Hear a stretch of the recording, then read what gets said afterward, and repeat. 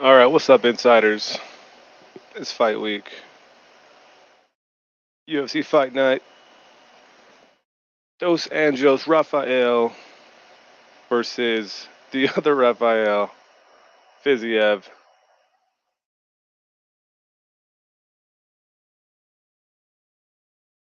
It's Rafael on Rafael crime this weekend, boys. Big fight. Man, what is this? Why am I hearing myself like 7 times? There we go. Big fucking fight in the 55 division. Um, it's at the UFC Apex again, though. Not a fan of that. They just had a big event. Yeah, it was a dud. Why not just have 2 events in a row, man? Make it international fight weeks. I mean, it's like week to week anyway, you know? It's like last Saturday to this Saturday. That's a week apart. Why not just have this event at the fucking T-Mobile Arena? They're already in Vegas. They already had an event there. I'm tired of these fucking Apex fucking cards, boys. I'm over it. Over it, man. All right. Well, anyways, I've been doing not tape study, not quite tape study, but just doing research, picking fights, going which way, that way, this way. Um, and I guess I'm gonna just do some breakdowns for you guys. You know, break the ice, break the seal, let you guys know what I'm thinking. Maybe help you guys figure out what you're thinking. Maybe help you decide. Um, I don't know. What do you guys think of the card this week? Pretty light, pretty heavy, somewhere in the middle. There's some fights. There's some fights. You know, it's easy to be pessimistic these days. It's easy to who's this? That's what's up, Jimmy. Especially after last week, you know, it's easy to be like, man, another card. Last week's was bad. Kind of kills the hype going into the next one. Thanks for the share, Jimmy, by the way. I just got that mention. Just got that alert. Maybe we get some bodies in here so I'm not just talking up a storm the whole time.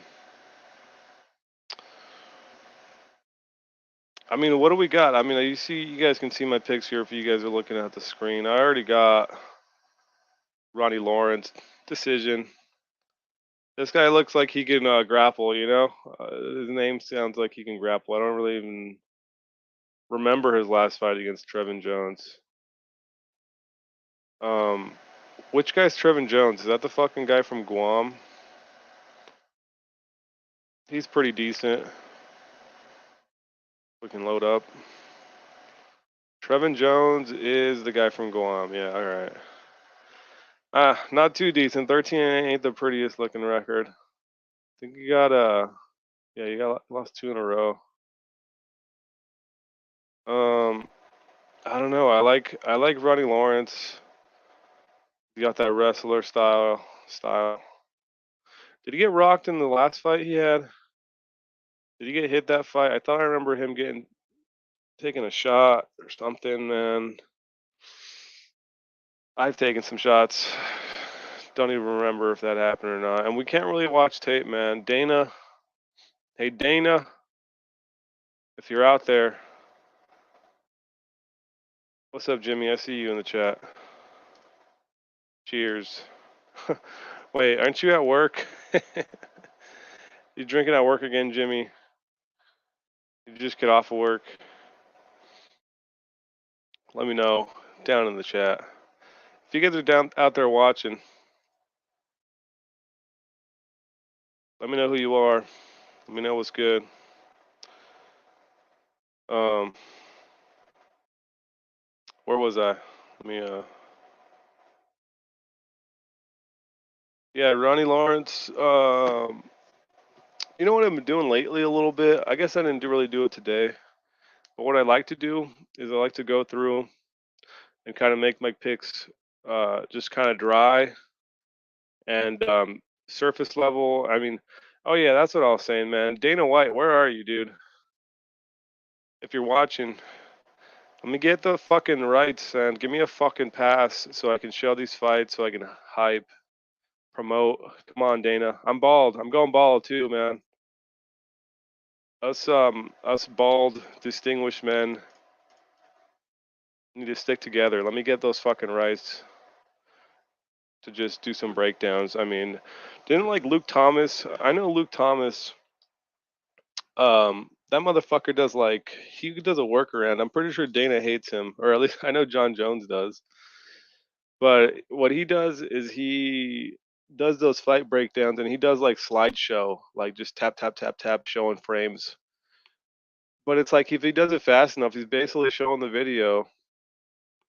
Um, and I don't think the UFC plays that fucking free use shit. You know, the free use, the fucking whatever, where it's like if you're doing commentary over it, you're allowed to like broadcast. I don't even think they'll let you do that. I'd have to look into that or like talk to some people. But damn, it'd be cool if we could like watch the fights and just do like fucking breakdowns while we're watching them, because we're watching all the fights anyways. What's up, Touch? I see you, man. Jimmy says he's still at work. It's like the fights are all available, man. They really need that fucking cash. Fucking $6 a month. Come on, Dana. Let me show the fights. Let me do some fucking breakdowns. I mean, it's gonna get people more in. It's gonna bring people in to the MMA sphere, to the UFC universe. I don't know. It's not that big a deal. I mean, it is, but it's not. What was I gonna say? Yeah, what I usually do though is I like to just kind of go in and get my picks in. Oh fuck, I fucked up. My shit didn't save. Oh wait, no, we're over here. Okay. Dude, how about this fucking poster, man? They changed the poster. The old poster, they were using a different poster before. I don't know if you guys remember, but they were originally using. See if I can pull it up. They were originally using like this style one, right? Remember this, guys?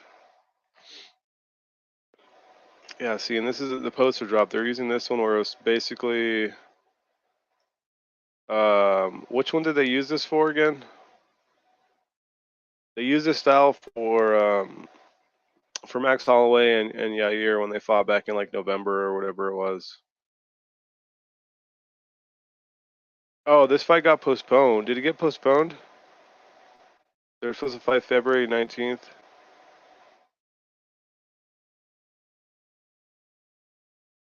So it looks like the fight got canceled and they just redid the poster, which is good because I think this one looks way cooler, man. I was saying this on the other stream from a couple days ago,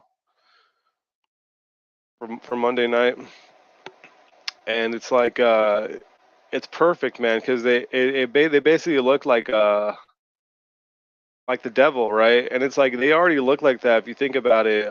Just before or like whenever wherever else, right? Like RDA has like the black hair, he's got the mustache and the goatee nowadays. You know, it's like evil RDA. And then I don't know, dude just kind of has the look, right? He just kind of has that like that classic like devil with the tail, like all the the whole red body, and like the little pitchfork. And then the other Raphael as well. Kind of has that devilish look, and they go with this real like deep red styling. You guys know what I'm talking about, right? Am I crazy? I think it looks cool. You guys know me. I like the posters. I'm a poster guy. This one's only $100. Where did I have that pulled up? Um, I might buy the poster, dude. I don't know. I don't have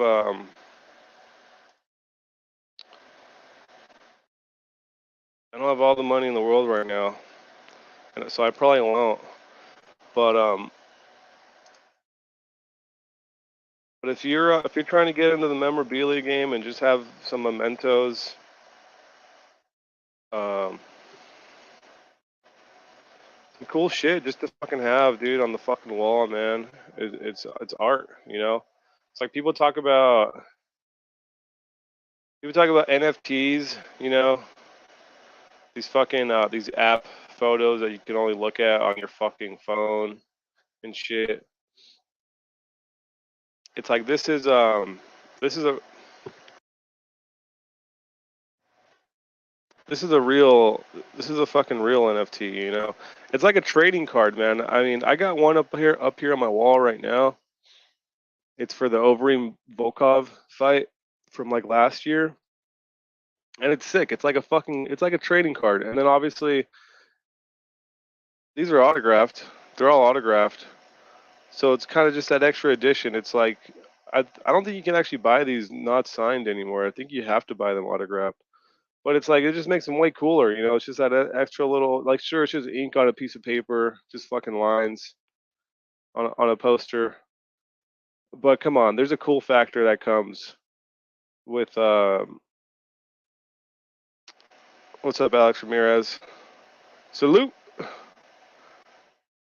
I lost my train of thought there.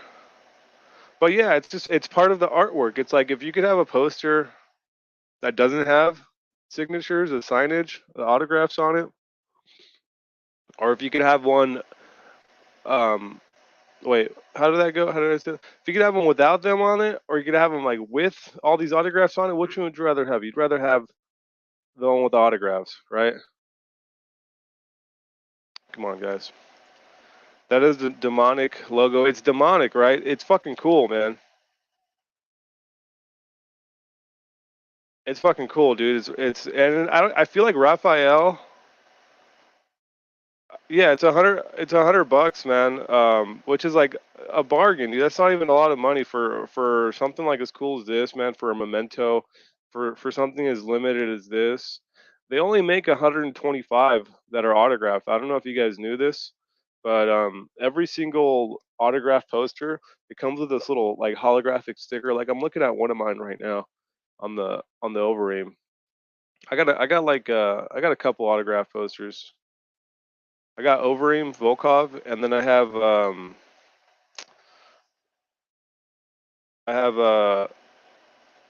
Korean Zombie Ortega. Let's see if I can pull that up quickly. Yeah, I got this one as well, which is so. I mean, I got this one because like it's. I mean, look at it, dude. It's got like a. I feel like it has like a comic book esque style to it. And I'm not really a comic book guy, but I just kind of saw like that's kind of the style they were going for, like Marvel or DC or something, you know.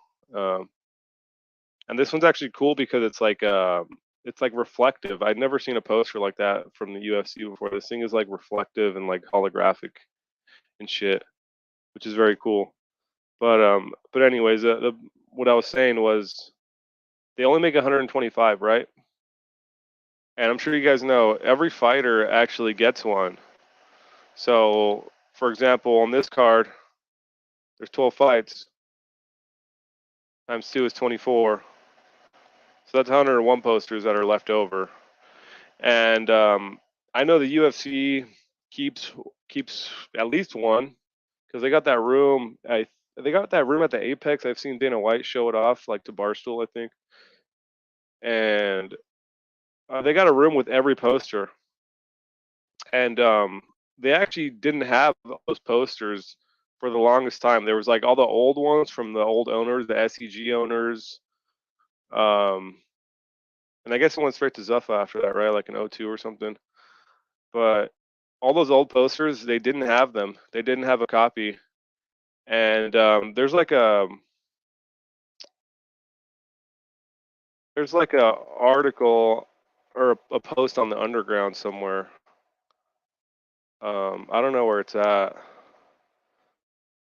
Uh, but the UFC actually bought all of the posters from like a fan that was a memorabilia collector. Um, I'm trying to remember who that was. I don't think it was the guy I got my gloves from. I got some like WEC gloves that I got from another collector. His name's Jesse. He's like a known guy. His name's Jesse. A lot of guys know who he is. He's from like LA or something. Pretty cool dude. I need to talk to that guy again. I need to call that guy. But the guy that had all the posters was actually like trying to run a museum with the posters where like he was trying to do like this UFC MMA I think it was UFC specific kind of like museum, that you'd set up shop somewhere and charge to get in. And of course the UFC are like scum, you know. So they were like hit him with all this cease and desist shit saying they're gonna sue his ass, we're gonna fuck you. Uh so they had to shut it down. He had to shut that thing down. What do we got in the chat here? I got COVID in case you guys need to check yourself. Dude, come on, Xavier. Even if we did get COVID, like, first of all, aren't you vaccinated? What's up with that? I used to, Touch says, I used to have a Jones versus Matyushenko one signed with everyone, but I lost it to a bet. Damn, Touch. Oof. Was it even a cool poster?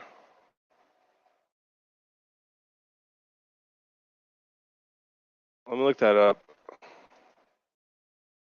And who the fuck is that anyways? I don't even know how to spell that. I gotta like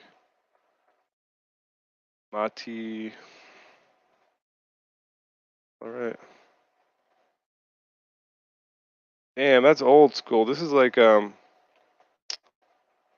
know what? This poster was worth risking. Let me pull it up on the other tab so you guys can see it too.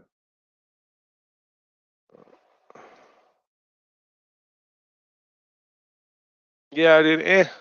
I mean, it sucks to lose it, especially a John Jones poster. That's always gonna have like a certain value. What was the bet, anyways? Like, was it even like, were you getting the better end of the bet at least, man? Like, this is back when they made these like just weird, very basic poster. Every poster looked the same back then. Um, this one looks cool. This one's way cooler. I don't even know if this is like an official one. Yeah, they started getting like a lot more interesting, a lot more artistic a few years back. I don't know exactly when. Probably like not long after I started watching, because even like, what was it, like the UFC 204, 204 or 205? 204 was cool.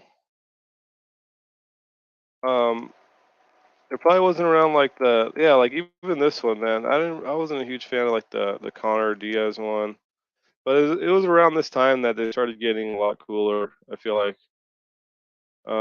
Yeah, 205 was the other one. This one's kind of cool, where they do all the flags, Poland versus Poland, and then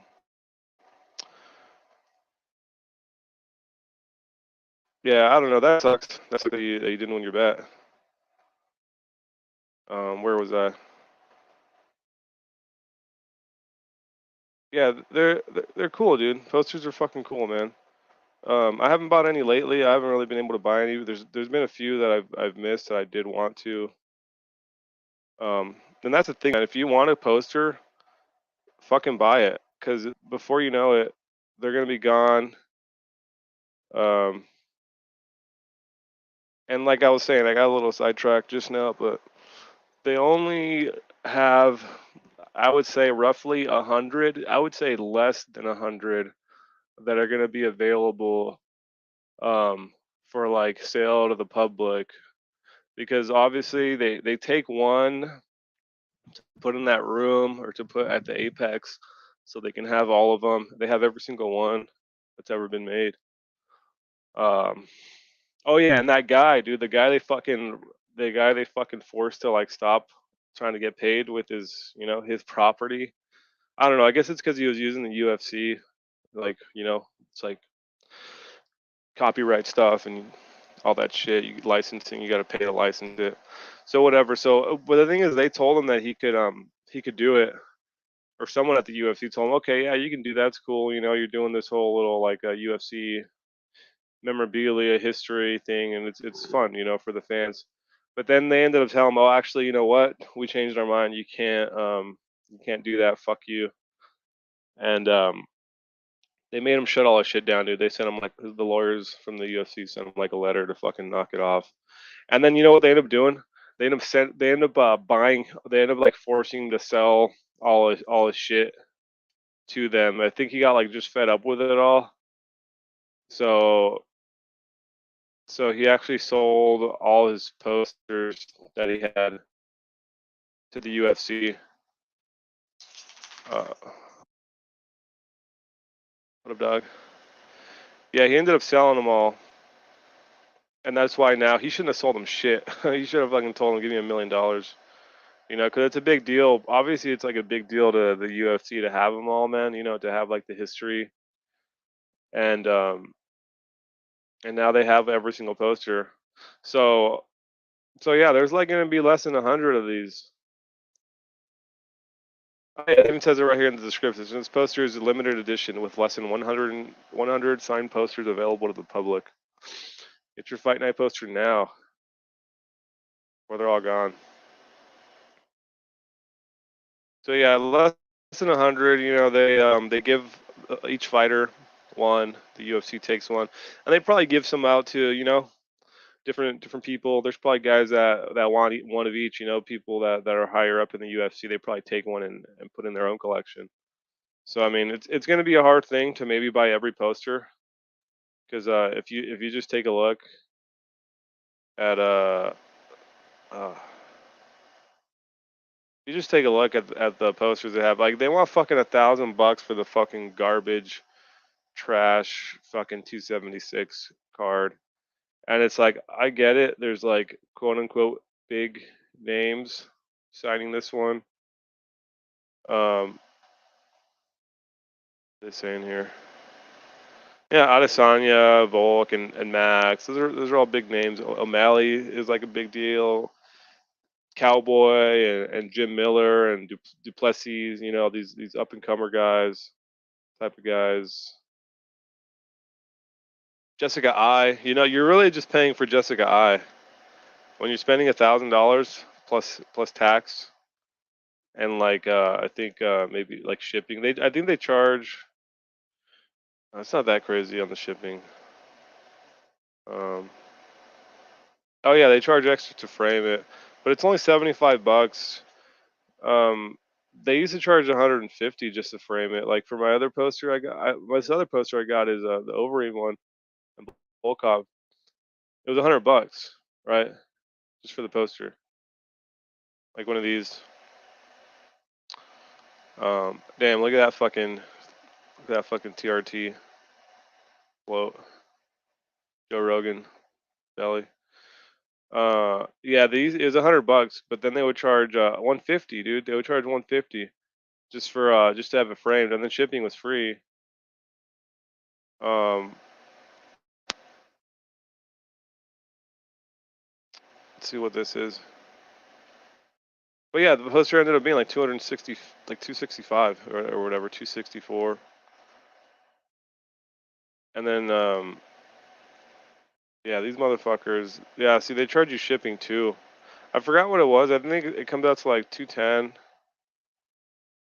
something like that. Um, maybe a little less, maybe a little more.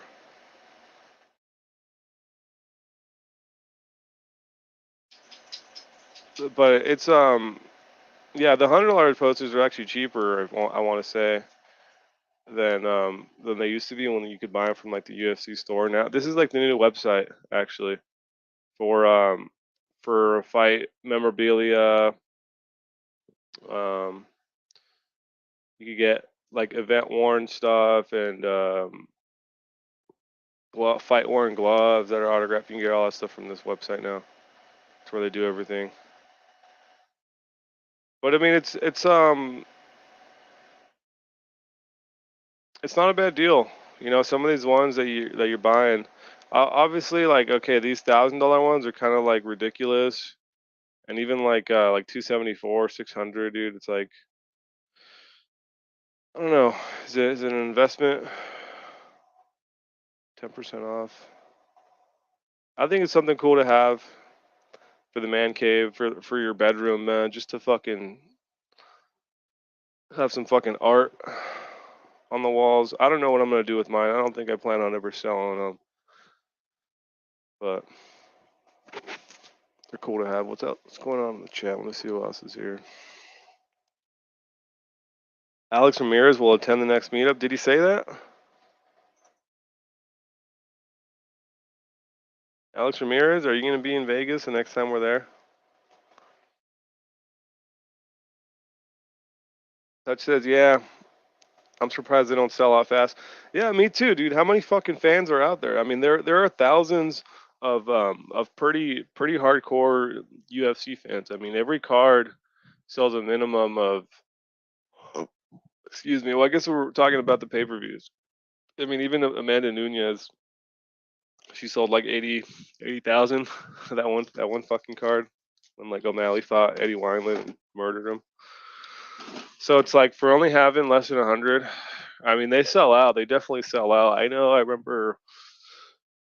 um, I remember when. Which vid are you talking about, Jimmy? I remember when fucking Street Judas knocked out Darren Till in fucking in the UK, and that was one of the fucking hardest fucking posters I've ever seen. I'm sure you guys know which one I'm talking about, but I'll pull it up. It's sort of, no, it wasn't really this style, but power of the internet, I can pull it up here. This one, see, you guys know which one I'm talking about. This one, dude, I don't know. At the time, man, I like the UK. This is like a very UK styling, and I think the last UFC London card they did, or well, no, wasn't that this one over here? No, it's, oh yeah, it was this one.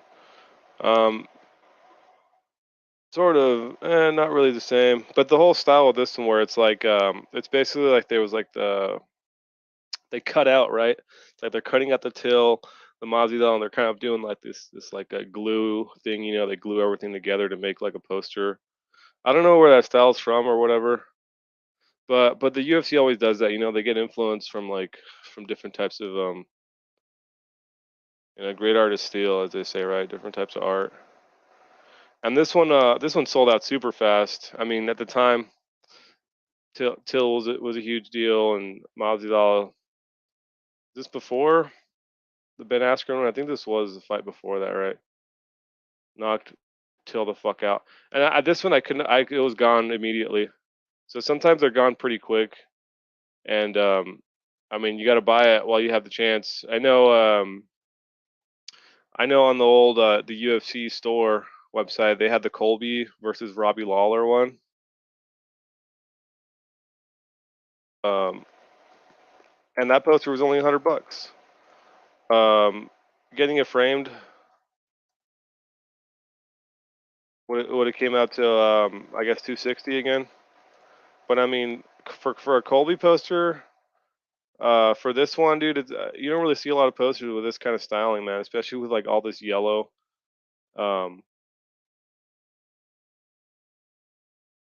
I thought it was very artistic, and it was one of the cheaper ones. And I mean, I wanted to buy this one. I'm fucking looking at it for weeks, or months, or whatever. $100 bill, and then next thing you know, it's gone. It's like, damn, fucking missed out on a cool looking poster. I mean, I'm not like the hugest. I'm a Colby fan. I think he can be he's a lot more entertaining than most other guys. You know, when it comes to like interviews and talking shit.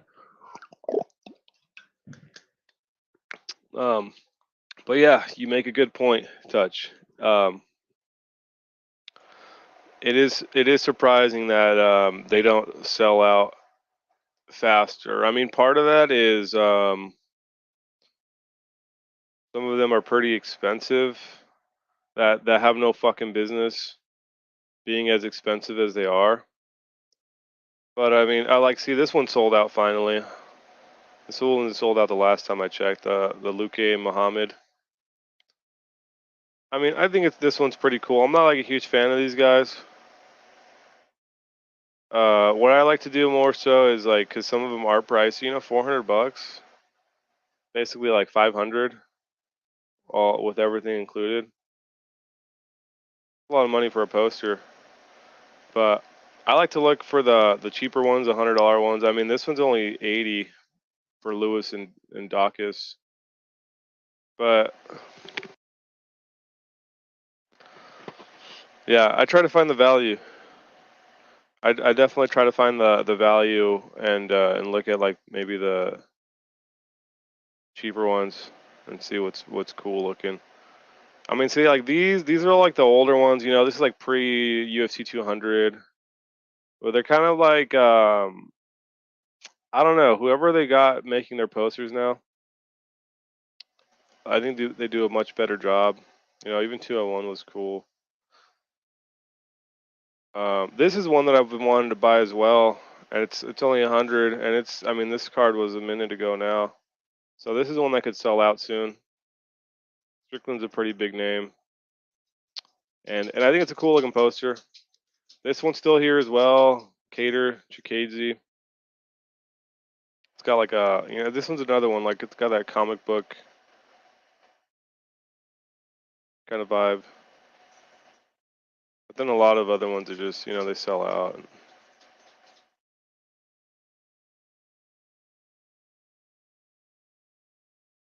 This is one that I've been considering as well since it's a $100 one at least. Just I mean that's the thing. You could just buy the poster,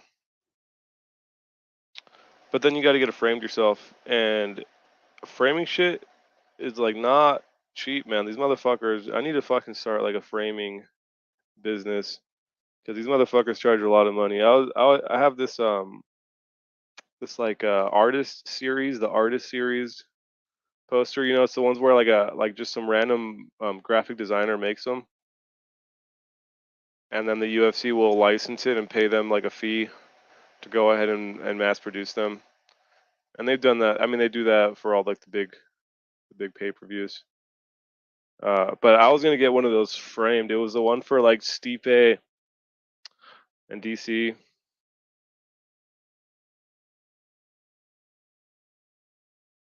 These motherfuckers were gonna charge me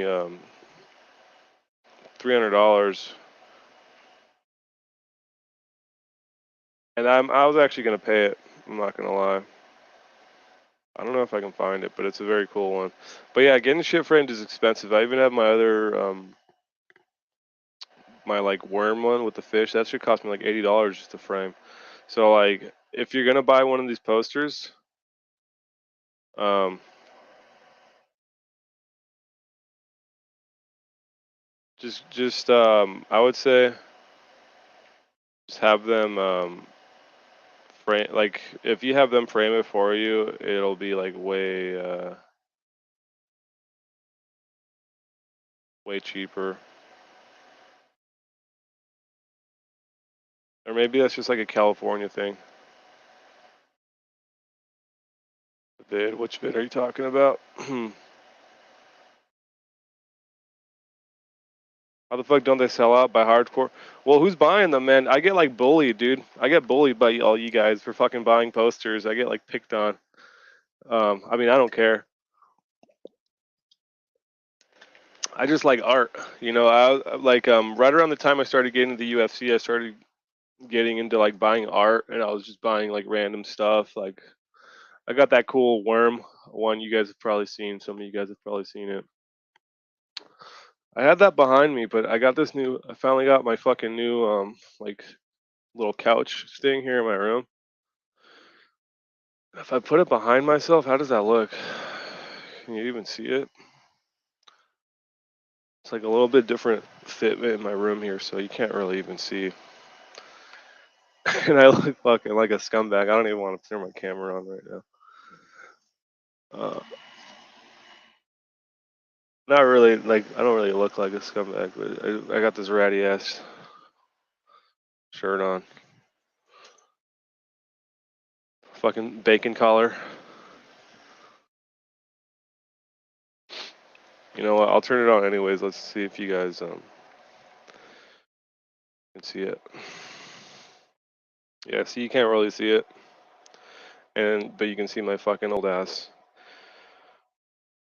Sure.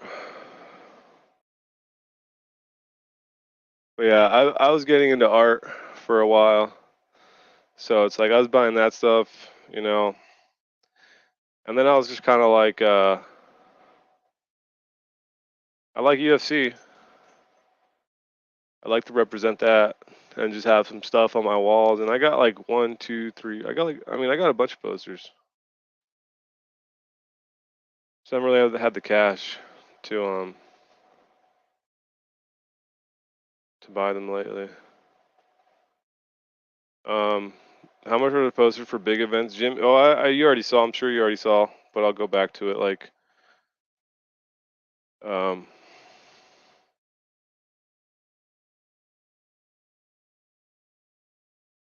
they're pretty expensive, like $700. I forgot how much the Connor ones were, but the Connor ones were like, oh, there's the one I have. I just saw it. Fuck. This is the one that I was talking about, where I was gonna pay like $300 to get it framed with like this cool fucking. It's like ash. It was like ash colored wood, um, like a very light gray. I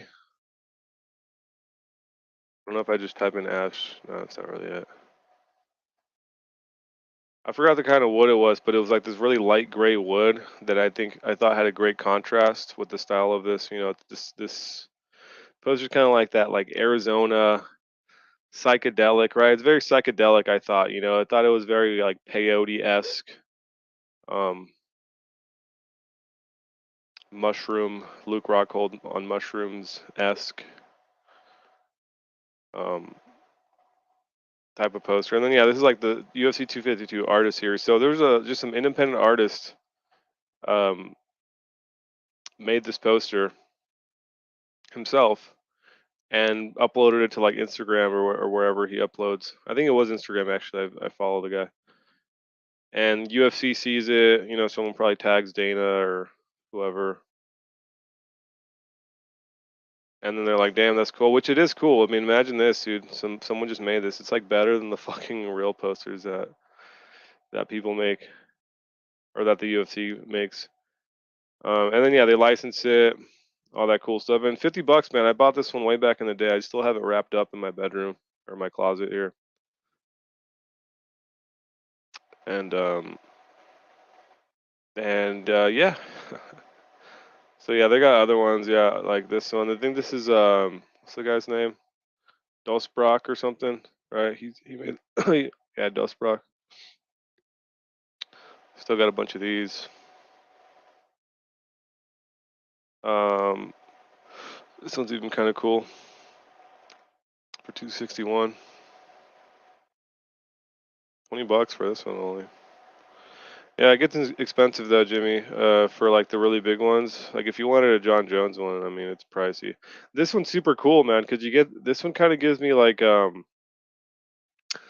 South America vibes, dude. Peru down there. I don't know if you guys ever seen what Peru looks like and all that shit. It's like very like mountainous, like high desert, high elevation.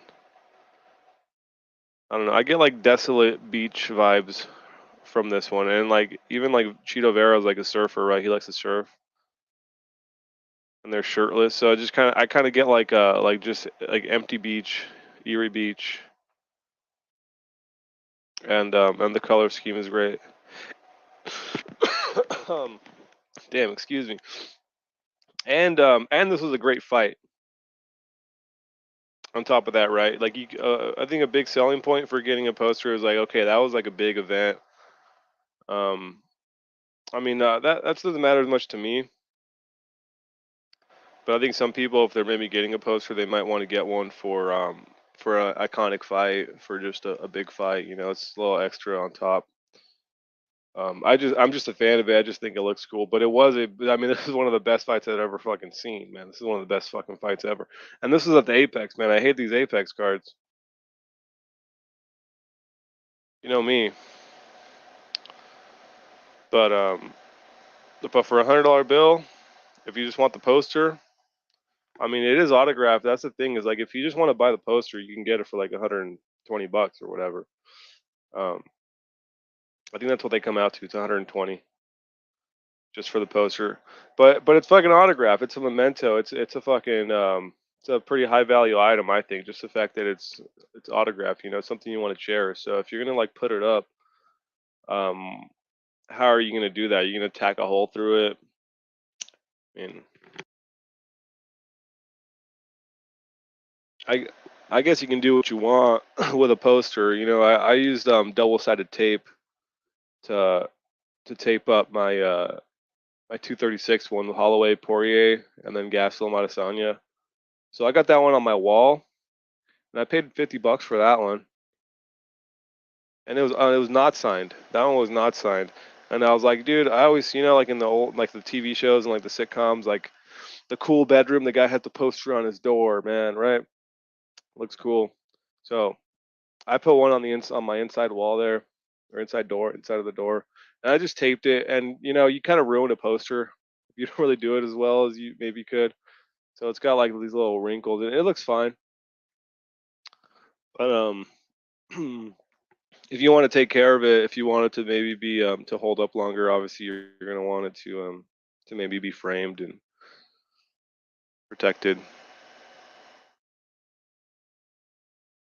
Probably makes it easier to sell as well. I don't think people are gonna want to buy your like tacked out poster if you ever want to do that.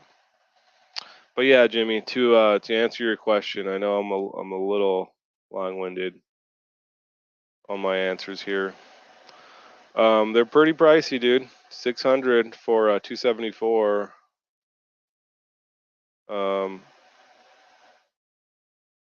300 for the fight night ones are always going to be cheaper, but then you have the London cards, which are I mean, that's basically like just a higher end card, you know, for all the fucking UK niggas. You know, it's like 270. The super weak card, you know, but you're basically just paying for Ngannou on that one. 300.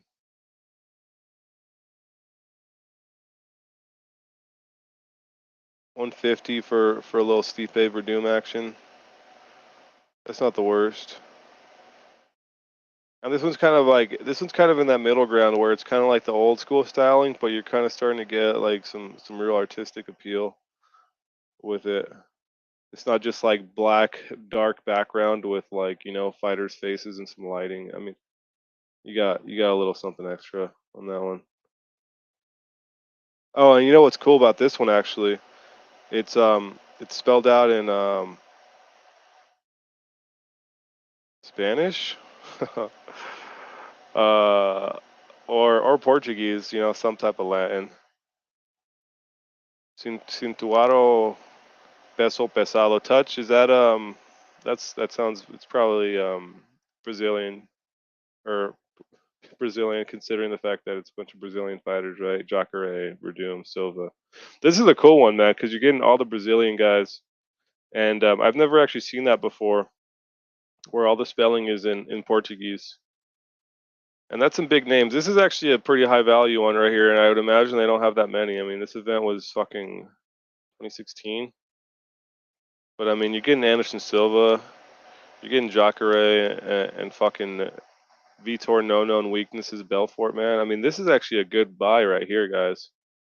Matt Brown, Damian Maya, Shogun, fucking Beaston,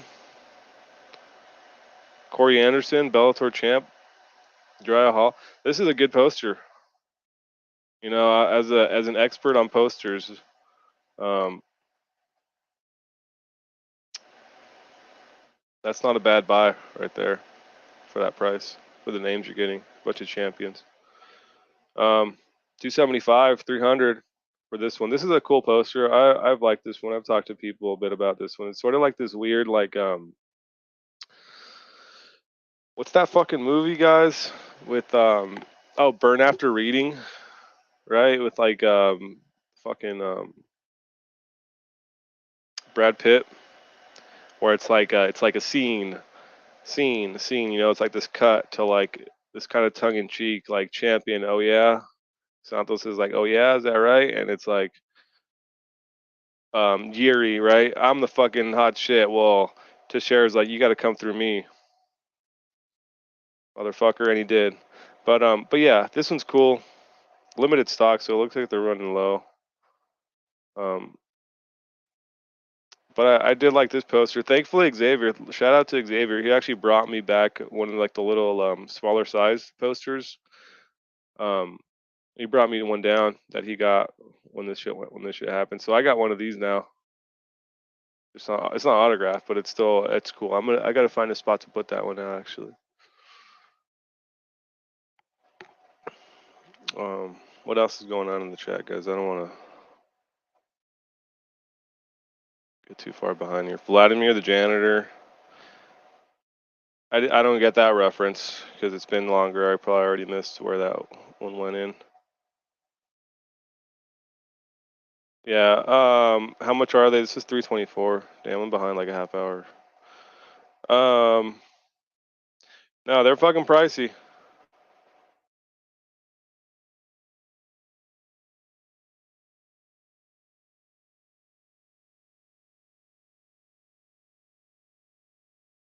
Looks like we got some controversy going down in the chat here. Ramirez versus Touch, the grudge match.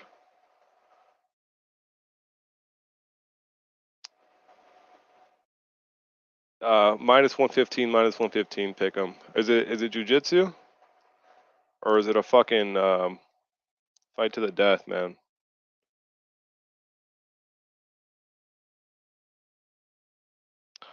Alex Ramirez, no. I wanted anyone out. I don't bring people back. People, anyone. Ooh. The general says don't act like the victim. I don't know, man. The general is a stand-up guy. Touch. What'd you do?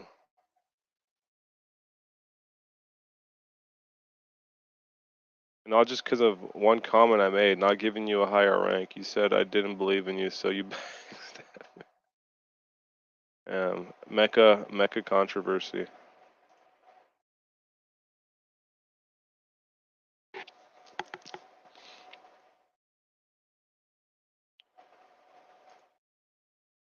General says unfree touch. General says he is free.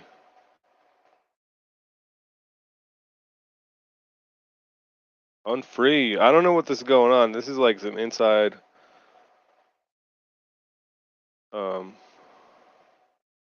Yeah, sorry, you're asking questions and then it's like I forgot what the question was. I think was this in reference to the Stipe? See, let me get shoot over this way so I don't miss something. Do you want Rocco to win now that he's using mushrooms for training? Yes, dude. Yes, I do. I think everyone should use mushrooms. I'm pretty sure, dude. Oh well, Joe Schilling. Joe Rogan said Joe Schilling literally uses.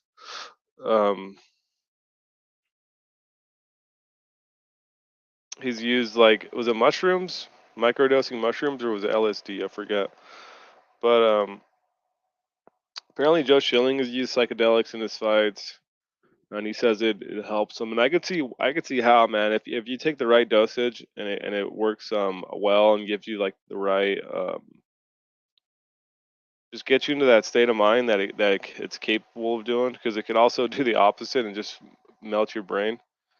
Um, it totally gives you like this focus and clarity, dude, and just fucking tightness. Like we were talking, I was telling you earlier about like when I take mushrooms sometimes, man. I'm telling you, like when it comes to like my cardio, it's like that depletion is non-existent, man. It feels like when you're breathing, you just kind of breathe like you just and it's just like one big inhale constantly. Even when you're exhaling, dude, it's like You just feel like this charge, and like your breath can just, you can just inhale for like minutes at a time.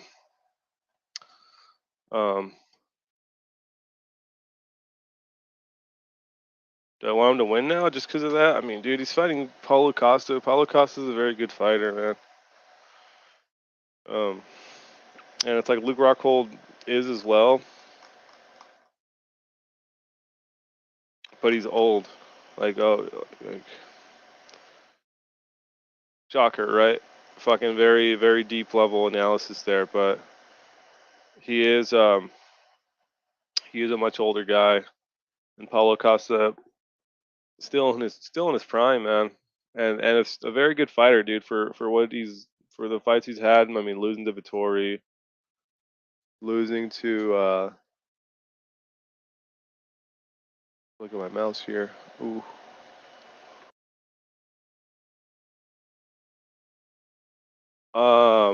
Yeah, but I mean, look at the fight he had with Yoel Romero, man. I mean, he stood in there toe to toe, and I mean, won the fight, right, on paper. I mean, I'm sure a lot of people might maybe think he didn't win. What's up, Bila? All the way from the country of Japan, checking in. Look at that. How'd jiu-jitsu go the other night? You fucking just folding motherfuckers. What's on the bill for today? What are you doing in Japan anyways, man? What's the whole thing? You're just over there, it's like vacation?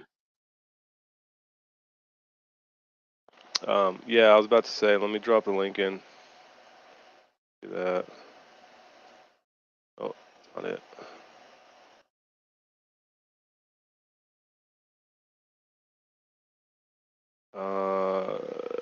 Streamyard cut and MMA Insiders posts and pin message. There you go, good sir. Drop that. Yeah, I'm kind of just going through the fights, or at least I was, just to kind of show people what I've got. And maybe they could look at their known notes and see what they got, see if they agree or disagree. But now I kind of turned it into like I'm like shilling. Yo, what's up?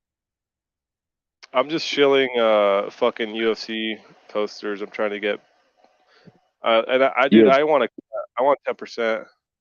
did Dana. you did you buy any did you buy any merch at the event? Fuck no, dude. You think I would waste my hard-earned money on, like, you know what I was gonna do when we first went in? I was like, oh hell yeah, dude, I'm gonna buy like the T-shirt because they sell the T-shirts there with like the Yeah, post back well, yeah, it's like front. $50. So They're 40 plus tax, I guess. Um, but I mean, after it happened, I'm like, fuck this, dude. I'm gonna buy this fucking trash poster. I was just kind of, fuck that. But it's like yeah, maybe I I should mean, have. well, usually they're already sold out when the event ends, so you gotta like sprint to the store at the beginning. Like when I went to Toronto, Mm, uh, yeah. yeah, when I went to Toronto, I like me and my sister, we just like kind of like sprinted over towards the merch store and just bought like whatever we could, just one item. Really? So I got a jacket for each of us. So she has a jacket, I have a jacket, like a What kind of UFC jacket jacket. was it? It's a pretty good UFC jacket. Like I definitely put it to a lot of use. I put it to enough use that the zipper broke, and then I got the zipper fixed by some like Asian. Interesting. Yeah. What are they though? What's the deal with the It just a Yeah. it's just it was like the jersey thing. It was just like a UFC No, it's not. sweater. No, it's not like a jersey. It's like an actual like a jacket that you would that you could wear, but it says like UFC on it. Uh, and Okay. I mean, You're I'm saying sure that like they everything's sold probably. out? Well, it's like I would imagine it sells out because there's limited stock and like Maybe. a lot I of feel people like are what gonna they go do buy is it. I mean, I don't know, dude. I don't think the last thing the UFC wants to do is sell out because then you're just like losing out on business. I feel like they bring excess or like Uh-huh. a shitload, so that way, Yeah, I mean, but whatever they don't sell, they just restock and they just sell it on the website. yeah, I Some remember people. they were also selling posters, which I didn't care about at all back then. Uh, like I gave no shits about posters. I don't really care about posters now, to be honest. But Oh uh, man, I'm not selling you on the poster no, it's game. like I can admit it would be cool. I just don't have a place to put it. So What do you mean? You don't have wall? You like live in a cardboard box, man? You put it in your bedroom or in your like in your chill area where you watch the fights or something. yeah, I mean, like maybe when I have a house, but maybe when I have a house and then I have like a nice place to put it. But I'm not gonna like Yeah. decorate a fucking apartment, that I'm renting. Uh, I mean, you don't have to leave the posters there. It's. I mean, that's the thing though. Is like these posters. If you want one, you should buy it now. You ever get the house? When you get the house, put them up in the house as well. You know? yeah, but Yeah, I yeah, and didn't buy I shit also to answer remember your question. they were selling T-shirts too. They were selling T-shirts of everyone in the co-main and main event. So it was like or like signature T-shirts, right? So Oh yeah, yeah. they had like a Valentina and Joanna T-shirt, and then Ortega and Max T-shirt. I didn't want any of that garbage though. Yeah, they had those too. They had those for all like the title fights. I want to say, Yeah, and like they had like an O'Malley one, yeah, and one here. I guess it was like 40 US dollars because I think it was 50 Canadian dollars, which is about 40 Yeah, US a little dollars. less Yeah. American. Um, nah, dude, I didn't buy shit, dude. I was gonna buy the shirt, and I mean, so many people buy the shirts. Like when I was after the fights, I was going around like asking people if like the fights were as bad as we thought they were, and I was just literally asking people who bought that shirt from the event. Everyone said it was mid Yeah. And mid bad. also the other thing is that they don't have merch stores really at like fight nights. It has to be a pay-per-view. Hmm. Yeah, because when I was at UFC DC, I went to the merch store, uh, and there was like nothing there. It was, I think they were only selling posters or something. That's weird. Yeah. Well, yeah, I guess they just put more towards the pay-per-views. There's just more money Yeah, coming in, probably. and I I mean yeah, right now, yeah, I mean right now, like they're treating fight nights like live fight nights, or I guess uh-huh. crowds. Yeah, fight nights with crowds, similar to pay-per-views. So, Yeah. because they're selling out everything is the thing. When I was at UFC DC, like I don't know, they didn't sell out the nosebleeds. Obviously, it's like 10,000 people, maybe. Yeah, but like Austin sold out. Yeah, I mean Austin, Um, UFC London, London sells out. Yeah, Columbus. aren't they doing what's next week's event? Isn't there a live event coming up? Or is it Give it a check. Let's see. Oh yeah, Ortega. Oh yeah, that's like in I guess the Long poster Island, just right? dropped. Did you already see the poster? This is gonna be it, look. What do It's you think? mid poster. Nah, dude, this is good. I mean, it's all right. I don't mind. I mean, it's kind of nice to look at. New drop. And who's the co-main for this? Oh, The first mom champion. there's no way. Go back, go back. Is there anyone else? No, it says right here, co-main event. Uh, They what? have the You don't like? leech though. Who's the Leech fighter? No, dude, he's fighting Muslim Salikov. This is like a big fight for the Asian See, fans. they got Leech and Solikov, and they have Jordan and Burgos, and they're going to make Michelle Watterson a co-main. She can't keep getting away with it. Well, you know what they're doing these days, man. They're really trying to push the equality subtly. They don't come out and say it, but then they have like women's co-mains like here, or main events when it's like they have no business being main events like Holly Holm and shit and Misha Tate. Dude, Lamos is Uh, going to destroy Watterson. Like, Damn, this won't is even that be an close. official ELO pick? Yeah, 100%. Yeah, she will, dude. I mean, I mean, Andrade dude, is a Michelle's literally savage. like, she's old.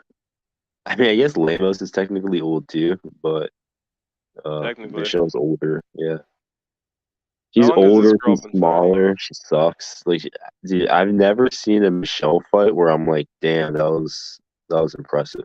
You know? You don't mean you don't like her like air kicks against fighters who are like 7 feet away? What's wrong with you? Yeah, I'll take. I mean, look at this. She is old in fight years. I mean, look at this. It's fucking 15 years Like, when's her last fighting. stoppage? Like, I know she has like a few subs here and there, right? Oh yeah, Paige Van Zant. yeah. Like that shit doesn't count.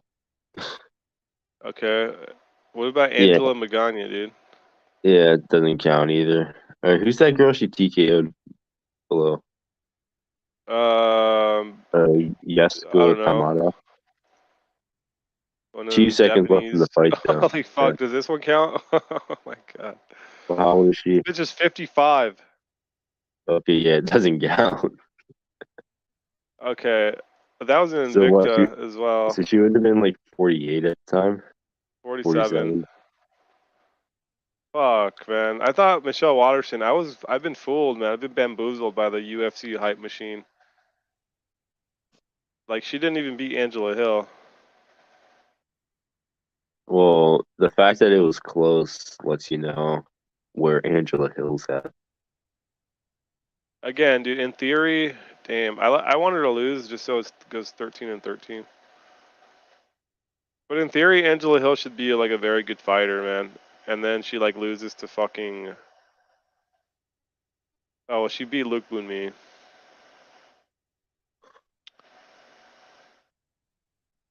Yeah, so that's the co-main though. Equality. Uh, Man, yeah, that is a bummer, dude. It's like we could have Jing Liang.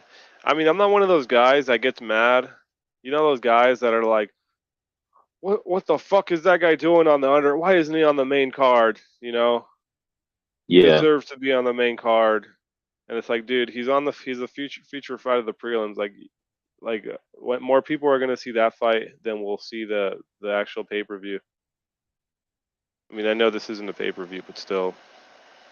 But yeah, in this case, yeah, make this fucking fight the fucking co-main. What the fuck, Dana? This is like a huge fight, man. I mean, this fight should be happening in China. Did you know that? Did you remember hearing those reports, man? What was the last fight? Did a Muslim pull out or something? This guy's like a huge deal in China. Like he'll go over there, he'll fight Chinese fighters, and all the Chinese people will be cheering for him over Hmm. over like the Chinese fighters, the home fighters. So Yeah. this guy's I like got he's a leached legend, dude. in this fight. Really? Yeah, Oh, dude, I'm a Salikov simp.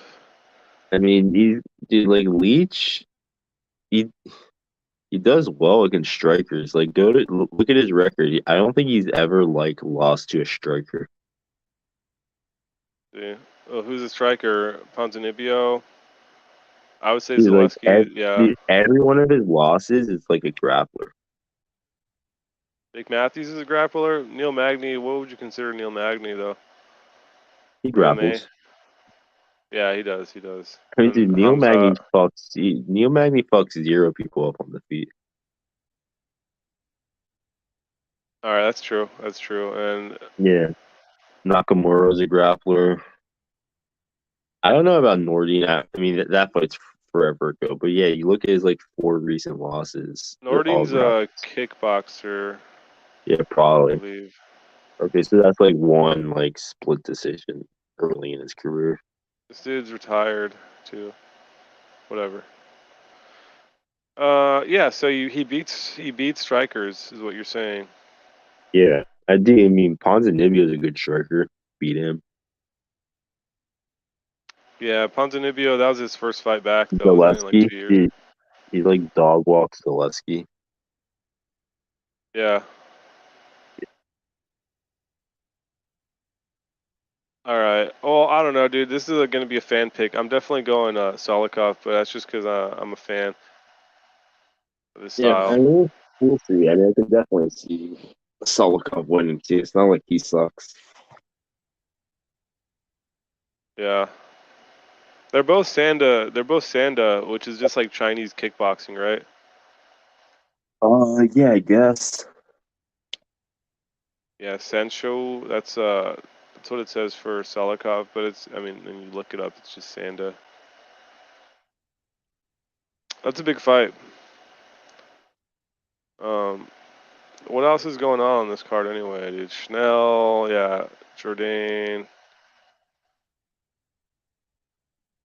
I like this card. I think Cage My IQ was saying that um, he wanted to go to the card. He should.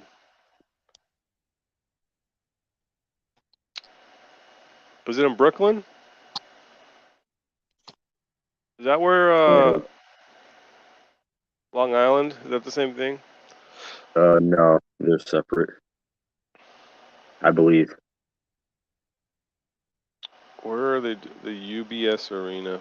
Never heard of it. Dude, if it was in Brooklyn, it would be called UFC Brooklyn. That is true. Very sharp.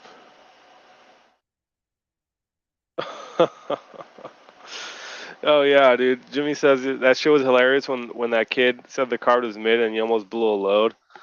Um, we spent the whole card calling it. I mean, you were there in the chat. We were calling everything mid, right? Like everything was mid kiss.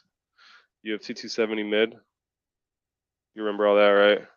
Yeah. Well, I just started going around just to like have some fun. I just started asking anyone with UFC like memorabilia, like the shirts, because obviously they were at the event, and I was just asking everyone, what'd you guys think? What'd you think? What'd you think, everybody? And I've come across this kid that must have been like maybe he was like 18 or 19. Um, and I'm like, hey, all right, what'd you think of the card, man? What'd you think, man? As he's kind of walking by, and like completely unironically, he just kind of like shrugged his shoulders, like it was mid. And I fucking I came, dude. I just creamed everywhere, like, and I fucking grabbed them. I literally grabbed the kid and I bring him over to Jimmy, and I'm like, say it again, dude. Say it to him. I'm like, what'd you think of the card? And he kind of just like looks at me and then looks at him. He's like, it was mid. And I fucking just explode, dude. I did explode. Like, oh my god, it's so, it was just like Jimmy says he never mind. He thought it was in Brooklyn. Yeah, it was just hilarious, man, because we spent the whole card calling it mid as like a joke, but we were serious. And then this little kid like said it like it's just part of his vocabulary. Like that's just I think that's just what kids say these days. Yeah, it was fun regardless. All right, let me take this tip real quick.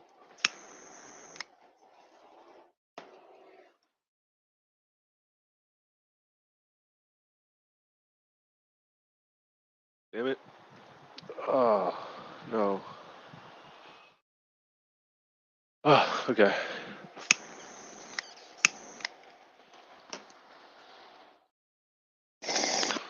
Yeah, that shit's clogged.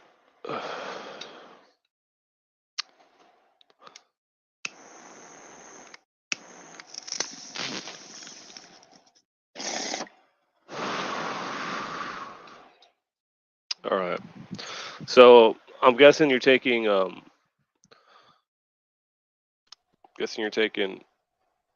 Yair, right? In the main event. Uh, yeah, probably. I mean, I hope he wins. He's like exciting, Yeah. and I did if he wins, they're gonna Uh, so give him the title shot over Josh Emmett. well, at least he actually won his fight, like in reality. And I just I mean, the thing is like I think Yair actually has like a path to victory against Volkanovski. You know, what do you mean? well, like Yair's big. You know, he's tall, he's long, and he's super fast. And how do you think that's going to play out against Volkanovski? He's just a shorter guy. I mean, Volkanovski, I think, is like better, obviously, but it's just like Volkanovski's going to run through Josh Emmett. It's like it won't even be close. There's not a single person in Think the so? world. Dude, nobody thinks Josh Emmett's going to win. But at least Yair Rodriguez, you look at that matchup and it's like there's questions, you know. And that's what Yeah. matchmaking is all about. Like you should be able to like look at a matchup and just like not be sure All how right. it's going to end up. Like even if it's like a one-sided matchup, you should still question like, is it going to be a KO or is it going to be a sub, right? Like when Chimaev fights people, you're usually thinking like, okay, is he going to win by KO or is he going He's to going win to by sub? win. Is he going to win the first round or is he going to win the second round? Uh, Okay. but like a lot of PFL matchups, for example, like PFL is the worst. You wind up just thinking like, oh, it's 100% going to be like first round knockout, you know, uh, Well, and if I that's were to like like that's like bad shill, matchmaking. yeah, but if I was gonna be like shilling out for like a Emmett Volkanovski matchup, it's like my paycheck dependent on it or something.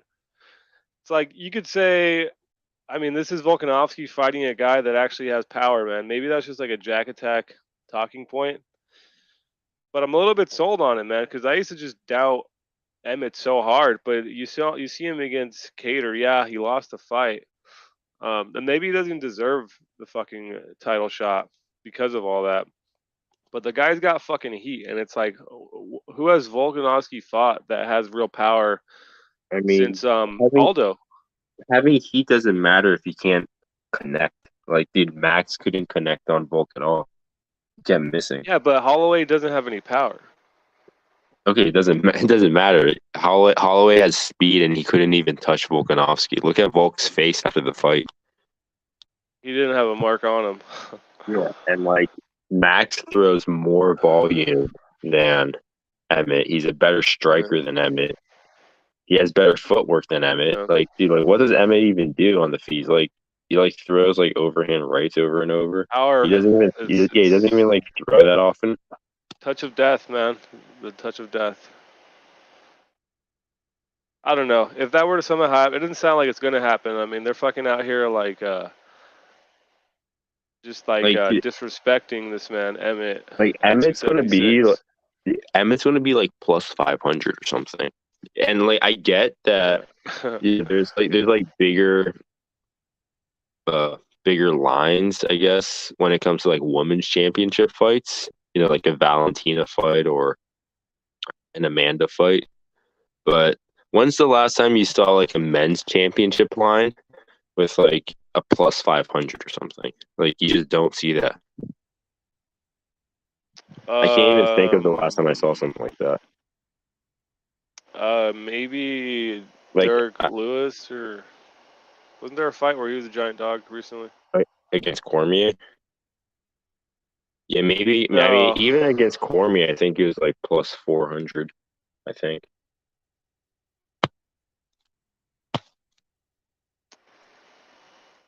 Yeah, I mean, so what do you think though? You think that they're just gonna give Yair a title shot off one win? I mean, Yeah, why not? I'm thinking like they can't do that, or they won't do that. They literally did that with Korean Zombie. Yeah, but I mean, it's a little different situation. Like that was like Max got hurt Dude, short notice. dude, everyone likes Yair. Like even if you don't like Yair, like he has good fights. Like his fights are exciting. I don't know, dude. After that fucking 20-minute entrance in Mexico, and then his crying when like the fight gets stopped, you know, and he almost gets his ass beat by fucking I mean, Bisping. Like I dude, was like, honestly, that was like that was hilarious. That was like the best possible outcome. You which have this part? Like massive, all of you have it? this massive build up. You have this massive build up. You have heat between him and Jeremy, and and then the fight just ends with like in 10 seconds. I was like pissed off. Yeah, it was 15 seconds. Holy fuck! Yeah, I thought you were being yeah. like, exaggerating. It's on. Yeah, it's like it's very hilarious. It's very Bellator esque. I mean, it was an interesting viewing experience. It is the first time. It's the first time I've ever seen like bottles being thrown. Like it had to be the scumbag fucking Mexicans that Well, kept like they threw bottles at Colby in in Brazil. Brazil.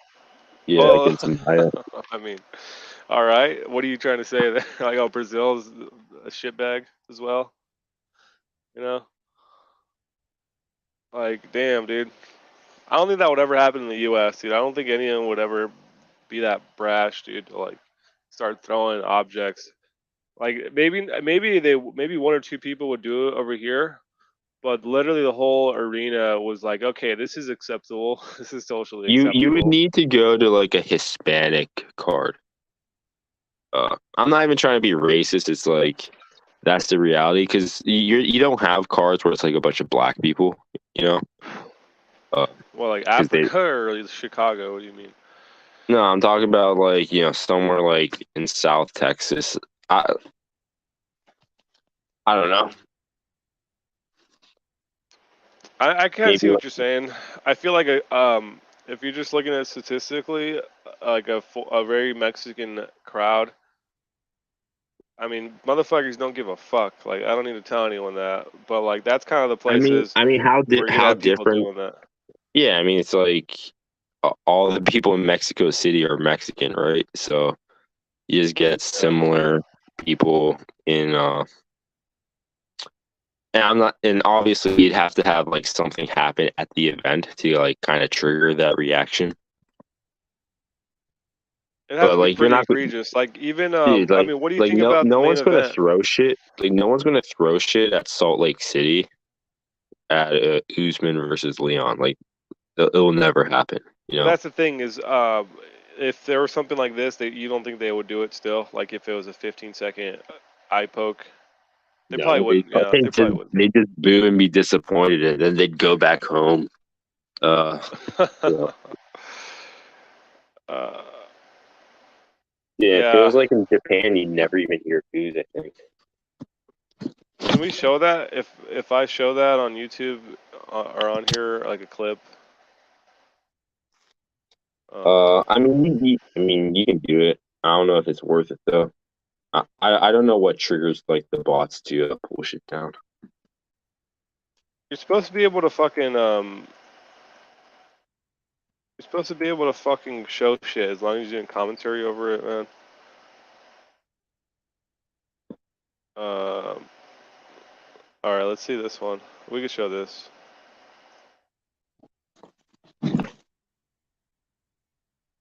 All right, so it looks like this is when they're still talking it out. Like, I'm gonna stop it, dude. Fucking Herb Dean. All right, I'm stopping the fight.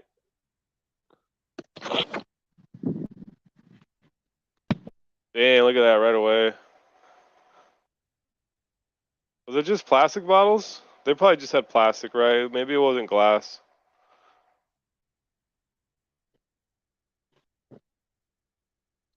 I think Fitzgerald like he hit under the I Yeah, think it he was like literally him and said it. Bisping, right? Yeah, No, it was like him and Bisping doesn't Bisping, and hide. Bisping actually turns around and starts like fucking don't putting his hands up at the crowd like motherfuckers. But Brendan that shit was like out of a movie. He's like, and I'm just gonna hide under here.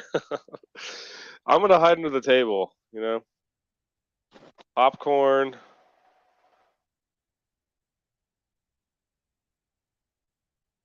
They're really just throwing stuff on each other because the people in the very far back, they're never gonna reach the octagon, so they're literally just throwing stuff at their fellow like Mexicans.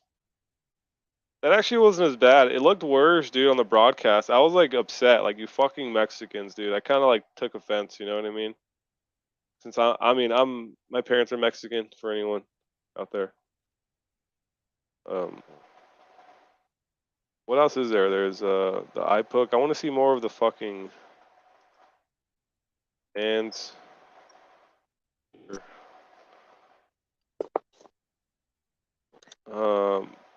Here we go. Fans throw bottles. Yeah, it's actually pretty funny. They're throwing shit at Emmett or at Stevens.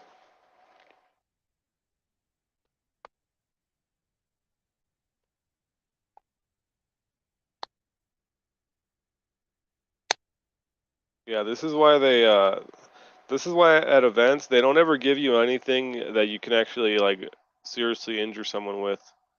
Even at T-Mobile, when they give you a drink, like they pour the can out. If it's a can, they pour it for you into a plastic cup. How much were the beers? Like $17? They're 18.43, but this fucking scumbag motherfucker, dude. Unless it was just cost more. But I think this fucking guy like put in a $4 tip on one of them, dude. Fucking asshole. I told him put $1, motherfucker. I'll give you $1 tip, even though tipping's a I mean, scam. obviously the move is to drink beforehand. Like at UFC DC, Probably. that was in the Verizon Center, and so before the event started, me and my boy we went to this bar, and just Are you had I doing guess like shots? we had a few appetizers and some drinks, right? And Uh, it wound up coming out to be like $130 or something, which is fine. fuck. So I go to pay it, and I guess the waiter tells us that if you spend like more, if you like join or something, if you like join our club, and you spend $100, you'll get like a $25 gift certificate or something, for the next time you come, you know. And Okay. because our bill was $130, I'm like, yeah, why don't we do that? I mean, I was never going to return there, but my friend was probably going to like, go to a another one of their chains in the future. So I'm like, sure, you can sign me up and I guess And you give just gave us. your buddy. Yeah, so you know what winds up happening is like the next thing I know, like I go back home, after the event. Maybe this is like maybe a few days later, and I check my credit card statement, and like it wasn't even like a woman. It wound up being like some guy who like came to take my card. He Uh, just charged me another $100 for no reason. So it's like I paid the wow. 130 for the tab, and then he charged me another $100 for nothing, so I could get $25 of credit. Wow. Yeah.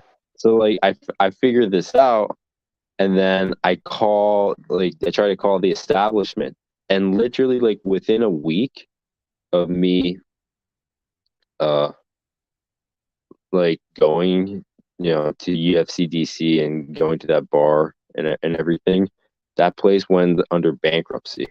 Or I guess that like particular, yeah, I think the company went under bankruptcy, so they closed down a bunch of their franchises, Wow, you or something. forced a company into bankruptcy. Well, they're already bankrupt is the issue, so it's like I can't. I was like trying to connect through, so like I call their corporate office and everything. Uh, I'm like, your waiter just charged me $100 for absolutely no reason, and I called my bank about this too, and my bank is like, "Hey, do you have a receipt for that transaction?" I'm like, "No, I didn't keep the receipt because I didn't think I'd get scanned for $100." You know? Yeah, that's what you do, man. I actually had to call my Yeah, bank yesterday about something completely different. Or you just call yeah, the credit company. yeah. It wound up taking like a month to do. Uh, Hmm.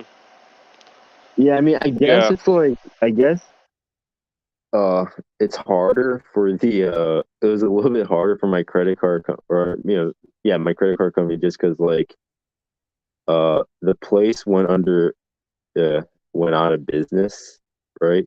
So the Yeah. original place where I made the transaction went out of business, and I didn't have a receipt, because it's not like an online order or anything. If it's something online, you always have a receipt. But Right. yeah, I mean, I want to get my money back, but yeah, that Well, was yeah. I mean, annoying. I don't know why that guy fucking did that. If he was like being an idiot or what, or yeah. I mean, Because what does he get out of it? Does he get like a cut for like signing someone? He probably gets a cut But for signing yeah, somebody it up. makes no sense, right? Like I spent $128 there, so just give me my free $25 gift certificate.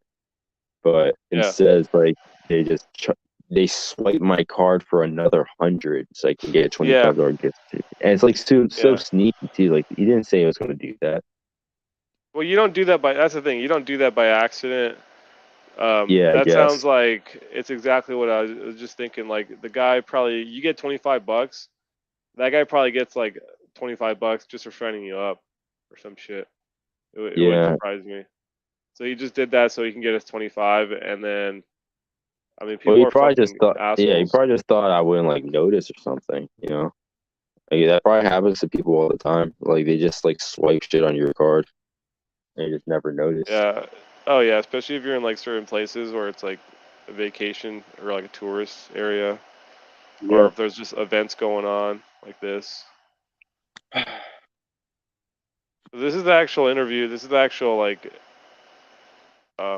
when he snaps on Bisping. Oh yeah, yeah. He's like, "Don't touch me," you know. Yeah, it's like because he's freaking out, and then Bisping's like, "Dude, hey man," and like he does like the arm thing, like it's almost like he knows it's Bisping because that's like something you do. Like you might hit the guy's bicep to get him off you, but he like clearly like misses on purpose. Like,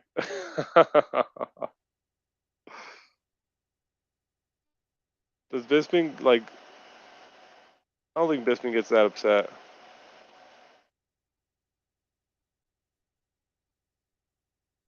They probably kind of train you on that beforehand to like if the fighter's gonna try to take something out on you, man, you gotta just de-escalate it.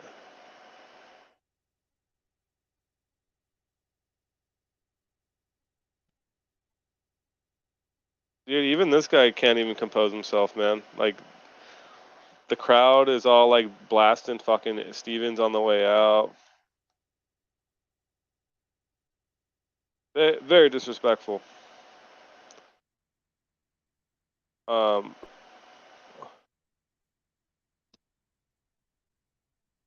oh yeah, and then Fitzy just hides. Hope we don't get wiped for this. I think we're still good.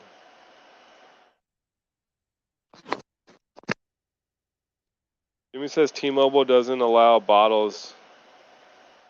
They even dump water in the cups. Yeah, everything goes into a cup because I mean, there's been fights. Oh, and here's I mean, they have fucking hockey. They have hockey games there, like half the year.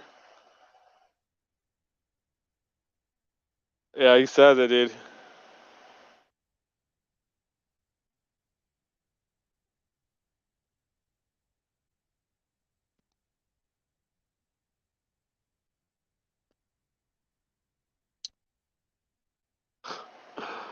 Dude,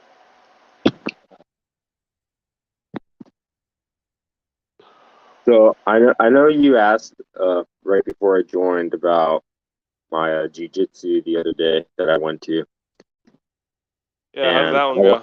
Dude, I wound up being the only person there. You just like were bugging yourself, practicing the button Nah, chips. I mean, no. So basically, like, I get there like way early, right? So I was just chilling at the station for a few hours when you were streaming, and Right. it was supposed to start at 8 o'clock in the evening. So I wind up walking over to the place at around like 7:45, 7:50 ish, just to get there a little early. And Mhm. the jujitsu place, it's actually located in a dance studio. So like I walk in and there's like a bunch of women like dancing or something, right? I don't know, it's like hip hop Okay. dancing or something like that. And there's like these two teenage boys who I guess they're like waiting on their girlfriends to like finish up. So I go over to them. I'm like, "Is this where the jujitsu is?" And I show them my phone with the Wait, address. say how you said it to them. So I spoke to them in English, and they Oh, you did? understood. Yeah, yeah, Oh, no, okay. but yeah. So they look at my All right. phone, and they like confirm like, yeah, this is the location, but it's like this is a dance studio, so I don't know anything about jujitsu. So It's probably like I'm like, multi-use then, right? yeah. So yeah. Anyway, yeah, it is. Well, basically, it is a dance studio, but the guy rents it out Mm. to do jujitsu, and he has puzzle mats, right? So I mean, I Yeah. wound up waiting outside for like another 10 minutes because I was like, well, I literally spent all day just to get here, so I'm gonna Maybe they're at least late. give it. Yeah, maybe he's late or something. But it's very Japanese. Essentially, like the dance studio goes until exactly 8 o'clock, and then right at 8 o'clock, the guy Mm. shows up to Like take an over. assembly line. Yeah, and he has puzzle mats, so he just puts the puzzle mats down on the dance floor and like on the hardwood. So so I so I meet up with the guy when he finally shows up, and I help him put down the mats. And he's like, "Yeah, on Tuesdays usually no one shows up, but you know, I want to just want doing like this private with him for an hour, and then I rolled with him for like 45 minutes or something. That's So I pretty wound cool, up still, man. I mean, did you yeah, I wound like? up Do you have still to like working out. pay? No, I told him like I'm here for 2 months, so like let me pay for like 2 months worth, right? Because it's like $70 a month, right? That's like the membership. Uh, at Uh-huh. least that's what it is on the site. But he's like a brand new gym, so he has all these promotions going on. Like his gym opened up less than a month ago. Uh, Touch says so puzzle mats. Lamau. No, no, no. Thanks. What do you think about that? Is that bad? Are puzzle mats bad? Is that just something you should have like at your house? I mean, honestly, dude, like he has the super like the double thick puzzle mats.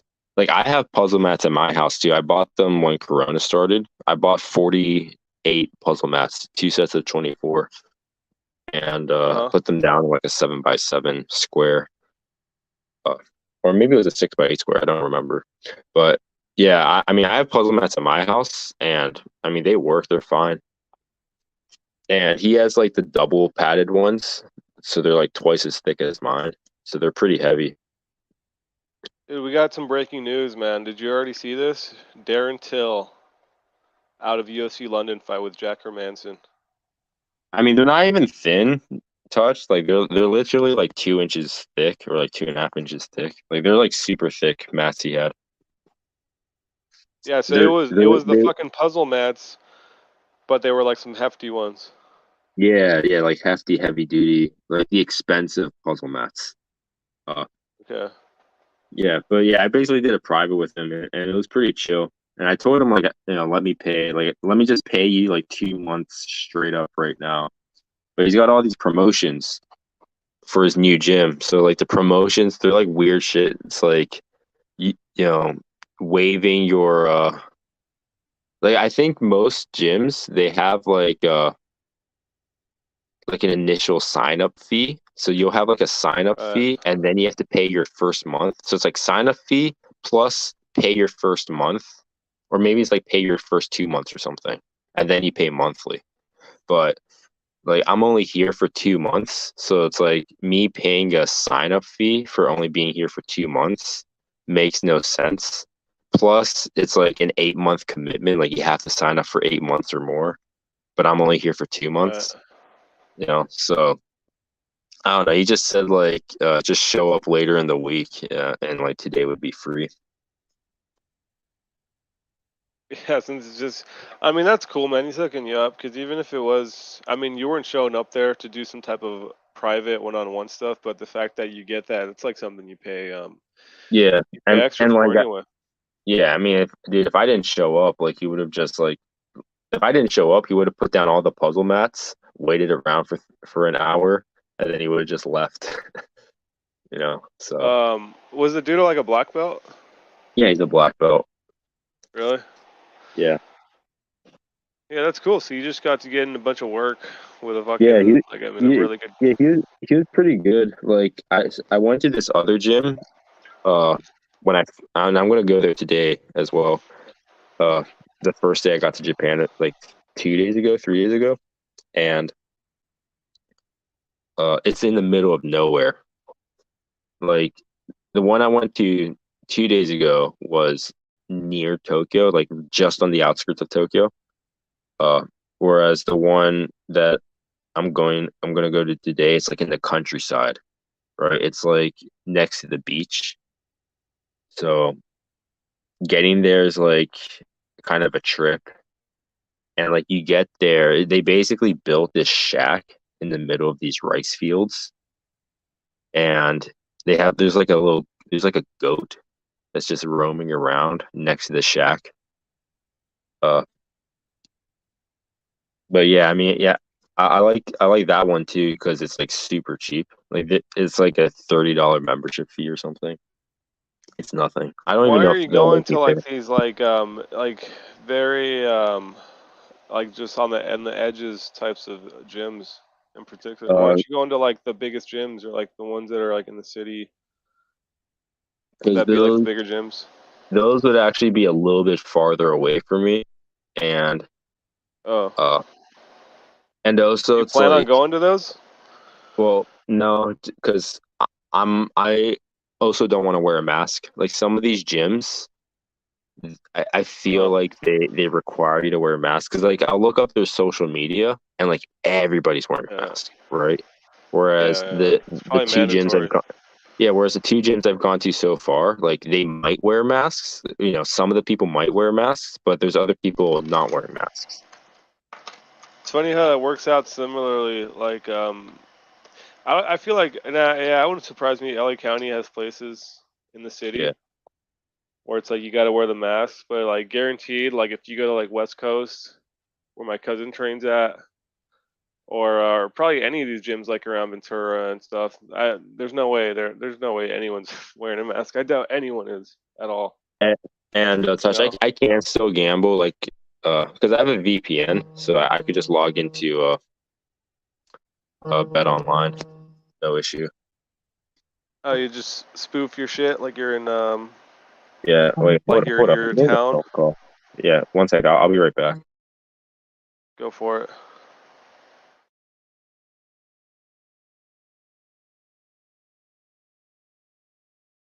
Yeah, so Darren Till, I guess this is already old news at this point. I mean, it's 40 minutes ago. Darren Till is out of his scheduled UFC London co-main event. Dude, he can't keep doing this. He can't keep doing this, right? Like,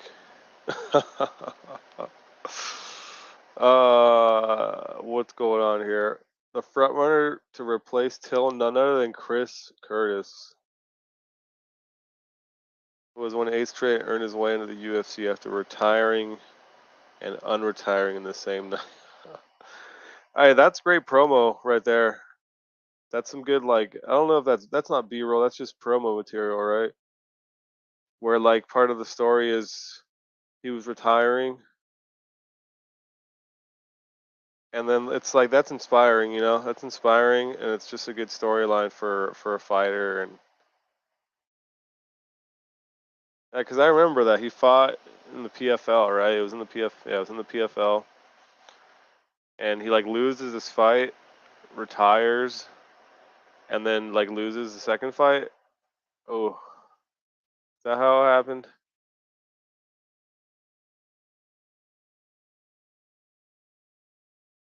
I said, have you seen Godzilla there? Damn, what? That's a good question. We'll have him answer that one. Once he gets back in here in a sec. Where is that those fights? Yeah, so he lost to Magomed Kurimov, and then he lost to Magomed. All right, he's back. Dude, I didn't know I could get phone calls. That was weird. You got one from like Yeah, I well, got one from you might not be able to call out is how that works. Yeah, mate. Yeah, that might be it. Yeah, I received a phone call, so I was like, I'm gonna pick this up, but I hope it doesn't like charge me like $100. No, I'm pretty sure that's how it works. It's for like I don't know exactly why. If you get like kidnapped or Yeah, something. yeah, you might be right. So I got a buddy who's like sometimes his phone would be off, but then he'd be like, "Oh no, just call me though. I can answer. I'll be able to answer if you call me. I just can't yeah, call anyone." yeah. It's starting to like click back to me. I think you're onto something there.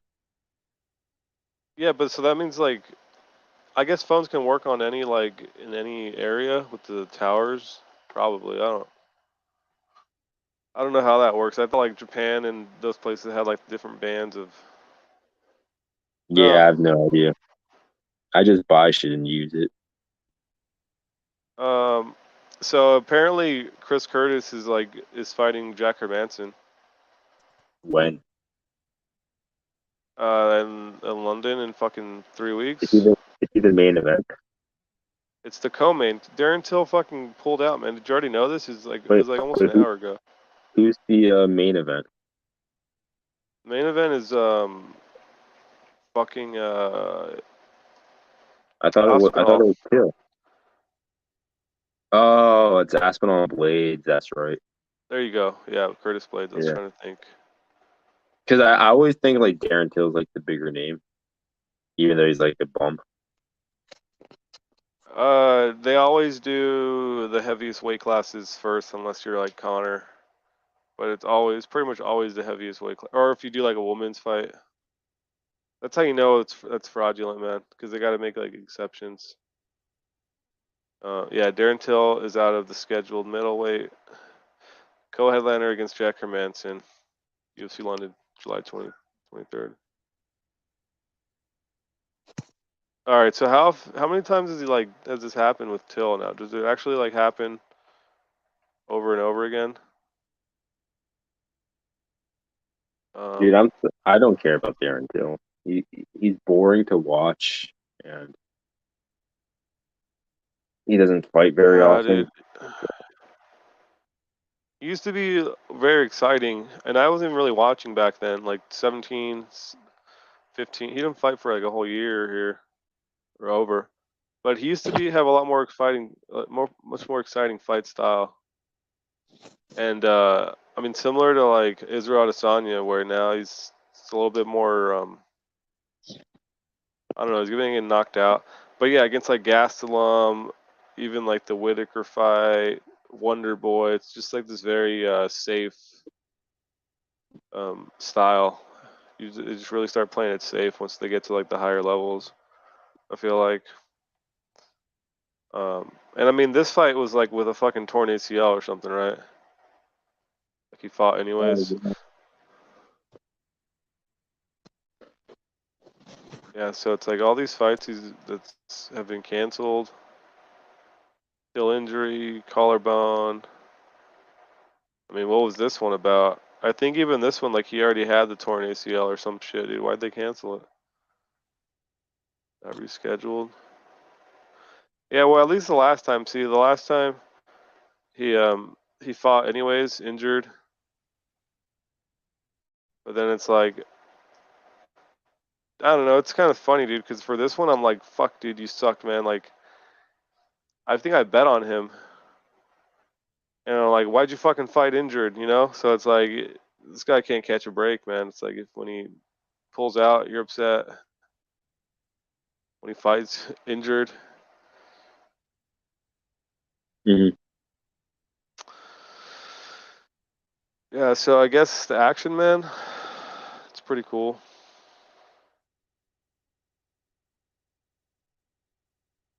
MMA Underground just going on a retweet spree.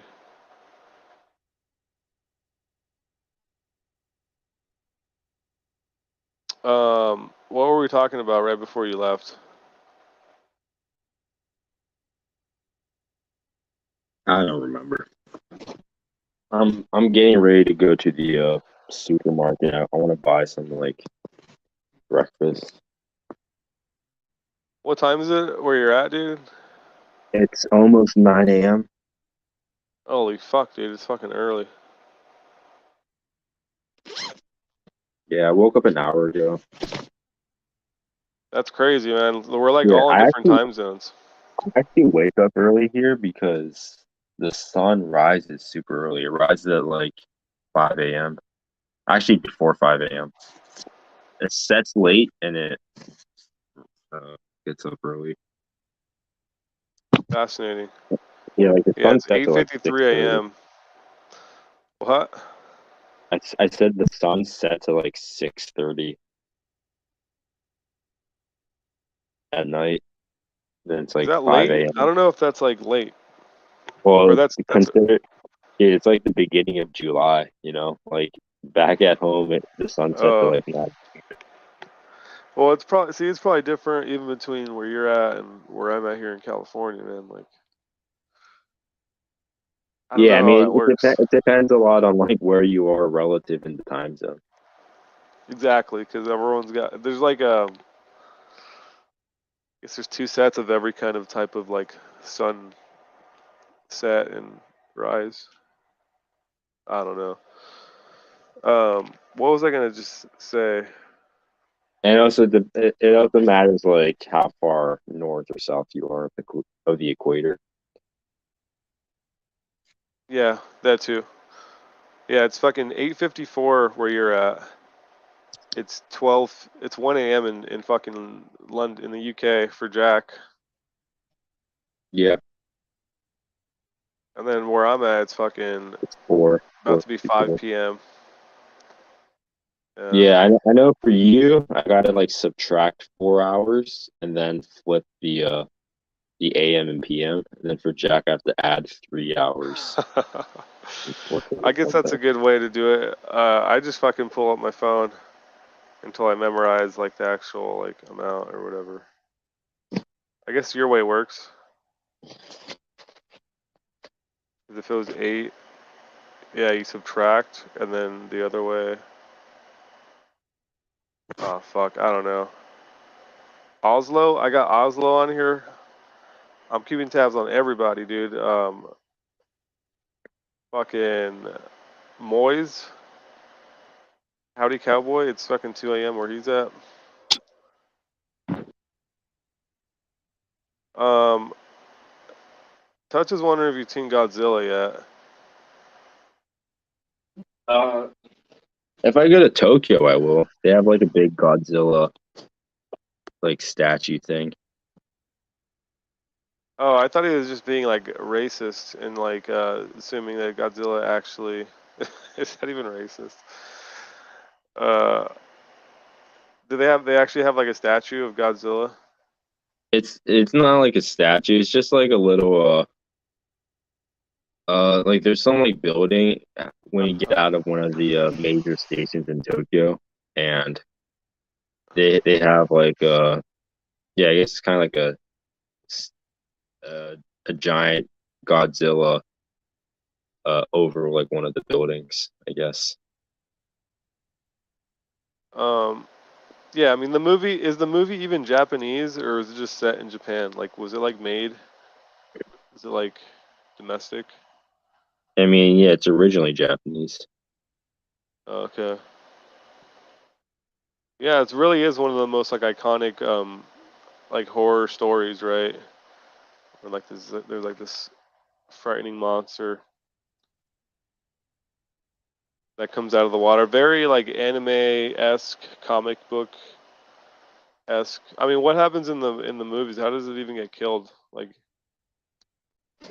Yeah, 1 sec. I'm gonna switch to Firefox because I'm gonna use Bluetooth. I'll be back. gotcha. The Action Man versus Jack Hermanson. Who you guys got on that one, actually? I'm a real like tail of the tape kind of guy. So it's like you're getting a 6 foot versus. Oh.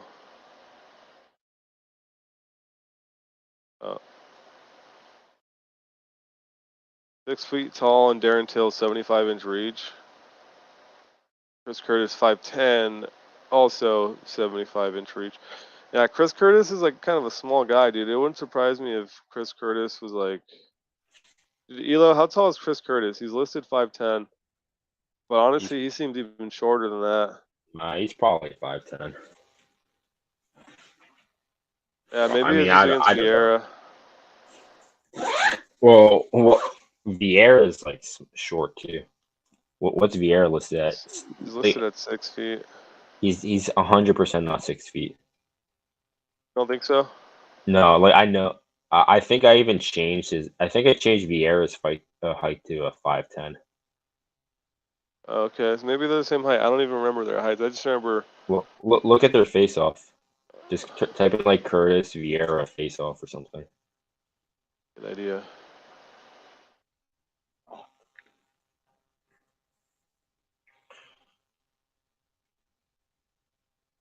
Just go to images. Oh, is that? Can you find good ones? Oh yeah, he like crunches down or like crouches down. This thing. That's not the easiest to tell on this one. I mean, you can also tell when they read the decision. But yeah, like if you look up like Vieira standing next to, I mean, Phil Rose huge, but like Phil Rose like 10 inches taller than Vieira. Vieira's shorter than like Jared Gooden. He's definitely not 6 feet. I mean, the guy's too muscular to be 6 feet, you know. Yeah, they look like similar in height here. I mean, he's kind of leaned a little bit further away.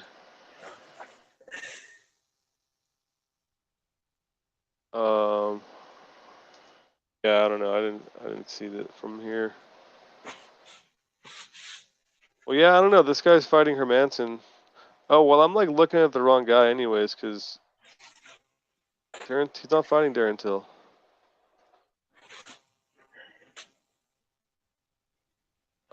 Touch says it's not a statue, it's literally Godzilla. Alright, dude. Touch wants to know, man, if you plan on getting any Japoon while you're out there. Elil's a Christian. First of all, man, and I can just leave it there, dude. Really, because it's none of your business. But he's asking, is he like in Japan there? Is that a goal of his? I think a lot of like foreigners. Can you hear me? Yeah, I hear you. Yeah, I think a lot of foreigners like come over to Japan thinking like, hey, I'm like tall and white. I'm gonna like pull all these Japanese chicks. That might be true. There's like parts of Tokyo, like neighborhoods in Tokyo where they're like built for foreigners, I guess. So I think if you go to like some of the bars there, like all the Japanese chicks that go to those bars are literally only there to like look for. They know, yeah. So they know that that's where the fucking like Europeans go and Americans. Yeah. So they're going to meet them there. Yeah, like I've never been to those neighborhoods. Like even when I lived there. Hold up. You need to go and dude, stream that. Just stream it to us on Streamyard. Good content. Yeah, I'm about to. This is my bike right here. Hang on, I can't even see my. Can't see my screen. 3, 2, 1. Okay, let's see.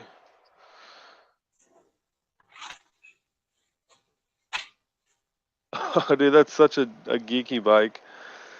You got to get like every bike in Japan has a basket. That one's more normal looking. The other one is like yeah, but the seat is tiny though. Like, dude, beat me up, make me full screen.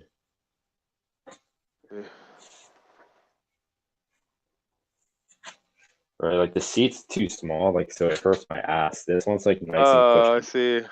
You know? I mean, you could change the seat. You could always do that. Yeah. That's like a weird seat to have on that bike. Yeah, like this shit's like so small. That's just kind of how they are, man. For like kind of riding bikes, that's like more of a comfort style. Yeah, well, it's And like then, I think I mean this is literally like a child, like for like a baby. You know, you'd like put a baby for a in dog. Yeah. Yeah, it's like a very comfort-esque type of bike. Even like the thing, it's kind of like for girls too, dude. That's why the thing's like really low. It's like if you're fucking wearing it's literally like if you're wearing a dress, you could still ride that bike. Well, this is literally in Japanese. It's called a mom bike. Wow. Yeah, and then you don't use bike locks really. You just use these things. So right now, I have this like metal bar going through the spoke to the wheel. Right. And then I just put in a little code in here. Ooh, we know your code now. And now it works. Dude, someone could steal your bike now if they're watching this stream and they're in Japan. They're gonna steal your bike. Touches, can we hear Elo speak Japanese? Yeah, when I go to the supermarket, maybe. How's it going, Brian? Oh, hold up. I'm actually gonna. I gotta get a spare mask just in case. Just in case I get harassed. I should be fine. Dude, if anyone wants to run their mouth from behind their mask at you, dude, just fucking pull guard on those motherfuckers, man. Get them in an omoplata. Yeah, this is my room at the moment. Wow, what a mess. Should try cleaning that.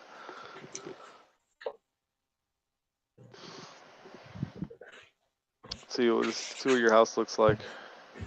This is what a Japanese. He's got shoes everywhere. You guys need to get one of those the little boxes that you hang. They probably sell those in Japan. You guys are a very like small footprint country. Nah, people just put them in the front usually. Like the front of the house. Is that just like a thing at home? I mean, I kind of do that at my house. I walk around with like sandals, but like that's just the common thing in Japan, right? Just lose the shoes. Yeah. Keeps it cleaner. Is that why? Is that why they do it? Is just because it's like keeps the floors cleaner or something? Yeah, I believe so. Let me just make sure I have everything. Phone, my Wi-Fi thing. It's the common thing in the U.S. I got a lot of friends here. It's like you go to their house. Shoes. All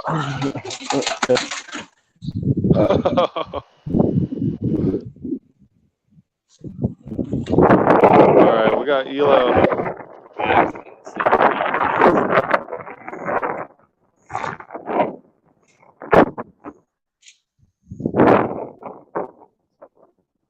Got Elo one-handing the bike. It looks like a little shoddy.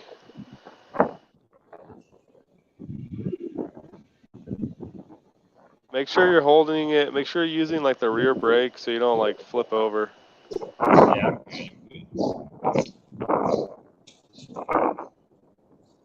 There's the vending machines that Jack's so curious about.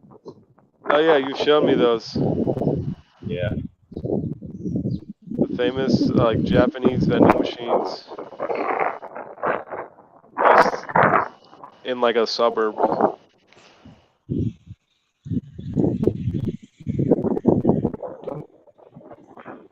I feel like if America just had random vending machines like in the middle of like a bunch of houses, America would get like shit from like, you know, Jack Attack niggas on the internet. But like Japan gets no heat, no flack for having vending machines. It's probably because you guys aren't like obese over there, right?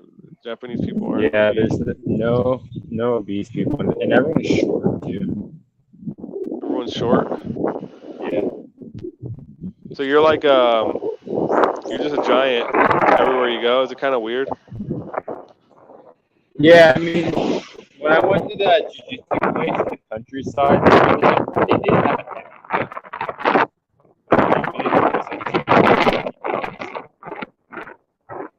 Yeah, it's like a little hard to hear you because of the wind noise. You're going very fast. That's a pretty fast bike. No, I'm not going fast at all. Maybe if you covered the mic area with your hand a bit, it'd be like less wind or something. Is it better now? Yeah, I think so. Yeah, it's because I got houses blocking the wind.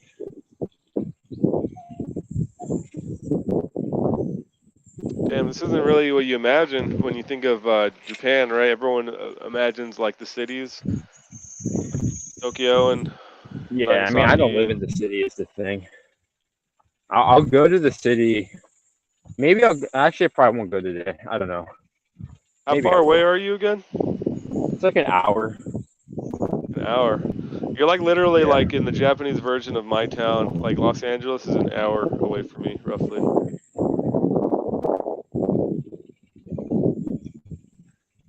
Pretty cool.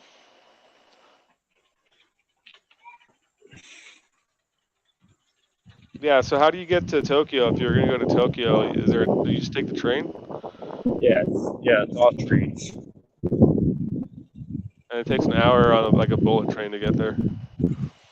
Yeah, pretty much.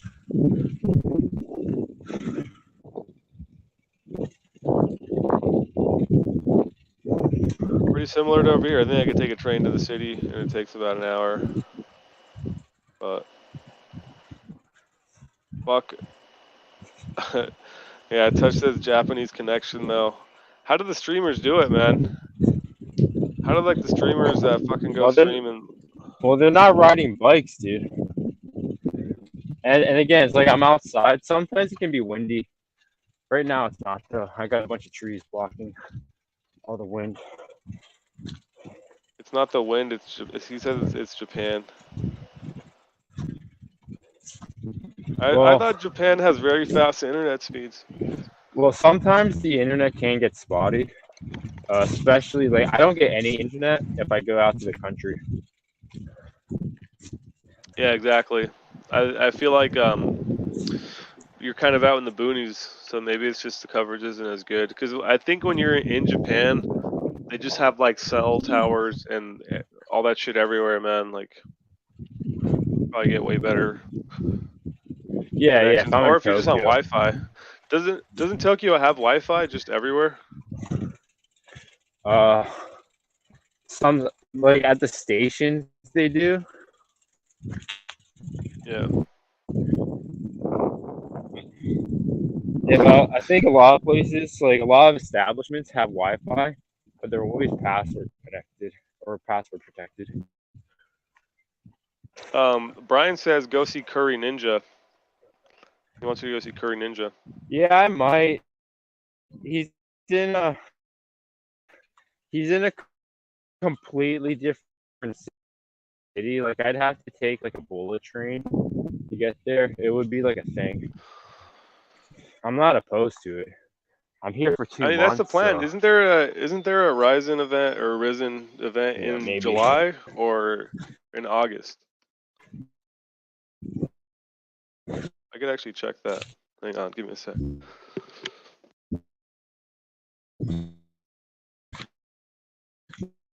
Yeah, I think when we were kind of doing this whole 276 thing, planning it, I thought you said that you were gonna do that. You're like, all right, you guys are going to UFC event. I'm going. Me and Curry are going to Risen.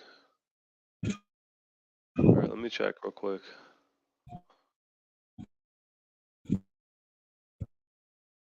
Risen 37. Oh well, they just had 36 on the 2nd, and then this one's on the last day of the month. In Saitama, how close are you to Saitama? Saitama.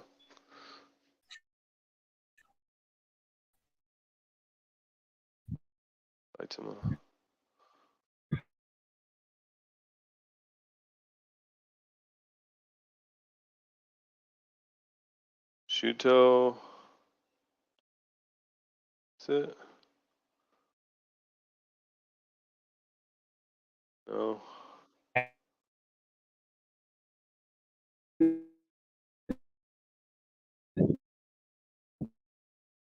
I don't know. And I feel like it's like you're in a bad spot for the internet right now. I can't hear you at all.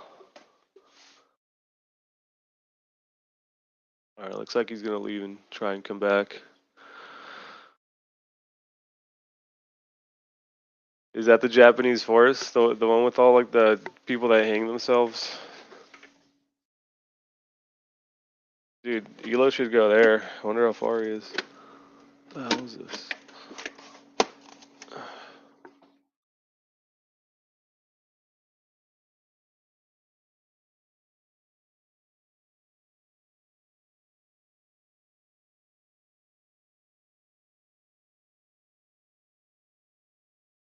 Look for Japanese bro pics and you'll see Curry.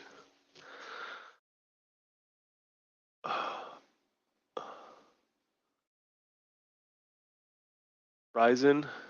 Is that how it's pronounced, man? Because I use both. And I think it's Risen, dude. I've heard both.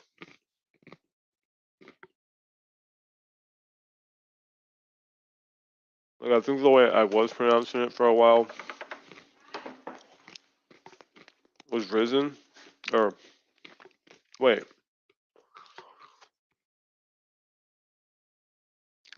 Ryzen. Yeah, that's how you should pronounce it, Ryzen.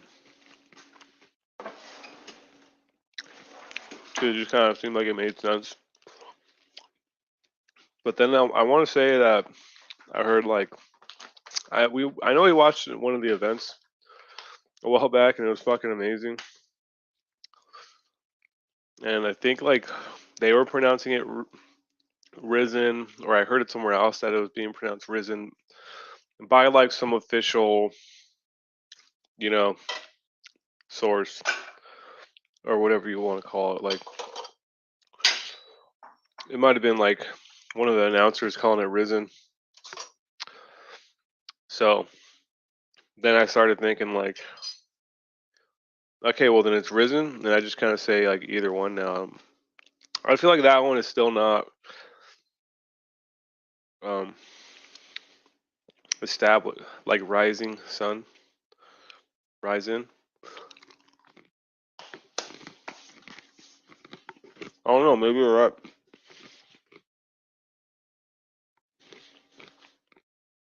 You might be right on that one. I mean, I'd like to see like a video of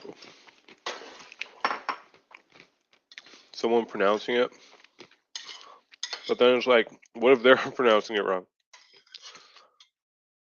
It would need to be. I'd like to hear from like maybe their YouTube channel or something.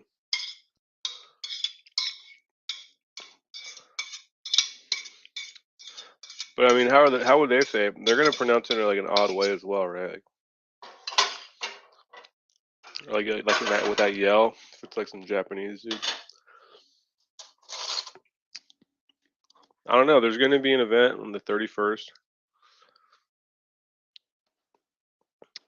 It's like if you're Elo and you're in Japan for 2 months, you're gonna be there for this event. You're gonna be in the country. How could you not go? Let's ask Elo. He's back. Hey, sorry about Elo, that. is Yeah. Japan the land of the rising sun? Does that sound accurate to you? I guess that's what they call it. So how do you think they pronounce the promotion over there? Risen? Is it Risen or Rising? Which sounds Rising. alright? Rising. Oh, is Rising? Rising. Rising.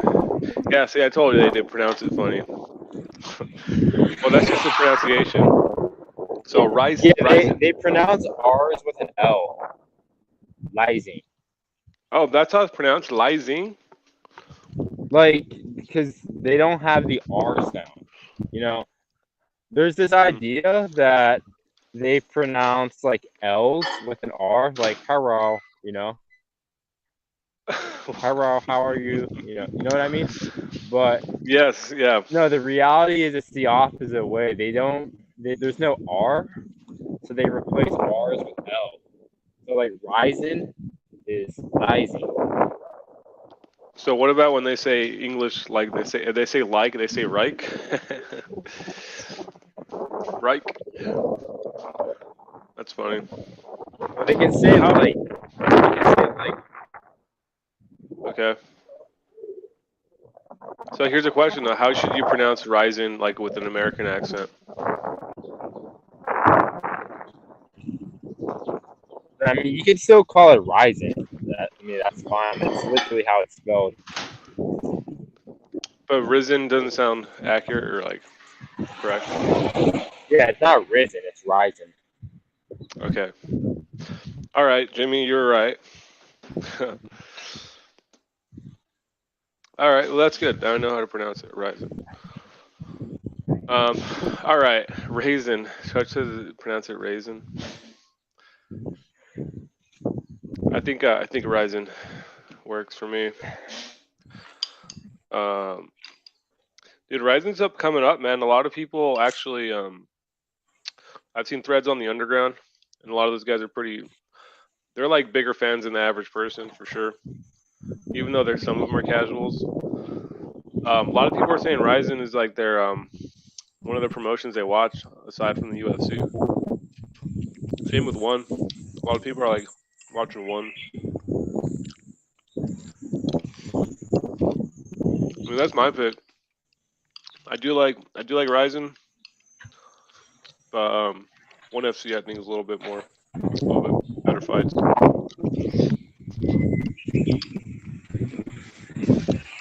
But Rising, do I like Risen better?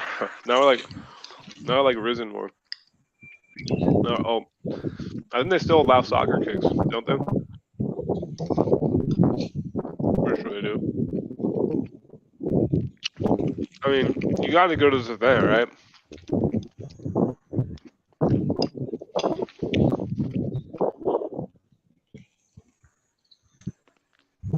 It's in Saitama. It's outside of Tokyo.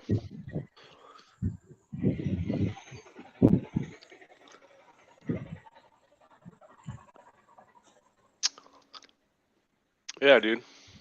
You should tell Curry Ninja. Be like, Curry Ninja, I'll buy you your fucking ticket, man, on me.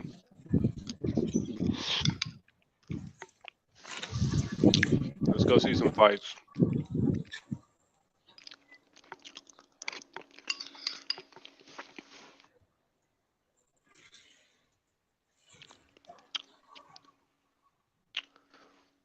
I wonder how much like tickets are for something like this.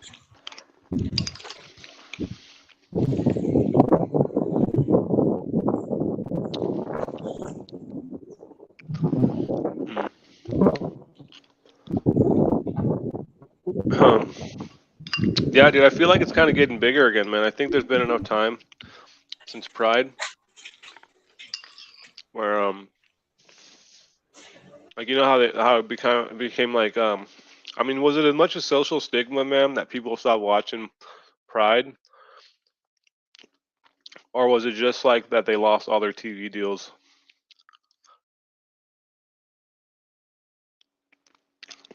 Do you know too much about that, or do you know anything about that, Elo?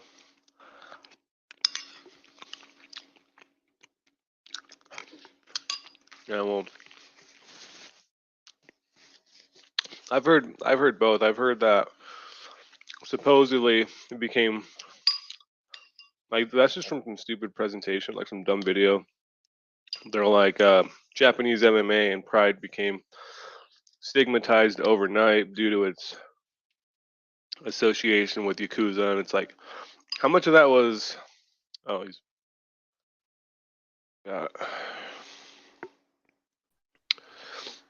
What happened? Weren't you here? Were you not able to hear me or something? I can hear you. Like, it's some issue with my phone and Streamyard where I can't hear the audio very well, but sometimes it can. Yeah, like it doesn't go to full volume, which is weird. All right. Well, yeah. What was my question though?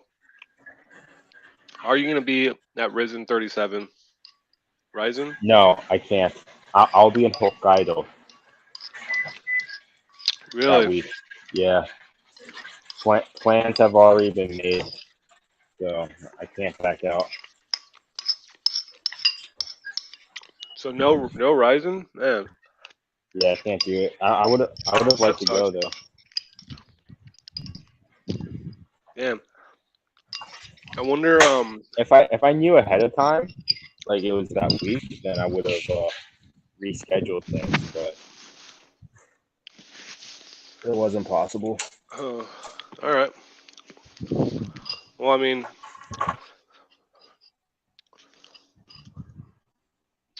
yeah. Well, Touch is asking how much the tickets were. I'm kind of curious too. Let's see. Let's say you canceled. Let's say. They have it on their website. I don't think they're too expensive. Like front row is going to be expensive, but I don't think like overall they're too expensive. Well, like under $100 or something. Yeah, if you get like general admission seats, for sure. Here we go.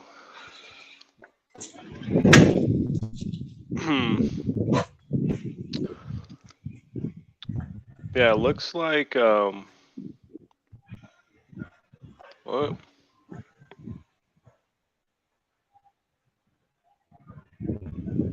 I don't know if I can really even check like a listing price.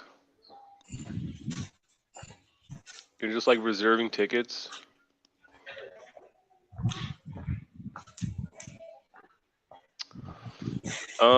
Okay, so let me ask this, man. Do you know? Oh, well, here we go. 10,000 yen. How much is that? So right now, $1 is 135 yen. So divide 10,000 by 135. All right, let's see. 10,000 divided by 135. So cheapest seat, $75. So it looks like it's 75 for like the cheaper seat, 150 for a slightly better, and then about 220, somewhere around there. Yeah, that $200. that VIP seat would be like $700 or something. 750. Oh, there you go. That's what, dude. We paid 710. So it's like for the best seats in the house. Yeah, now like when Floyd fights in September, it's gonna be more expensive for sure. Yeah, that's where you're gonna probably get maybe even pretty similar to what a typical UFC event is.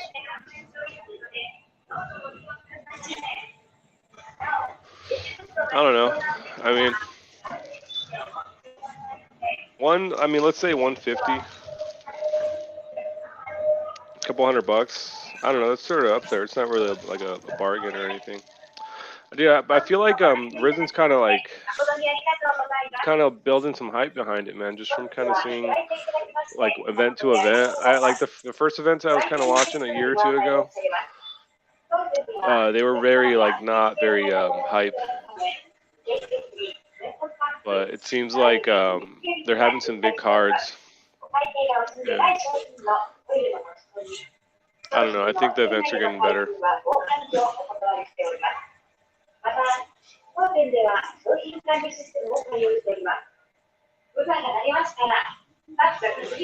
So where are you at right now? I'm at the supermarket. Oh yeah. I'm looking at your screen. What's Yeah, like that I'm- Chinese or Chinese? What's that Chinese woman saying? What is that coming from? It's the intercom.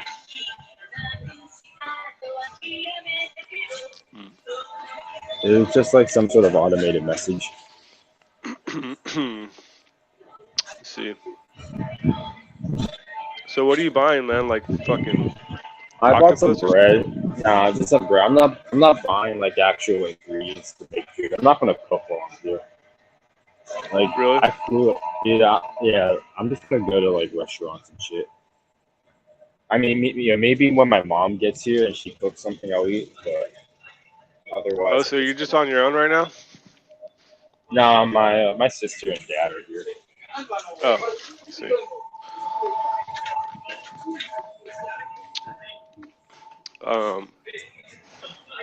Yeah. So what kind of places have you been eating at? I went to a ramen place 2 days ago, and they asked me to put my mask on, which was like weird. I walk in, dude. I walk in, it's like 11 o'clock at night, and they're like, "Can you put a mask on?" So I'm like, "Okay, whatever." I put the mask on. Ooh, I put the bent the mask knee. on. Well, yeah, okay. So I put the mask on, and then I took my time doing it too. I made him like look at me and take my time. But yeah, I was like searching in my bag to get my mask. hmm So then I put it on. I order my. And I'm like, okay, hey, can I get this ramen? This one here, and then immediately I just take it off and I just start drinking water, and that was that. Yeah, it's like you're allowed to take it off once you're like eating and stuff. You're sitting down. Yeah, and then the next Japanese guy that came in, he comes in with a mask like under his chin, and hmm no one like, and he was good to go. So it makes no sense. Well, dude, don't you understand, man? That if they at least could make you wear your mask, that's like they can cut the death in half. You know, right? Don't you feel like a good person now?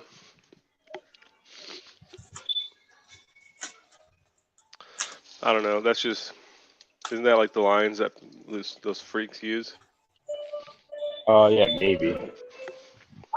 No, it's literally what they say. Like, I still got COVID. They said I wouldn't get COVID, Uh huh. and I got it anyways. And then they'll be like, "Well, no, it wasn't never supposed to prevent you from that. It was just supposed to keep you from dying or having it be more serious, you idiot."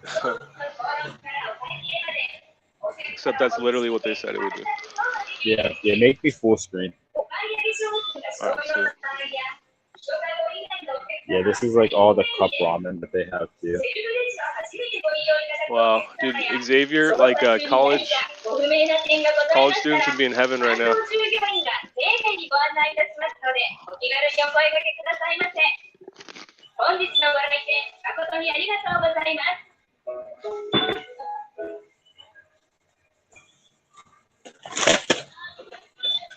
Such said he wants to hear you speak Japanese. I mean, like, yeah, what do you want me to say? You know?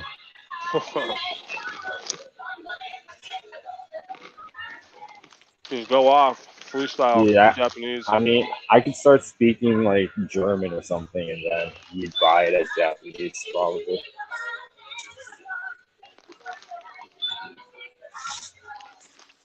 Speak German in a Japanese accent. but you're not Japanese. You're actually half only, and you grew up in America. True. He says you're in Squid Game. Very racist. Nice. And also at the register. Yeah, so just don't mute yourself at the register so that way you can hear you. Yeah. Yeah, Touch called Squid Game. I remember Touch talking about Squid Game before it was big. I think like when it was still like a trailer. Yeah, very normie TV show. Did you ever watch it? Yeah, dude. Oh, you did? It was, Was it like good it or was what? okay. Yeah, it was decent. Oh, I guess that's why some stuff is popular, not because like people are dumb, but just because it's like entertaining. Yeah. Can you read that? What Jimmy said?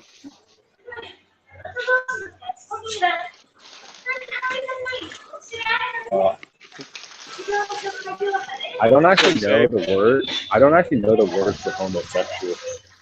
I think it's okama, but that might have different meanings. What does that translate to? Like literally, well, gay look boy? it up. Look up like go to like Google Translate and type in like OKAMA. Okay. Yeah. Tools. I think we gotta go tools. That's not working.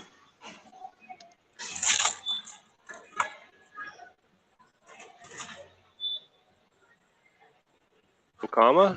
Gay man. Okay, so I was like, yeah, in I know in South Park they call the if you remember they have the Okama game sphere. So it's literally South Park. translates to like gay sphere Yeah, like the gay game sphere, pretty much. or gay man, gays. So dude, that's actually pretty funny, dude. So it translates to it's slang for homosexual and transvestite. So the Japanese are based. Yeah. They're just like that's just a gay guy. Not like a woman. It's just a gay dude. So what's the deal with the little? So the OK is man, right? No. What is it? No? Oh. No, I think it's just one word put together. I believe. But how do you say man in oh, wait. How do you say man in Japanese then? Like okoko, I guess. Okay. Or danshu.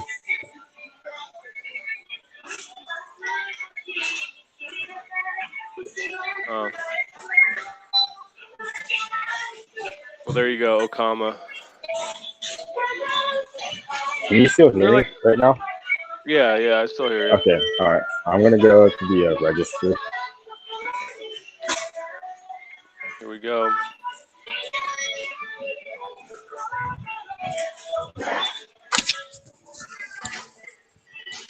It says he loves this song. This is a different song.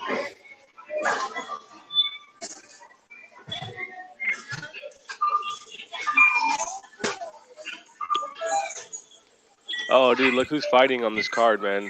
Too bad you can't go. The samurai, the kid that got banned. This guy right now, Tsuyoshi Tsudario. This guy got banned from. He used to be a sumo fighter. Like even when you look at Foundation. Oh.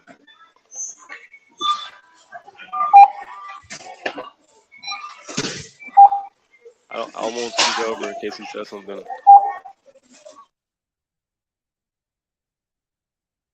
Oh. Can you just mute his mic or something? Yeah, this dude who's fighting on the Ryzen card. You could actually see the whole story on his Wikipedia. But he used to be like a sumo fighter or sumo wrestler. Yeah, wrestler. And I mean, he's like a young guy, dude, in the sport. Young, like up and coming guy. And he actually got banned for life for for like hitting people, dude. Like he struck an attendant, and I think it was like he got in trouble like twice, I want to say. And then the second time he hit someone, so they asked him to retire, and he like refused. So they just banned him. I mean, what did they say that he was? Oh, whatever, dude. I mean, they says he initially refused to comply, right? They're like, please step down, right? Please resign, all right? And then it's like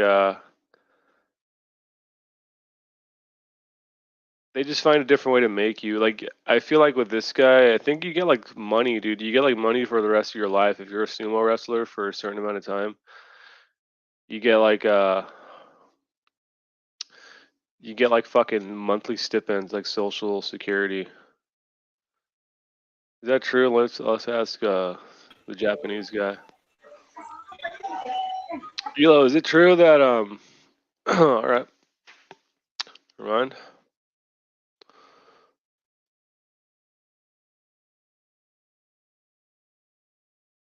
Scammed? All right, let's try that again.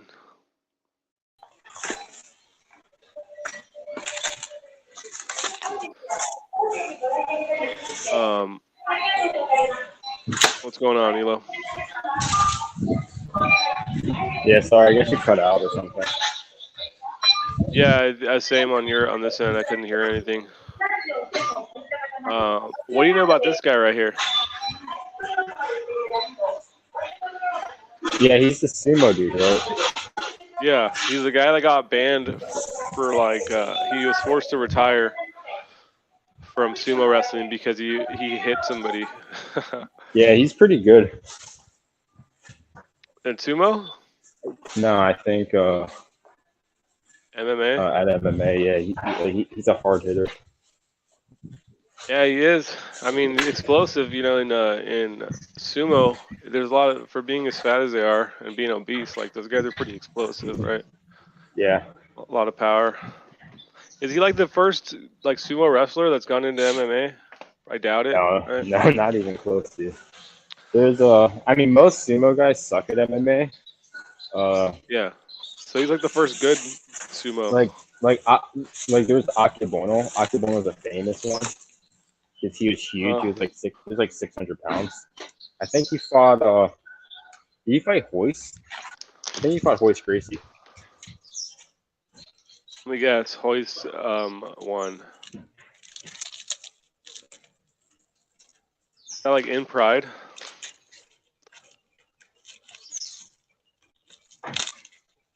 What was the guy you said? Akebono. Yeah, there he is. He is. You just strode past him, dude. I don't speak Japanese. There he is. K1. He fought him in K1. Yeah, he's Hawaiian. A lot of Japanese out there. Who's this guy on the right? Do you know who that is? Yeah, that's the Korean Bigfoot. Yeah, Jose Canseco fought that dude. Oh, really?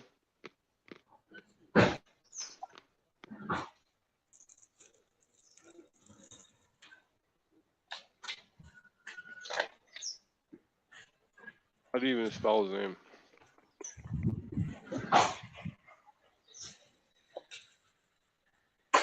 Yeah, this guy just like, I mean, come on, this guy was clearly like a fall guy.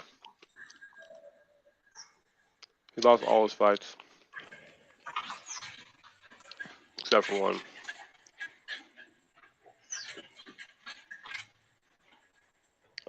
Well, yeah, this guy though, this guy actually has been training him. He came over and was training at the PI. Yeah, the Extreme Couture. Yeah, he was there, but he actually went to the UFC. He went to the Performance Institute. But yeah, he's training with affiliated gyms. Yeah, his coach is Ensign. Ensign Inoue. Mm-hmm.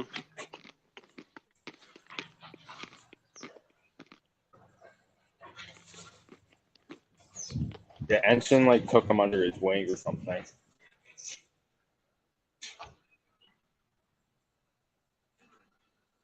Sounds like he's trying to.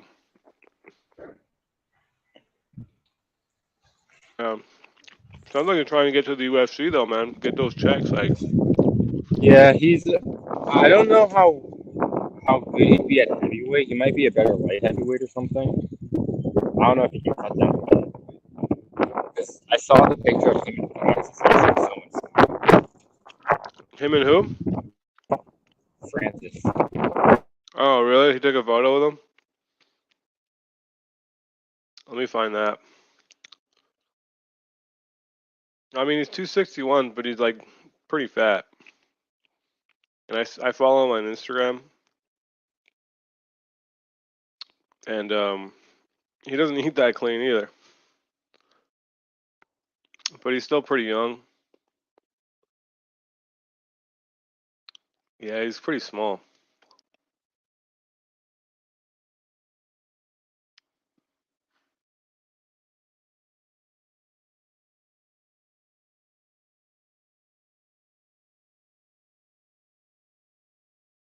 Couture. And hot little Japanese wife, though. See, that's the thing with Japan, like the fat, like sumo guys. They get like really hot women, even though they're like fucking obese. So here's with Ngannou.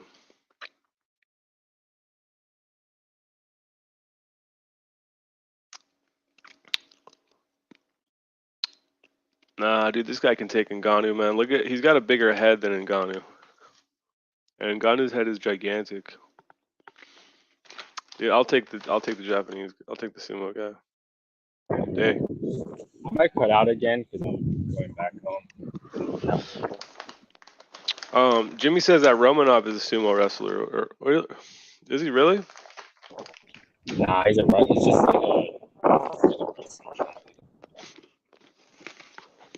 He's just really fat. That's a joke, Jimmy.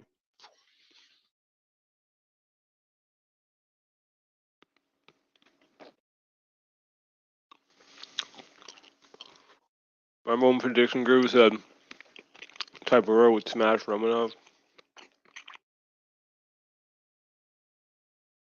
They fight?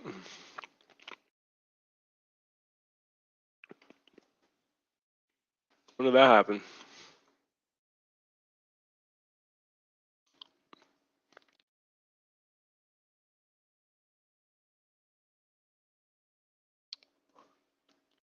Oh, well, they're fighting.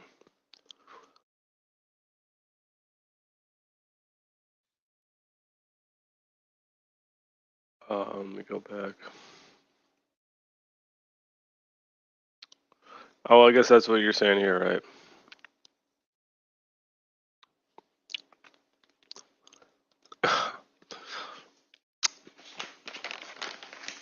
Doxing Jack out here. Well, that's funny that I forgot that that's his name. Isn't he like Mexican?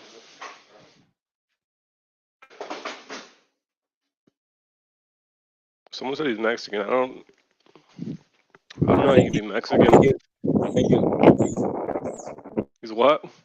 I think he was born in Mexico. He was born there.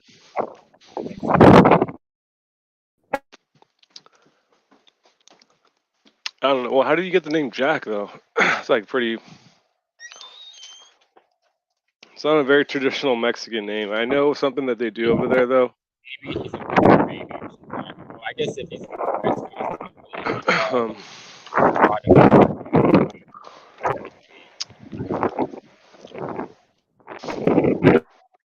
Yeah, I could barely hear you, but I mean, I know in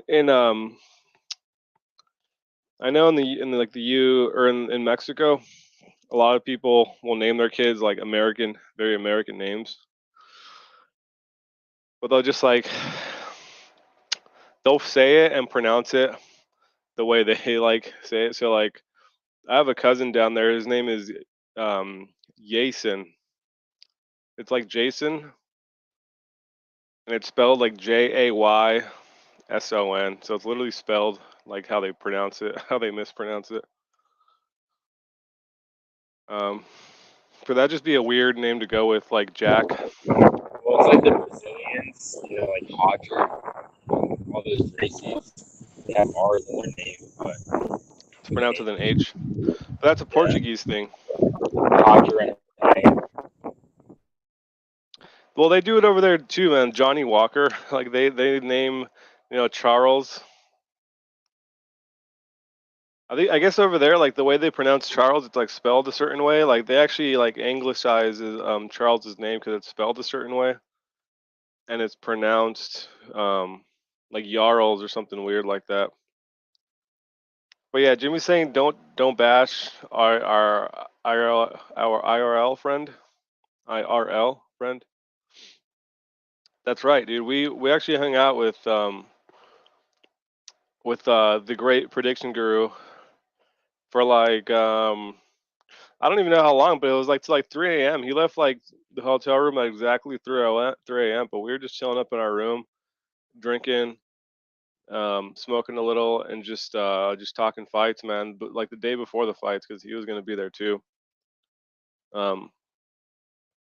Yeah, he's pretty cool. He's pretty cool to talk with, man, and hang out with.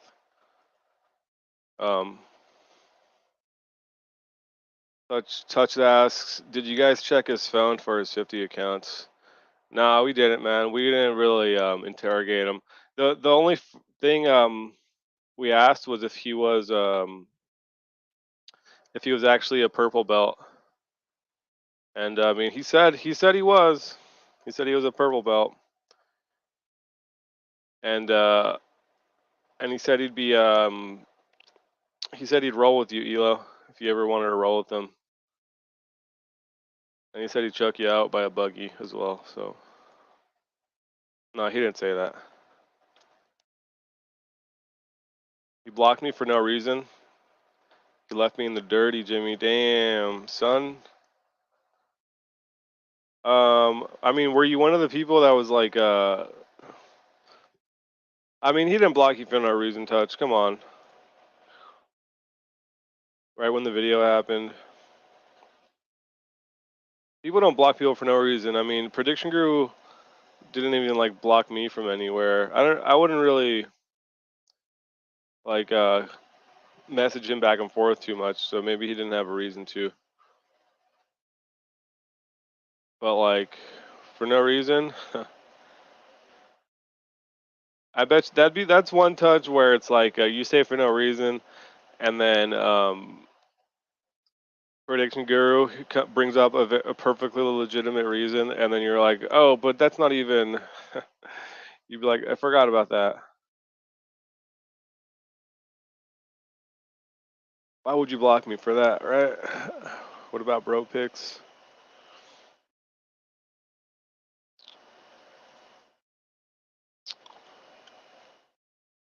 Yeah, this is pretty good. I think once his contract's up, however many fights that is, and as long as I guess he has to win, but he's fighting a fucking 50-year-old man. He's gonna knock this dude out. This dude's got a bunch of knockouts. So it's like, see, this is how, dude, if you guys think like the UFC's shady, like they ain't got shit on Japan, dude. The kings of like fight fixing, just disgustingly like uneven matchups, and it's like no one cares. That's the funny part is like even commissions here would not allow some of the fights that go down over there. Like, I mean, this guy's winning these fights though. He beat like, but see, that's the thing. You look into it, it's like, okay, he's fighting a young guy, but this guy's never even had a fight before.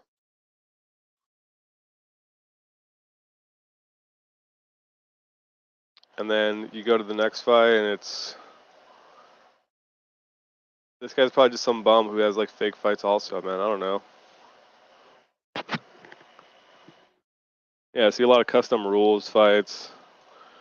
You know what that's code for? It's It's called this code for fixed fucking fight. What is that? What does custom rules mean? Like fucking one guy can't throw punches and shit, man.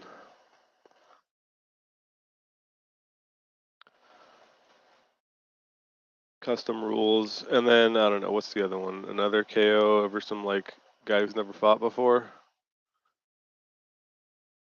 Wait, did you fight the same guy? What the hell's going on here? Weird. This is just like a stock photo for. See, that's the thing with that, dude. They're using the same photo for different fighters. That could literally be like some dude that only takes dives, and that he could use like multiple names against different fighters. Yeah, it's like shady stuff. But then, yeah, I don't know. This is probably more of a legit fight, at least for this old guy.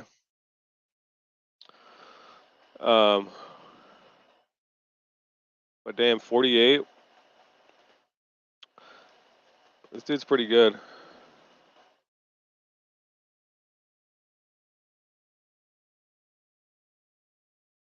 Blocked for association.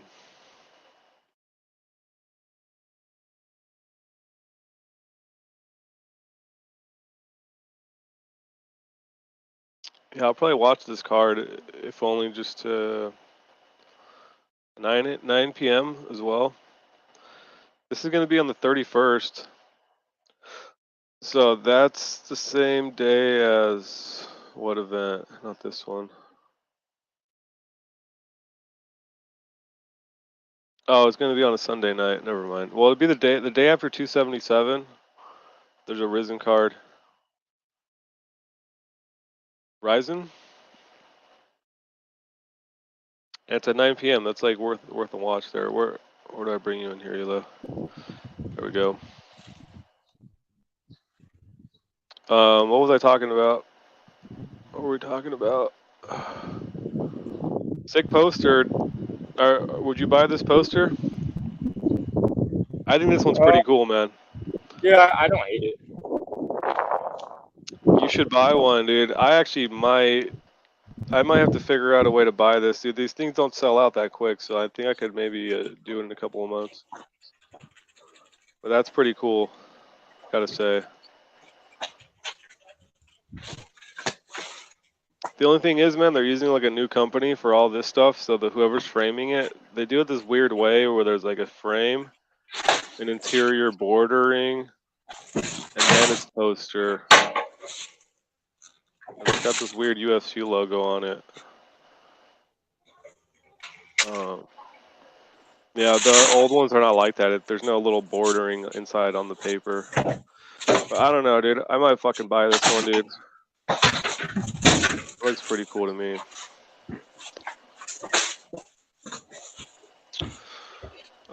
Speaking of this card, man, are you gonna be? I mean, dude, how did you do last weekend on the card, man? Was it a profitable card?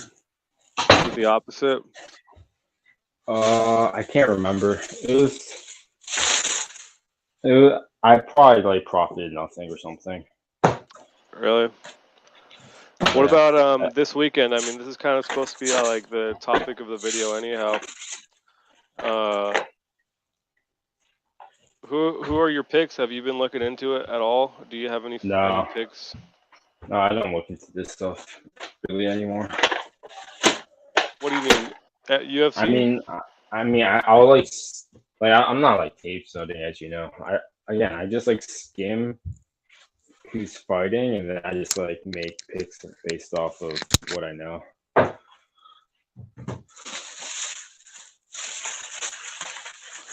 So yeah. So what are you doing? Are you just doing stuff off like the software, right? The software tells you certain picks are good. You're still doing that? Yeah. Yeah, pretty much. I accidentally like brought when I came to Japan. I put all my code in like a thumb drive so that I can like take it anywhere. But I accidentally brought like an old version of my code, so I'll have to rely on that for the next 2 months. Fuck, yeah, man. Maybe that's good. Maybe that's a good Yeah, thing, man. Maybe like yeah. an older version. yeah, for sure, it could be a good thing. Because you've coded your way into like a fucking hamster wheel, man. Yeah, because things haven't been working out for me past few months anyway. So maybe I gotta go back to how things used to be. Well, you came out, man. You came up big with you kind of made a bunch of alterations after you had some bad weeks, but you were having some incredible weeks mixed into all that. Yeah, like March and April was like the peak. Dude, this is it, man. This is it. This is how you bring it back to like a $30,000 bankroll from $300, man. Yeah, I I got think right faith. Maybe now. it's the way. Yeah, right now I think my bankroll's like 1,100.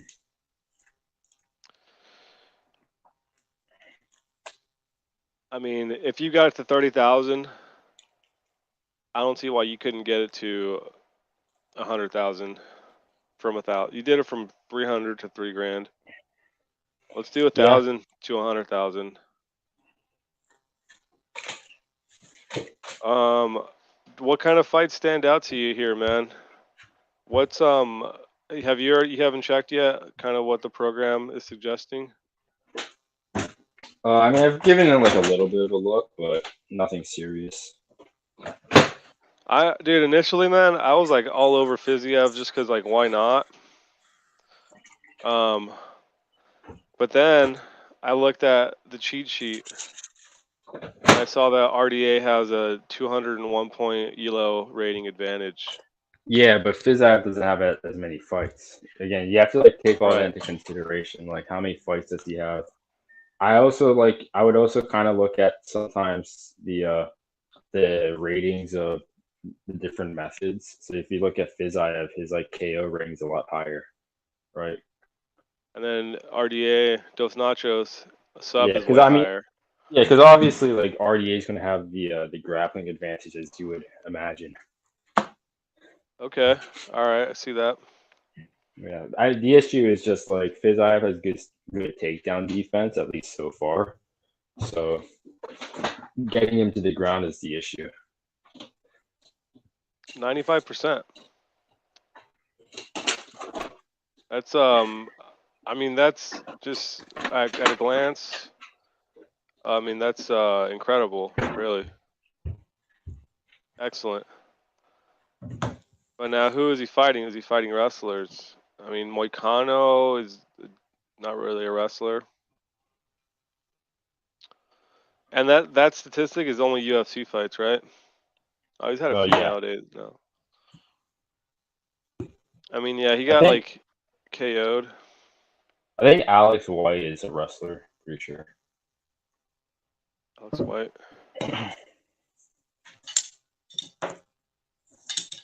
All right, yeah, well, RDA, I mean, I don't know, older guy, but then he like turns back the clock against Moicano. Maybe that wasn't that surprising to some people. Felder still competing against Felder, who's fucking very good, you know. But who is he losing to? He's losing to Leon Edwards. Not the worst lot. Leon Edwards, what did he do? He just like kept elbowing him, right? Pretty much all that was. Yeah, it was like a lot of Yes, clean stuff, I think. yeah, dude.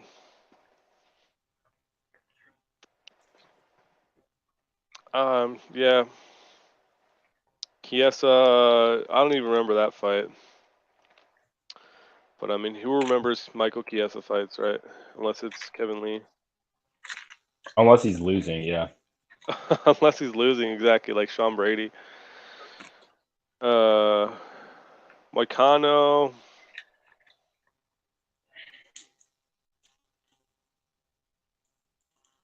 You know. He was a favorite, wasn't he? Or was he the dog?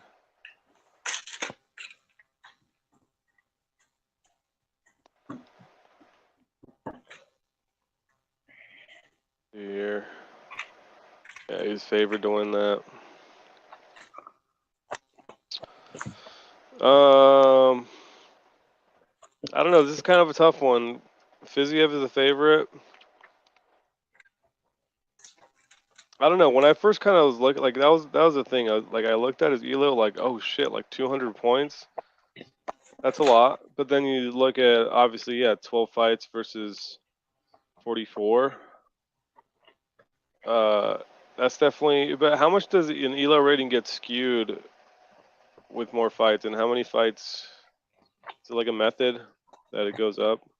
How Well, much like it goes up? the way you should think about it is like, I mean, Fiziev has one loss, right? So that's the only fight where like his elo rating would have actually gone down. He's basically kind of like maximized how, like what his rating could possibly be in 12 fights. It's similar to like how, what's his name? Pereira had a much lower rating compared to Strickland, but he had what, 7 fights or something? 6, 7 fights. 6. Yeah, 6. Yeah. Okay. But like RDA, he has a very high rating, but he's like maintained a high rating for a very long period of time. You know? Even with 13 losses. Yeah. And then even still though, but he has 31 wins, which is a lot more. Because he loses It's by just an decision. increase. Like even when he loses, he's not really getting finished. Right? Like who's the last guy who finished RDA? I mean, let's. Like what? Is it like Jeremy Stevens or something? Who even finishes him? Oh wait, I guess he got finished by what's his name? When he had the title. Eddie Alvarez. Yeah, he got finished by Eddie. He got KO'd. I mean, Eddie's, especially at the time, man, Eddie was still like a top fighter.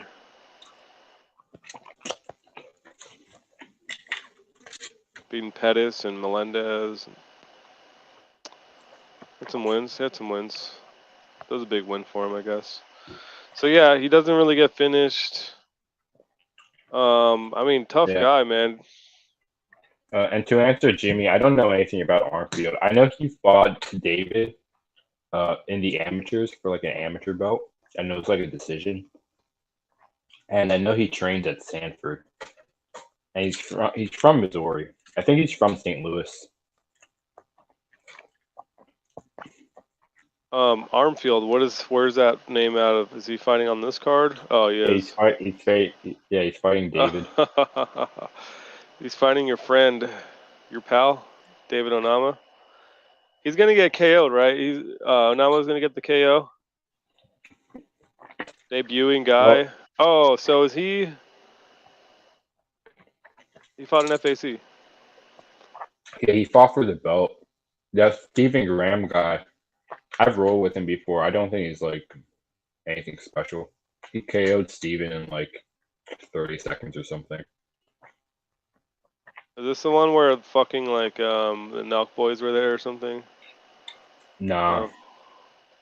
Yeah, that's my boy Don on the poster. Oh, this is the guy he fought? No, that's Don's another guy at Glory. That's Don versus Cody Feister. Don's probably going to be in the UFC too, because he's got the FAC belt, and he has the Cage Titans belt, and he's going for a second Cage Titans belt. So he's going to go for like triple belts. So if he gets triple belts, like he's definitely going into the UFC. Straight in, dude. No tough. No tough? No contender series? Nah, I mean probably contender, right? That's usually how they do it now. Dude, it's like straight to the UFC, dude. Every FAC champion so far has gone to the UFC. They didn't have to jump through any hoops.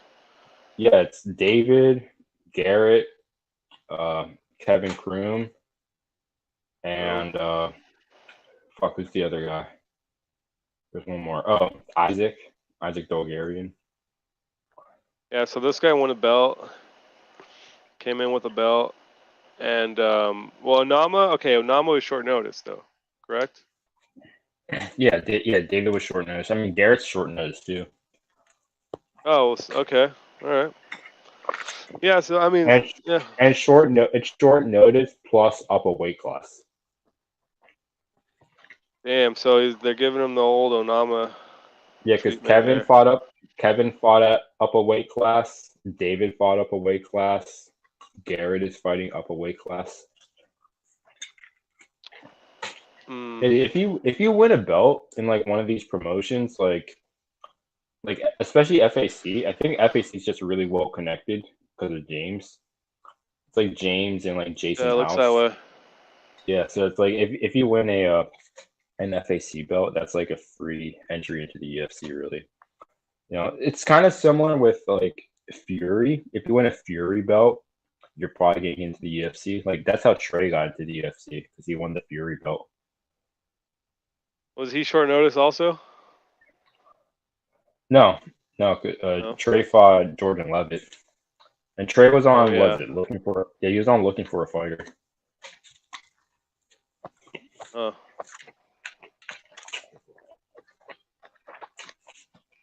So what do you I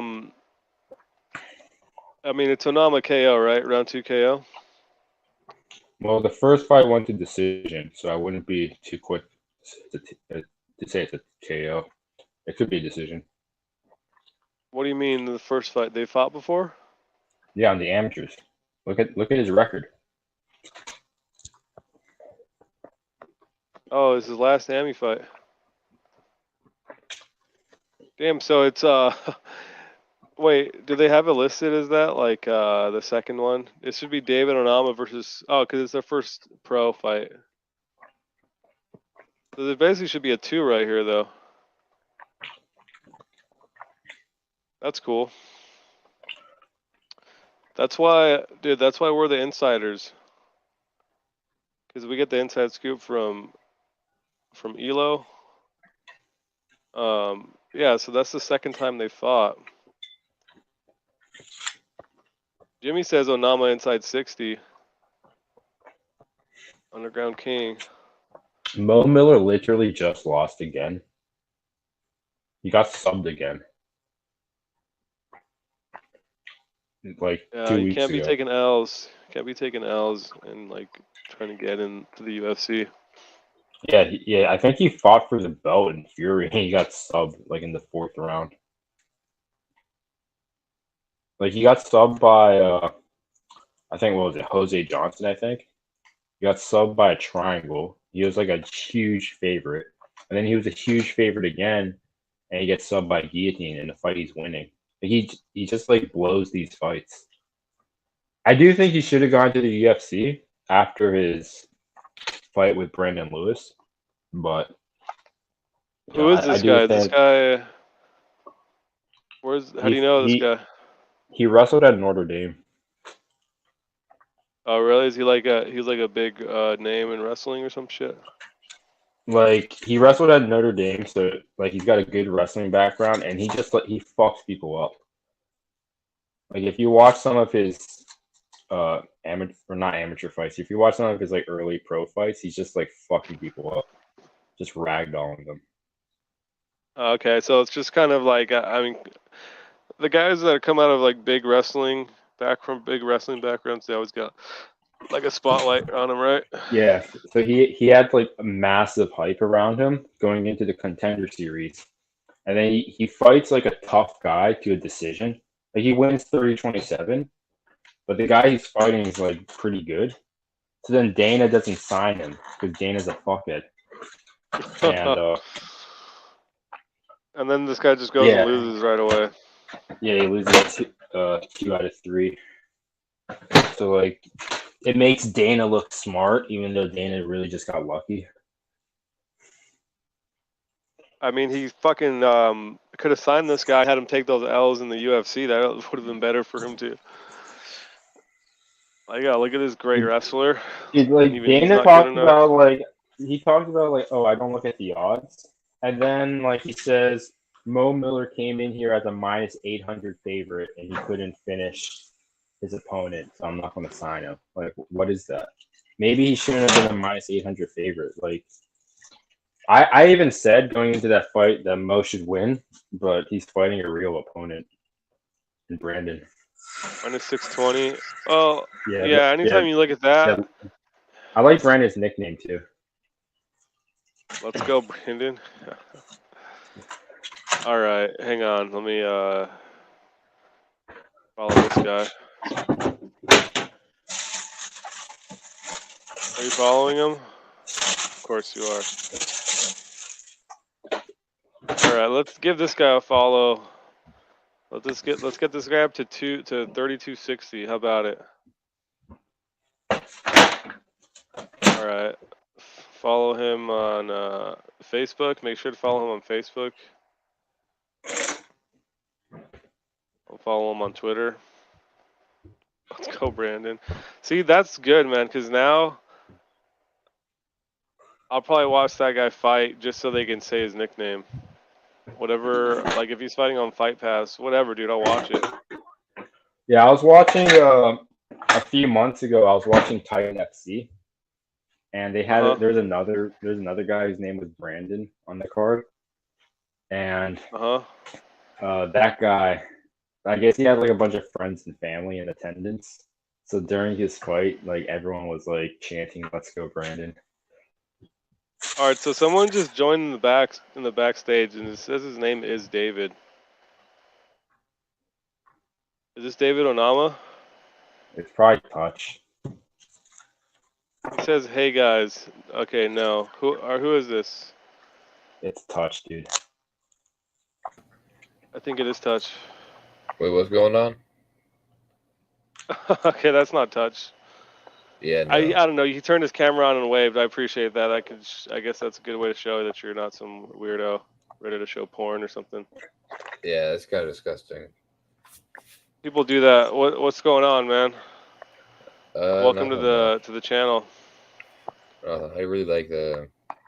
I'm trying to get into UFC fight night and all that. You know, I'm trying to learn a little bit more. So, tell me what you know so far. What's interesting about it? I don't know. I've just been going off on the poster because of how cool it looks. And I'm trying to maybe buy one myself. I love the artwork. Yeah. But I mean, it's a big main event. Yeah. I'll tell you what I want to get. What's that? A nigger, man. I want to buy. Oh, I knew it, dude. I knew it. All right. Well, that guy's getting banned.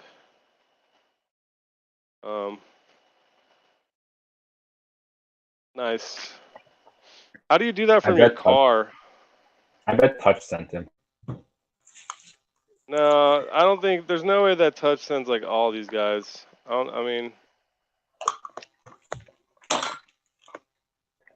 Touch literally Touch like cash apps me to like join random streams. Like that's what he does.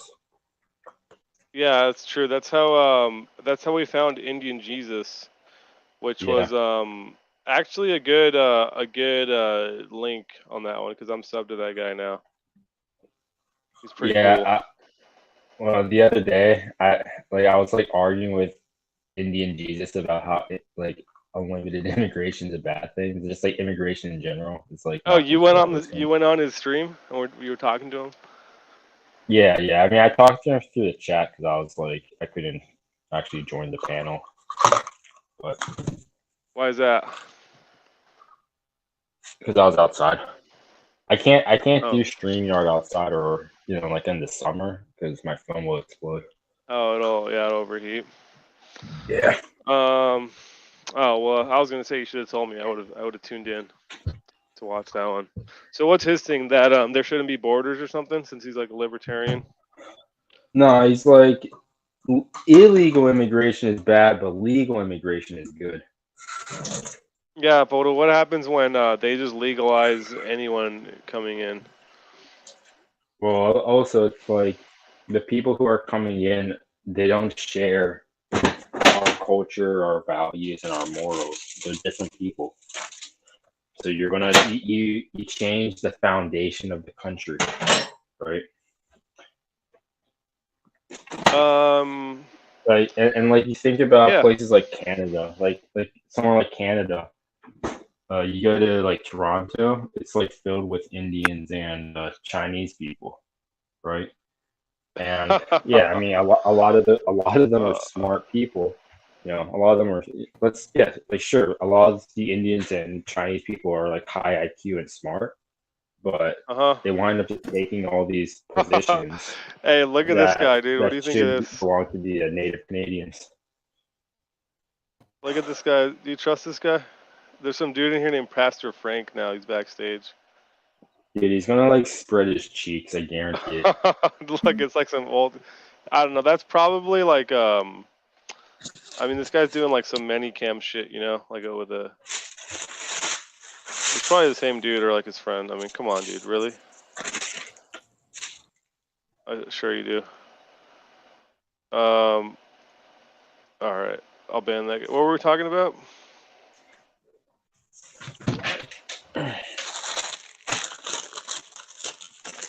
Fucking I forgot what we were talking about now. Shit. Somebody remind me. Immigration. All right. Yeah, dude, it's like, I mean, we came here legally. My dad came here legally with his family. And we're like not the worst people to have like immigrate to this country, because you know my dad came here and like bought a house and worked his whole fucking life, worked for 50 years, paid taxes, just was a real fucking square, if I'm being, which is a good thing in a way, He wasn't a criminal, didn't break the law and stuff. Like, go ahead. I can't. It's not letting me check right now. What happens if you type in Toronto hospital staff into Google? Toronto? Yeah, type in Toronto hospital staff. Okay. Like we'll find so we'll find some sort of like some hospital in Toronto, and I want to see like what the staff looks like. Which one is it? I don't know. I'm just asking. I'm curious. I feel because my hunch is that like a lot of the doctors, I mean, these are like mostly pictures of nurses. I feel like a lot of the doctors will be like Indian or Chinese or something. Yeah, probably Indian. I actually went to a doctor a while back here in town, and she was Indian. There you go. Yeah, just looking for like stock photos. I don't know. All these doctors are white. I don't know if like, well, I don't know which ones are doctors really. These ones. So what? They're taking her jibs, taking her gerbs. I mean, that is bad in a way, man. When you kind of import, it is bad, dude. I hate that like you people are walking on eggshells to say that, where it's like they bring in these immigrants to work jobs in these countries, and what it does is it prevents citizens from fucking even reaching these positions. And a lot of times these doctors are like, I mean, what's the deal? Are they just paid less? I mean, I fully agree that they're just doing it to like, someone's doing it to destroy our country, probably. Like you have to be protecting the interests of your own people, and when you allow immigrants to take those jobs, not only are you not doing that, but those immigrants, if they're so smart, and a lot, some of them are smart, to be fair, like they're so smart, they should be building up their own country. No, I agree, and it's like, I don't know if it's like, again, like it's a thing that people are afraid to recognize, or if it's, I don't know what it is, but it's like, it's facts. That's true, man. When you take these people out of their countries, you don't really make your country better. I mean, you for sure make their country worse when you're just taking away the best and the smartest and the brightest, Yeah, like I posed this like rhetorical question to Indian Jesus. I was asking him, how do you think it would be a good thing or a bad thing if a bunch of white people and black people and Hispanic people started taking positions of power in Korea or Japan? Do you think that would be a good Exactly. thing or a bad thing? You know, because those are already homogenous societies. Yeah, why no one would ever find that acceptable. If they did, it's only that's such a farce only to like justify it happening here. You know, they'd be like, "I'm Yeah, totally." That's like a very Destiny answer.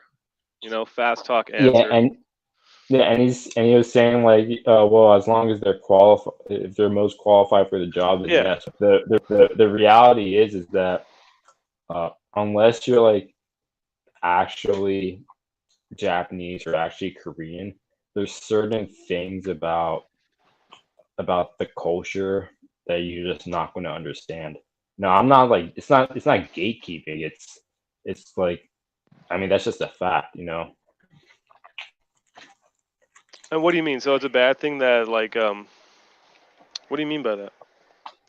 Like there's just certain moral values or cultural values that are intrinsic in that society, which an outsider, you know, isn't going to really be able to completely grasp. Uh, moving there. I mean, I don't think that's as much as I think the most egregious thing is just really like, all right, there's only so many,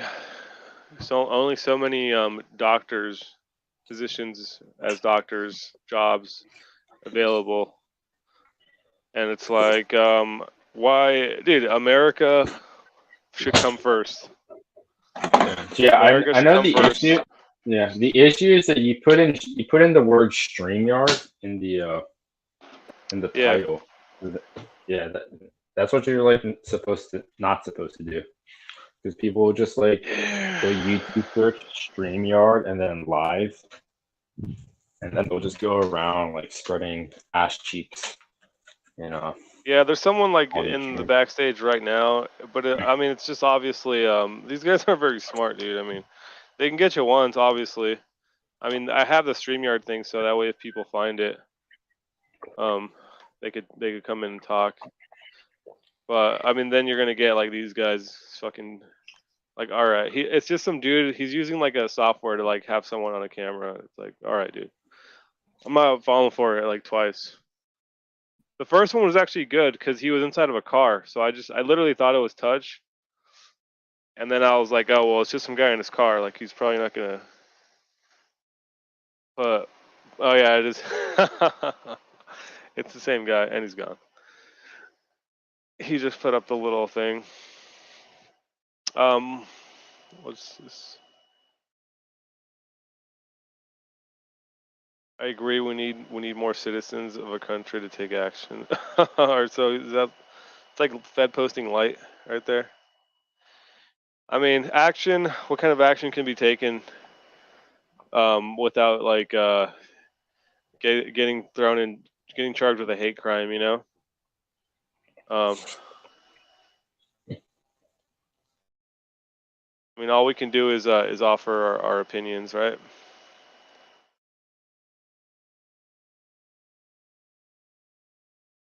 Yeah, dude, America should come first, man. Um, these jobs should be for Americans, and dude, it's not even just uh,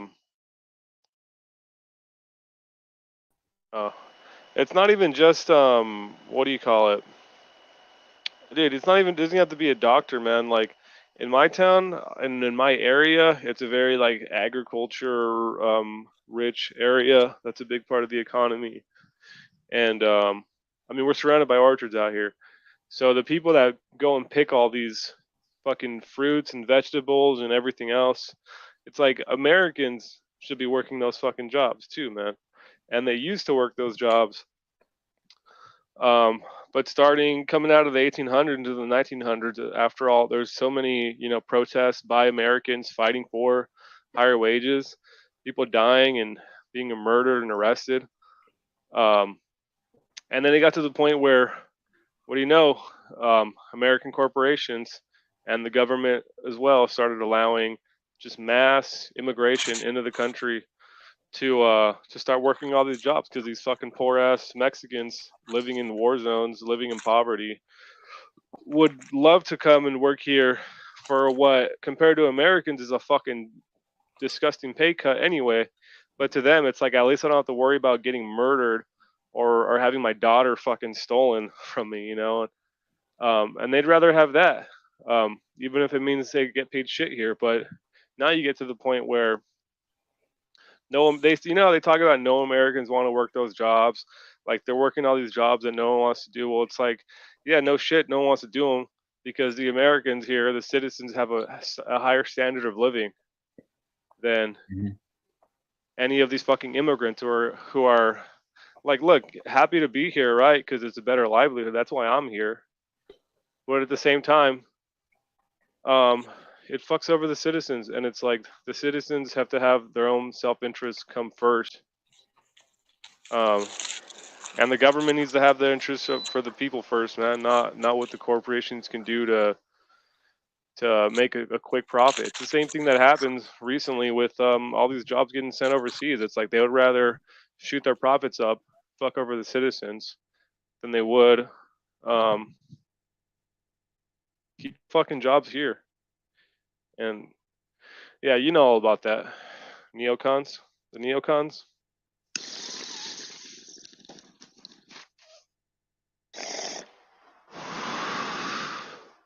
We got to look out for ourselves, man. Every other country looks out for their own shit, and then here we are fighting everyone's fucking wars, having our fucking citizens dying thousands of miles away from our country for what, you know?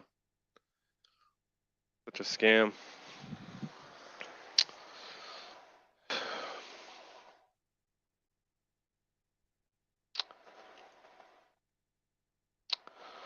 I don't know, like Indian Jesus, man. Yeah, I do like the guy. He's kind of based on certain things. But yeah, that's kind of when you get too libertarian, man. That's when Well, he's there starts to basically be some just flaws. he's just a lefty libertarian who isn't into the whole pronoun stuff. That's really what he is. He just doesn't go fully in, huh? He just doesn't fully dip his toes into the left ethosphere.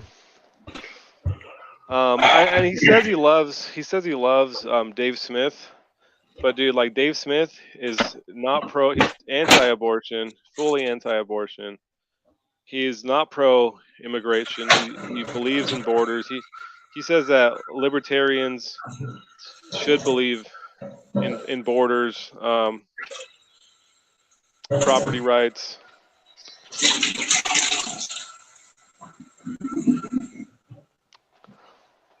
Yeah, and he's like one of the leading libertarians in this country. So I mean, yeah, dude, I think I mean they're letting in literally millions every month. Millions of immigrants are coming in right now, and they just letting them come in, dude. I can't believe no one talks about this, man.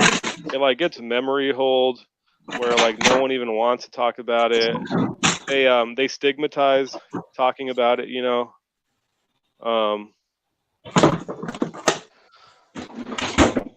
Yeah, what's gonna happen in this country, dude? When this, what's gonna happen to like the citizens, the men of this country, when you have millions of men coming in that are willing to take all their jobs, work whatever jobs they want, at a discount? That's just gonna make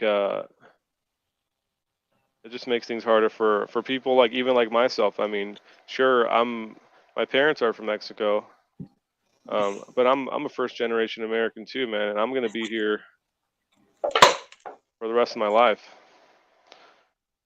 So it doesn't help me out.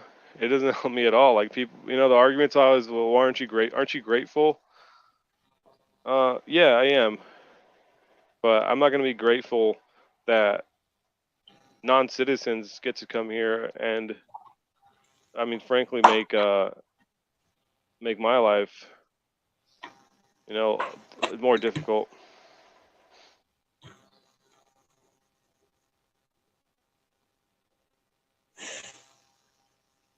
What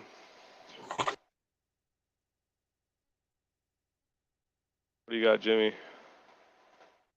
I still want to ask Indian Jesus if he would eliminate all prisons because innocent people are in there. So I'm doing live. Excellent troll, Jimmy. I did remember when you told me that.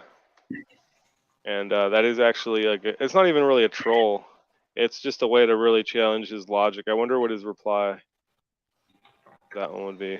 I mean, remember when I said that I don't think most people who are on death row are innocent? And he's like, well, how do you know that? Uh-huh. Do you got a source for that? Yeah, source. Well, I mean, how do you know? You just... Yeah, you have a scientific study that says otherwise? Yeah, that's I've like seen people do that unironically. Those are just evil people. They're like, well, it's like when they control the scientific, whatever the fuck you want to call that, like they control the like academia. They can get a study to say whatever the fuck they want. Yeah, like I like what Mark Collett says when he like debates these retards who always ask about source. Okay, what does he say? Like it's observable reality. Like just use your eyes and just like, look at the world that you live in. You don't need a source or a scientific study. Like some of these things are just obvious if you're not like oblivious to everything or woefully ignorant. Yeah, that's a good way of putting it. Yeah, Collett's a legit guy, man. I love seeing that guy debate people, man. But I think he's reached a point where these people don't want to debate him at all anymore because he would just destroy them.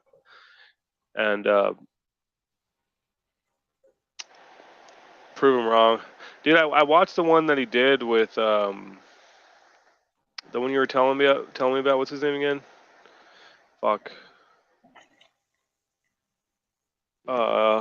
David? Is that his name? David. David who? What's the name of the... Oh my god.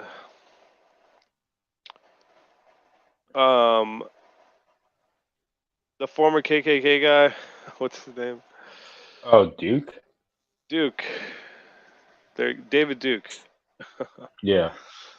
That yeah, I mean he has like a show with him. Oh, they do like a show? Yeah, they do a show together. Like he's like a frequent guest. Okay, it seemed like, I think when people say that like David Duke might be like autistic or something, the dude like they get into like almost like arguments. It's fucking weird, man. Like Duke is just like a... Well, maybe it's because he doesn't let people talk. Yeah, maybe it's because he doesn't let people talk or something. But maybe that's it, man. I mean, yeah, it's kind of what it was, dude. I don't know. It was an interesting debate, but I do like to see Mark Collette like talk to people.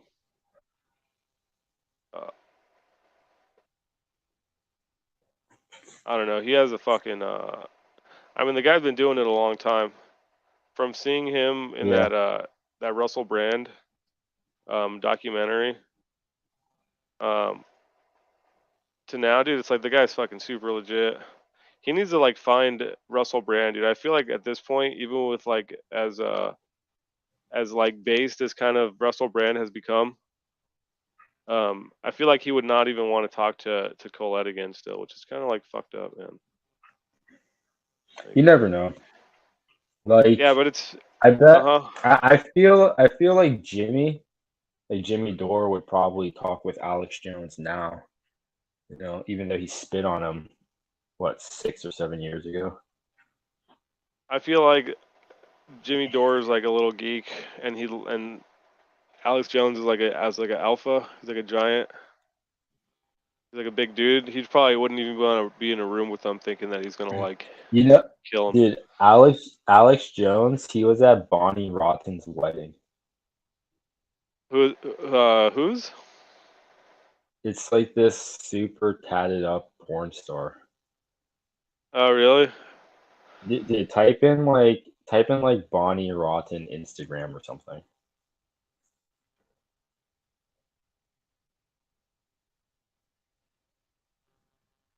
Is her?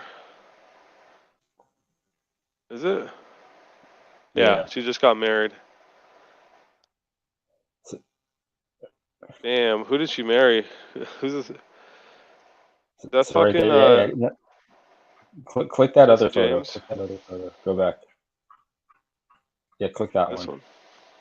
Yeah. Now, yeah, go through the slides. Oh, dude, Alex Jones.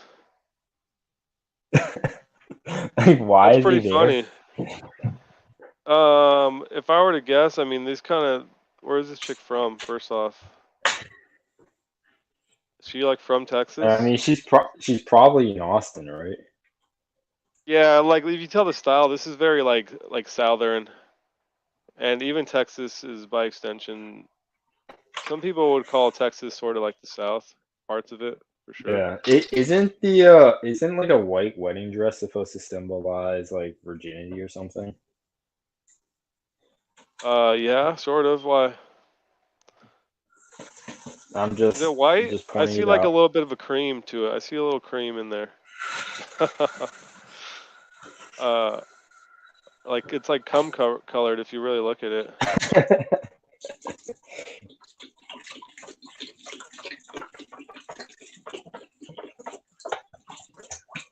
Yeah, there's Alex Jones. See, like Alex Jones is a unit, dude. He's like a big guy.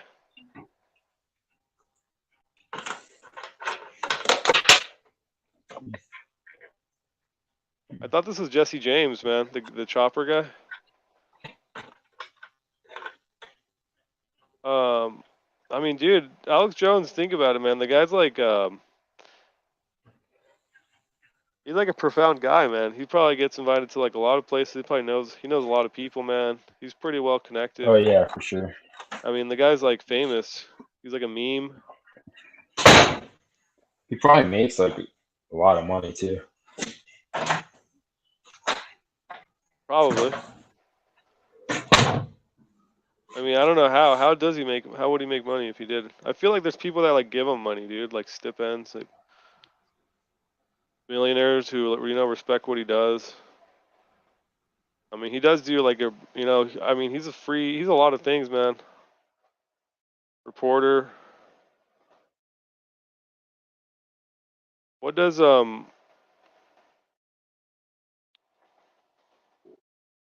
Wikipedia say that he like all right, yeah, they call him a radio host.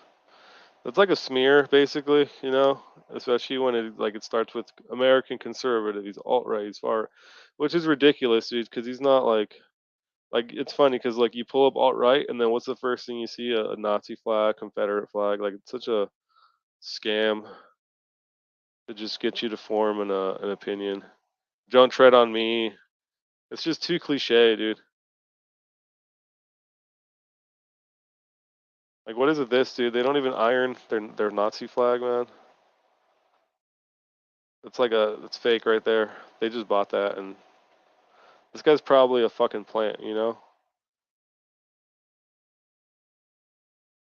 Alt right, far right, yeah, conspiracy theorists.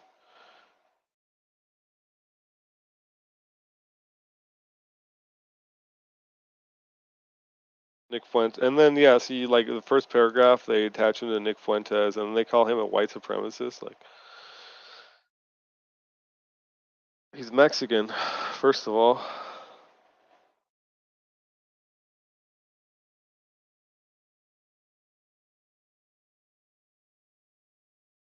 Yeah, dude. They want you to fear Alex Jones. And it's because of like the shit he says, dude. He was calling out the Epstein stuff, all that Epstein stuff, like 10 years ago, over 10 years ago. He's talking about there being fucking islands and video cameras, and they're compromising the rich and the powerful.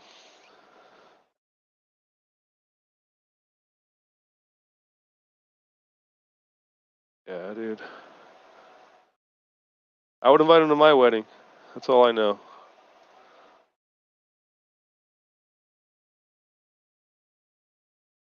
Seems like a cool guy.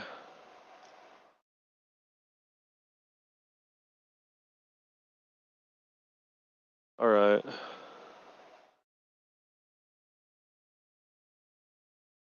Onama, dude, come on, Onama KO. Let's go, dude. Why not? Decision? I'm not good with props. I'm pretty good doing money line. Everyone knows that.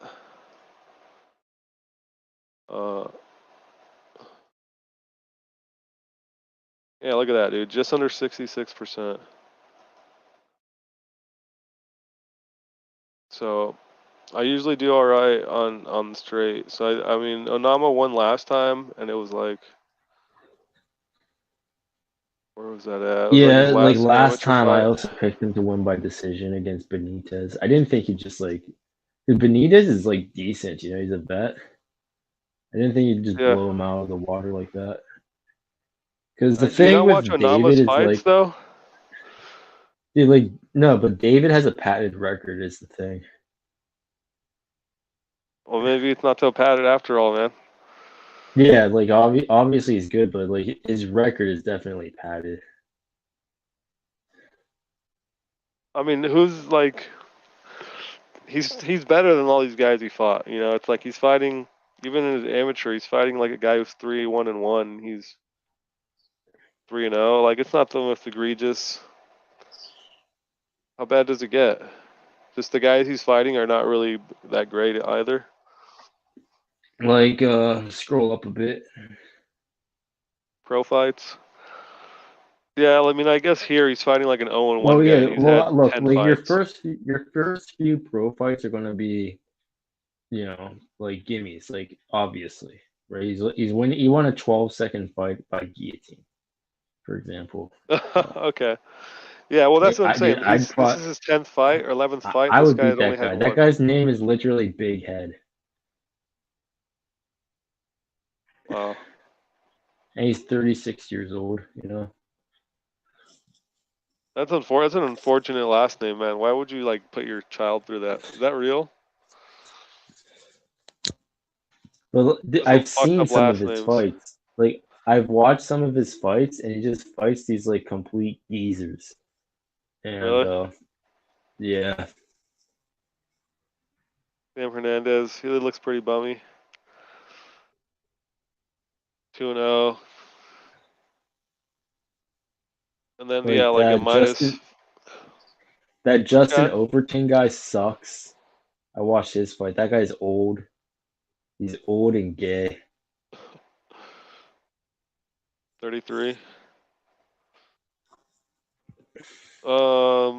16 and And 11. then yeah, that one that guy got injured, but like he got like a knee injury just like walking in the first like 30 seconds of the fight. Wow. Yeah. So he's literally fighting like disabled people. Yeah, that Brad Robeson guy sucks too. Like I've watched like half of his fights. Like I'm not saying he's bad because he's not bad. It's just Yeah, it's it'd be worse hard if to he was losing it's to these hard to guys. judge. Yeah, Well, he's beating guys he like should I beat. mean that. Yeah, like now I know, you know, because he took Mason to decision, which I thought he would do. I thought Mason would win by decision. But like when he fought Uh-huh. Benitez, I'm thinking like Benitez has gone to war with like real fighters, you know?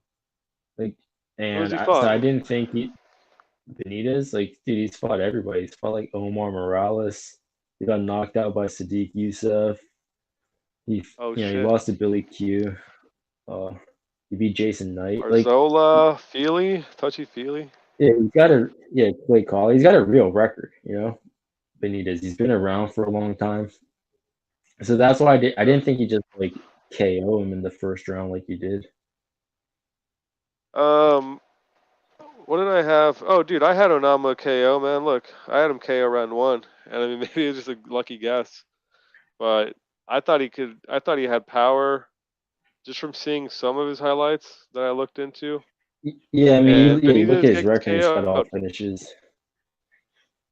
Yeah, yeah, and then I mean, Yeah, I mean, yeah, obviously you made the right pick. I'm just explaining what my hesitancy was initially. yeah. Well, I don't know. There's people that say I've heard Joe Rogan say that he thinks that you get better.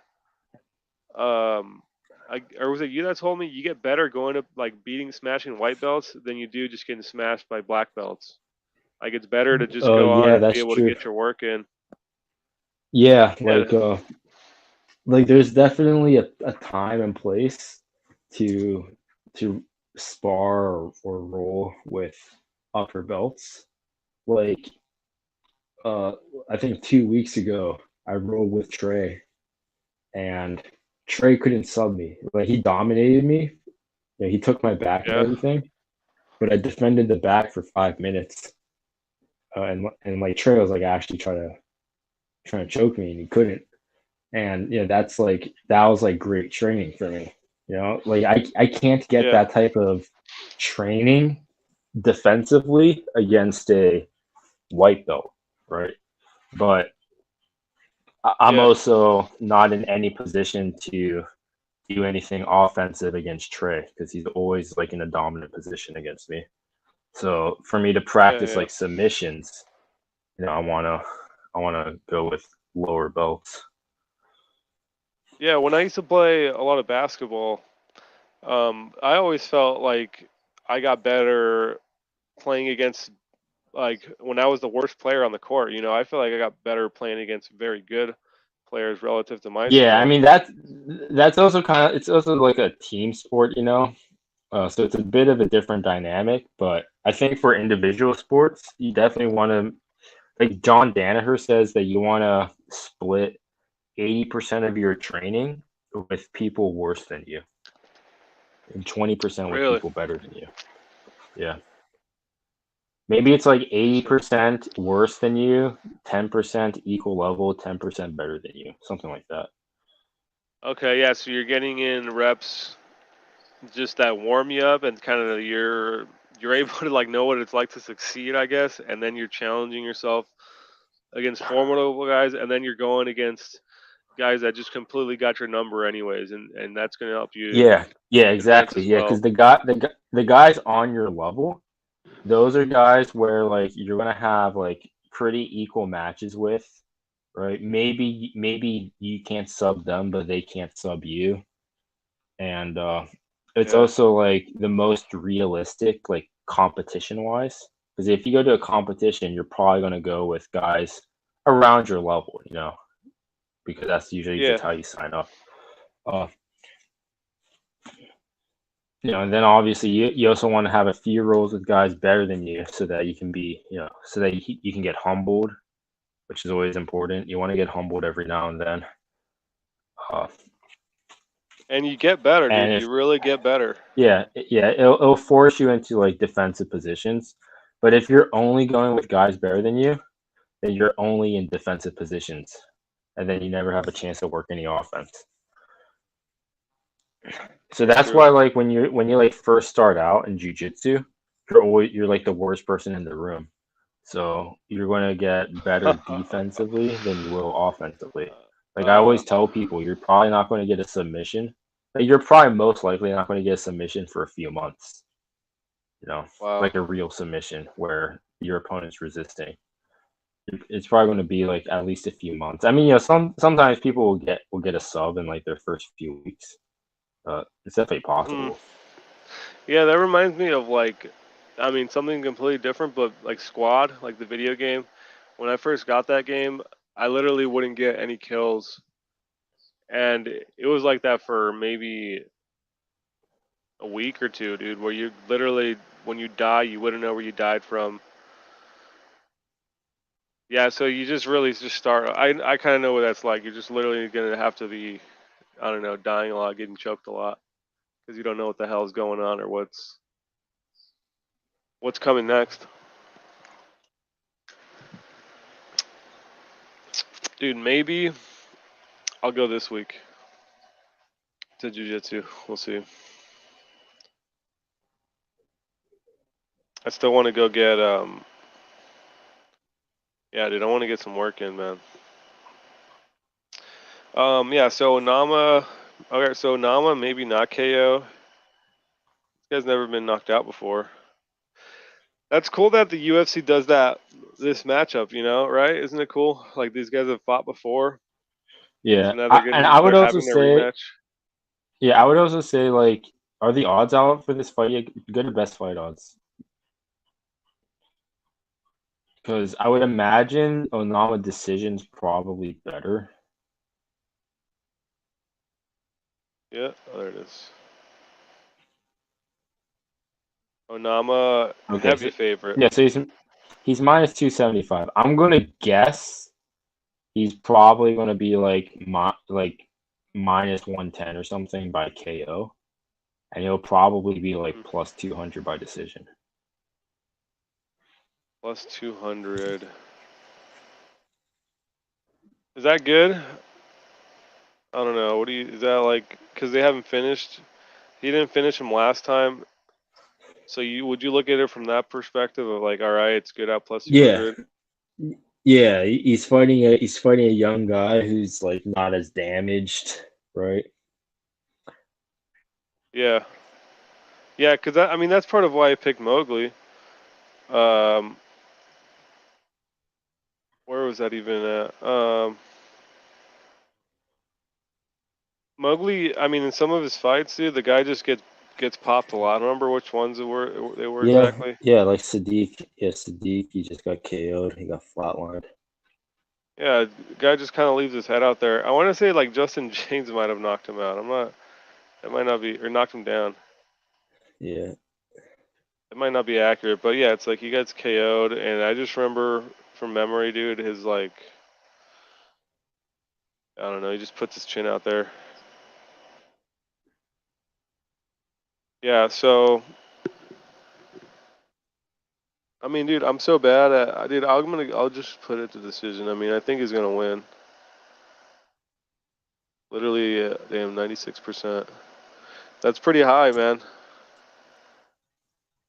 Even for Tapology.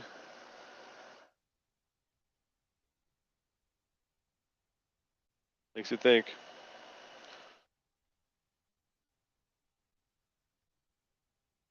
What other fights are on here?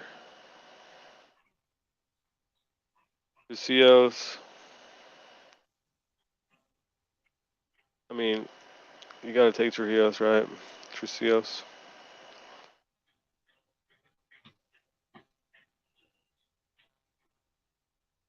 What about Michael Johnson, man? What are your thoughts on this one?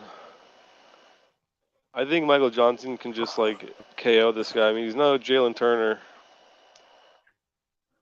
Maybe I'm wrong there. I'll probably take Jamie. Maybe Jamie by KO. I don't know. Round 3, Michael Johnson, round 3 KO. Yeah. I don't think Jamie's gonna get knocked out again because like Jalen Turner is so much bigger than Michael Johnson. 5 inches taller and like 7 inches reach. Is he like 80-inch reach? Turner? I don't remember. Yeah, so like Jamie's the bigger fighter in this matchup, you know. Very true. Yeah, maybe Jamie round 2 KO or something. I don't know. Like, is Michael Johnson that much better than Devontae Smith? I picked Jamie to win by Yes. KO against Devontae. Devontae Smith has like got exposed as like a trash can. Oh, his reach is only 75. That's not even that crazy. He's just a lot tall. That like might not be accurate actually, man. Now that I think about it, dude, he had such a wide wingspan at the weigh-ins, man. It's like there's no way that's accurate. What would 75 be, anyways? It's like only 6'4" or something. That's not true. It's not accurate. 6'3". Okay. Yeah. Well, 70. Is that what it is? Well, 72 inches is 6 feet. Oh yeah, 6'3". No, that's impossible, man. I mean, I remember from like even the photos, from that the UFC posted. Like his wingspan is so long. There's no way Well, he has they like. already have like fake heights for half the roster, so I wouldn't be surprised if the reach Oh. is fake too. That one's fake. I mean, man, the way I see it, if they're gonna have like legal gambling for this shit, they shouldn't be able to fudge heights and stuff. That shit should be like measured fucking very strictly, very accurately. If we're gonna be putting money on the line.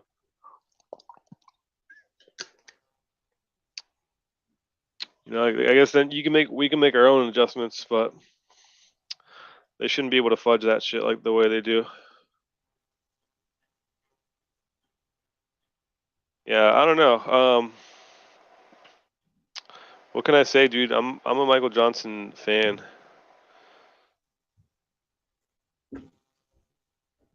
Michael Johnson sympathizer. I mean, I had him against Patrick, man. KO came through. Maybe I'm high on Michael Johnson, dude. But I'm definitely low on Malarkey just getting KO'd 3 weeks ago Yeah. or 3 months ago.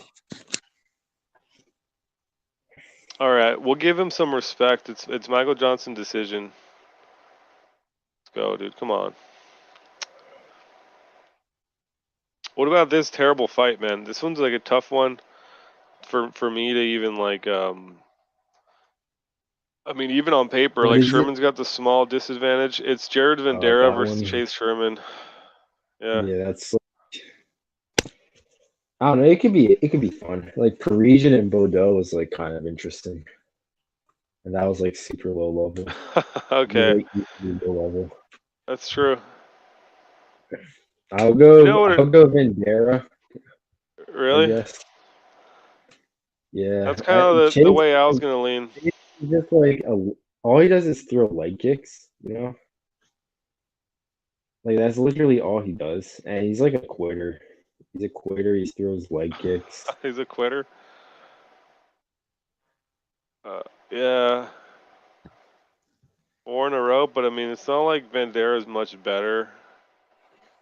3 in a row, and then I mean, it's the same 4 losses in their last 5. But he does have an edge and reach. Like there's something about Sherman. You want to pick him, dude. His bare knuckle highlights when he's on steroids just kind of make you think like, all right, this guy's got some pop, you know. Cool nickname. Vanilla Gorilla. But I don't know, man. Everything's pretty close. Like this guy's weighs more and he has longer reach. So Bandera decision. It's gonna be the classic like fight no one expects to go to decision, but it does. I mean, Arlovsky and Parker Porter, that was a decision. And then Arlovsky decision over here, good enough for me. I wonder where that is. The props aren't out. Or the props should be out, shouldn't they? It's fucking Wednesday.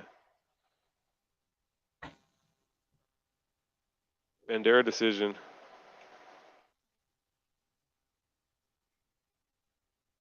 Okay.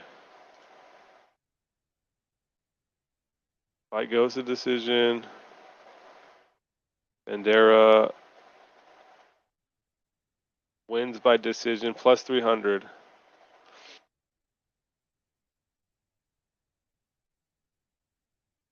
that good? I don't know. What if it was I don't know. Maybe I might go Vendera decision. I don't know. fight goes? I'm looking for fight goes decision. I just saw it. It's up here. Fight goes to decision is plus 165. That's pretty good too. Yeah, that might be the play. Who knows? Yeah, at least it's still like it's over 50. It's plus money still. So, what, half of fights go to decision? I think it's different for heavyweight. You could probably find a more accurate number. I could. It's definitely less. I got often. Saeed by decision. Saeed, who is he fighting? Douglas Silva. Or Yeah. Andrade, or who is it?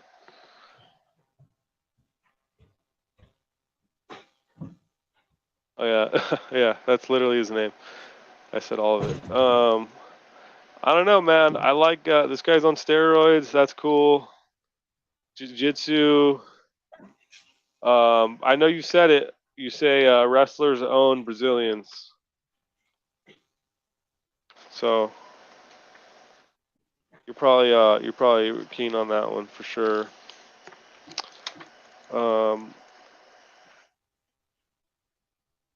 I don't know. I'm trying to like talk myself into Silva by levels or something.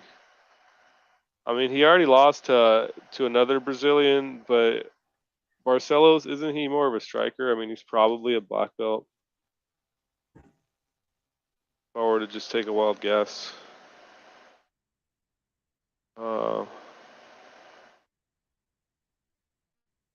Where's that page? The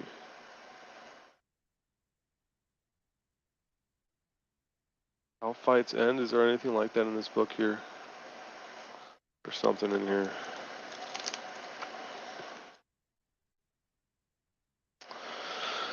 I don't know about this one.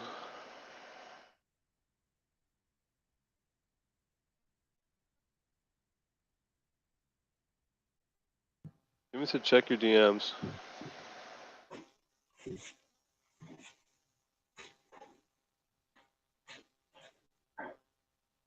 Oh yeah, there it is. Let me pull that up. So Jimmy just sent me a photo of damn, you had a good shot. See, if I were you, Elo man, I always talk about iPhone. Get like, I mean, you're like rich. You should be getting like the iPhone Pro Max and shit. And which is, I think Maybe in Jimmy has 3 one of years. those. Maybe in 3 years. I already bought a phone like 6 months ago. I'm not buying another phone. Yeah. Well, this is the shot he got at the weigh-ins. This is like where we were sitting. And I mean, what do you think of that? Does that look like I mean, this is what I'm talking about when he has like long ass arms. Maybe it's because I he's don't so know. like he has like a small waist. Yeah, it could be. It could just be an illusion. I don't know. He has some pretty fucking long arms though. I mean, they just look, and he has like long ass fingers too.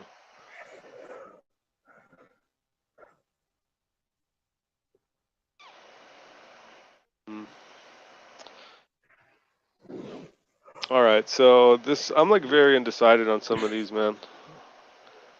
Saeed, I mean, Yeah, that just seems like the obvious play, actually. Now that I'm thinking about it. Yeah, there's a video. Younger. There's a clip from one of the earlier embeddeds with Connor, like from a long time ago, and they measure Connor's height as 5'11". What? Yeah. What do you mean, like, dude? That guy's like such a midget. Dude, that guy's like fucking 5'7", Yeah, isn't he? but it was like an official UFC person like measured his height and was like 5'11". Wow, that's like Joe Rogan levels of cope. Like he tells people he's 5'8". Brandon K does that too, man. Why are all these short guys gotta lie about their height all the time, man? Yeah, I mean, dude, that's the thing. It's like I'm exactly 6 foot, but if I say I'm 6 foot, people think I'm like 5'11" or something. Because Yeah, all these that's kind of 5'11" one. niggas, like they always like cope and add an inch, so that makes me have to like add an inch and call myself 6'1", even though I'm actually 6 foot. Like I'm 6 foot on the dot, you know. Because I guess it depends who you people, ask, man. yeah, like 5'11" guys, they're not gonna front and say, "Oh, I'm 6'1". They'll just say I'm 6 foot. So if I say I'm 6 foot, I don't want people to think I'm 5'11". I got that 6. Like I Well, earned don't it. worry, man. I don't care how tall you are. You know, it's funny. Jack does the opposite. Jack's like pretty short, and he tells his people. He's told me before that he's like 5'6" before, and I'm like, damn, dude, you're like almost a foot shorter. But then like other times he's like, well, I just tell. I mean, he's like, I haven't checked my height in forever, but he said he just tells people he's 5'6". Dude, Maybe he what is. does it matter if you haven't checked your height in forever? You're not growing anymore. Like dude, I haven't No, he's grown 5'8", man. since He's like 5'8". I haven't grown since I was like 15 or something. I've been 6 foot for a long time.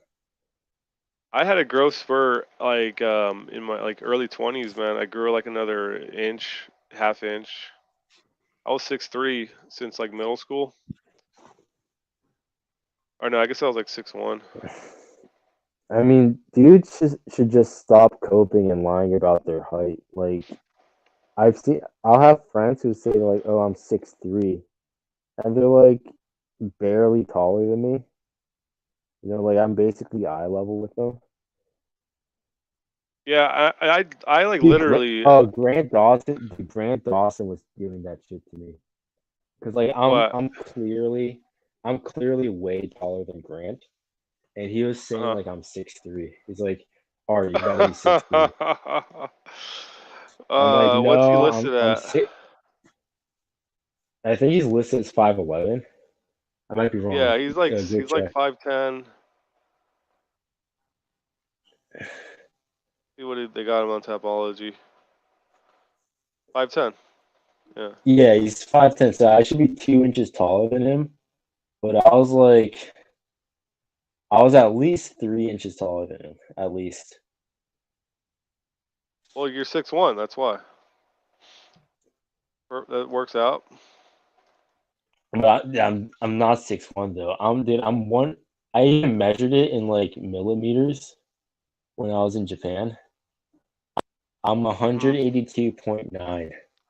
I'm not even 183. I'm 182.9. And I know what 6 feet is exactly 182.88. So Wow, like so you're like literally 6 Chillin, feet tall. yeah, like if you type it in, like how many centimeters is 6 feet, it's 182.88. Like I have that number memorized. Not weird or anything? Yeah, it is. Told you.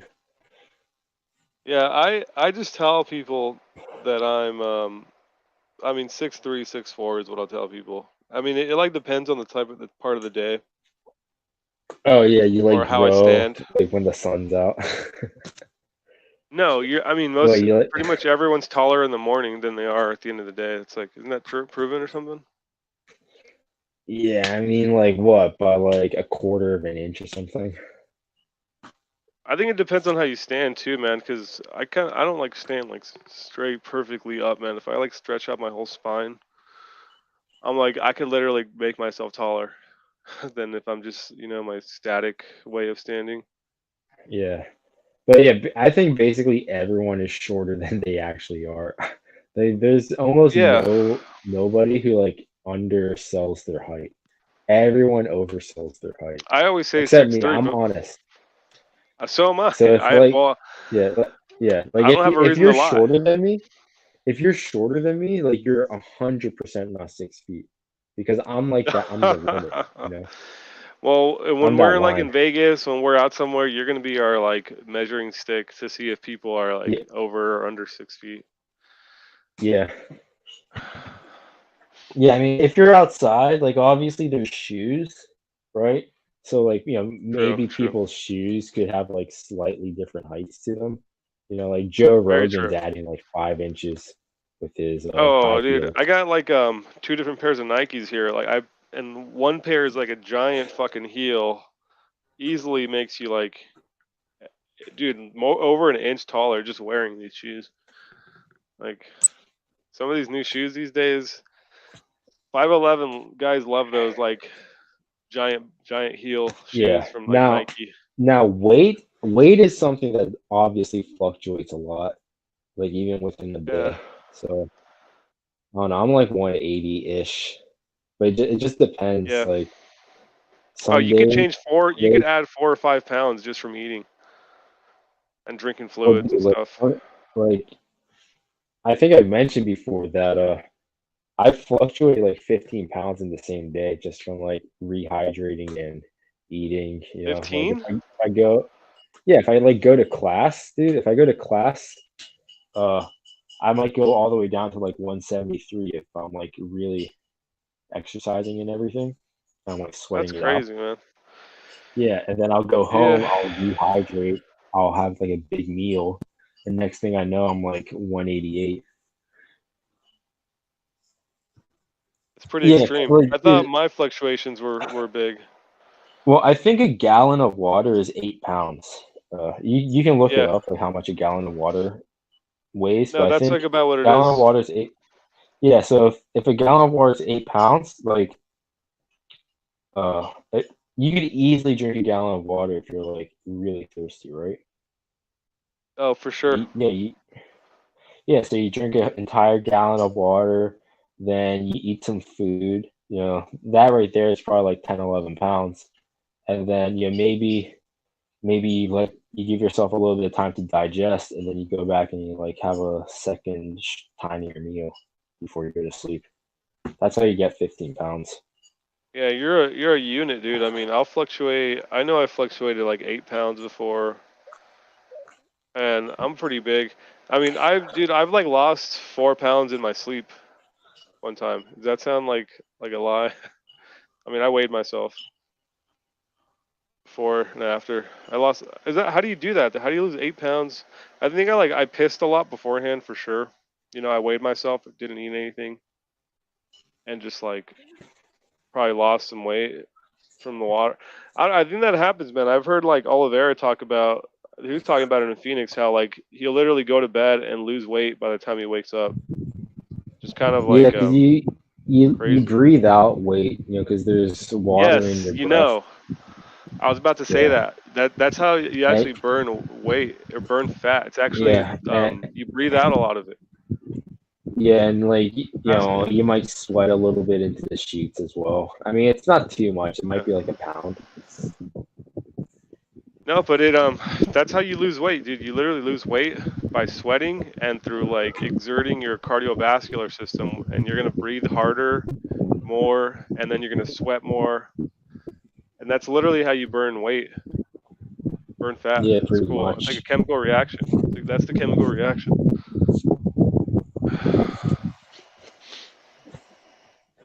Yeah, man. It's cool shit. Xavier said, "Who has a parlay?"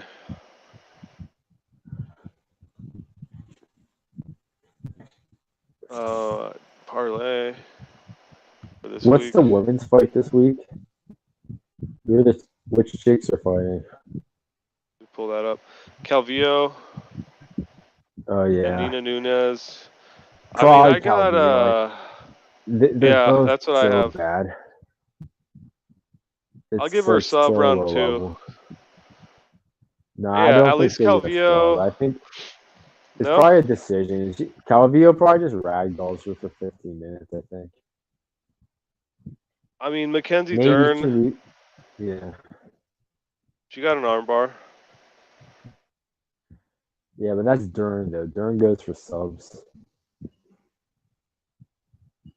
Calvillo's like always attacking for the back. Like that's what she likes is getting the back. She's not. I don't think Calvillo actually gets arm bars at all. I think she's all like rear naked. Really? Pretty sure. Okay. Let's do it. It's a woman's fight, right? Decisions like all day. What other women's fight are there? I think there's one Oh yeah, more. Yeah. Michelle, right? Michelle and Lemos. Probably Oh wow. Lemos Yeah, there's that one decision. too. Wait. No. Probably That's Lemos decision. I that's I Long don't think Island. she'll get That's a Long Island. finish. Oh, okay. This is the Then other women's what else? fight. It's Shevchenko versus Courtney Casey, Antonina. Oh, okay. So my computer was picking fucking Shevchenko round one sub. Is that like autistic? You think? I mean, she's got subs. Courtney Casey Yeah, sucks. so, like it would have to be like an armbar, right? It's probably like a round one armbar sub by Shevchenko. I mean, I think why I'll not? bet it. You It's like should, man, plus because it's like, it's plus 1800. do it, man. Like this girl does have, she's a favored fighter. Why is she favored? I don't know, but like, she is favored. She does have some grappling. I forgot the fight was Well, it's now, like, but dude, Courtney just sucks. Is the thing. damn, look at that. Definitely the hotter Shevchenko sister.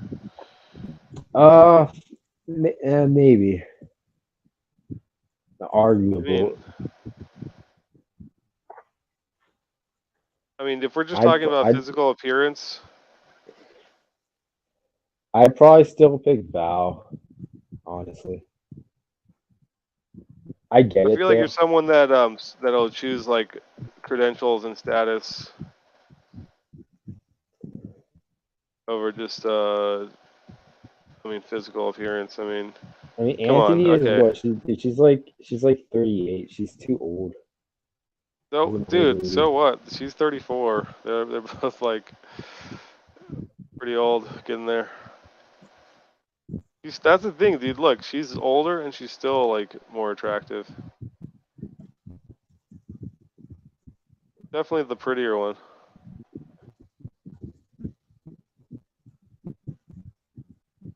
I mean, I think come on, dude. Val's actually like she's actually Russian though.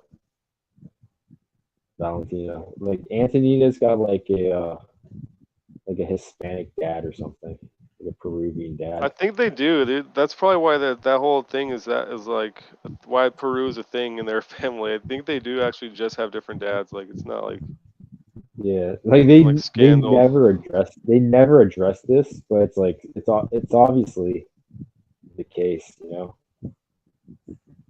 for sure.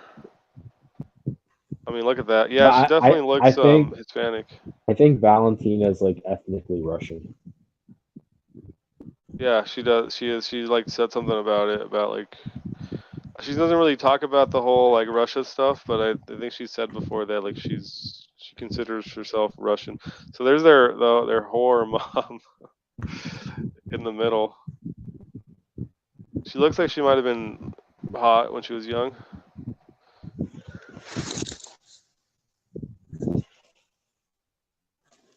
Yeah, you know what? It's good. All right, look, it's one for either. You know, I mean, I don't know. I would definitely go Antonina.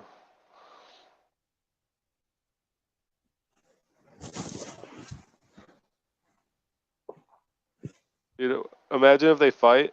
Would that ever? You think that would ever happen? That would never happen. Yeah, Val would destroy her so fast. I wonder if they would ever fight each other. No, you're not going to see brothers fighting. Like the only two brothers I can think of that ever fought was Phoenix Jones. He fought his brother. Fought his brother. Yeah, I don't What even about know. Joe Lozon? I don't even know like how serious that their fight was, but I know Phoenix fought his brother. Dude, Joe Lozon fought his brother in their front yard. I forgot about that one. That was like a real fight too. Dude, I would take this girl, man. She's actually like, I mean, she kind of like fails against like certain fighters who I don't know, but she beat like Lipsky. That's like not really a great win, but she beat her.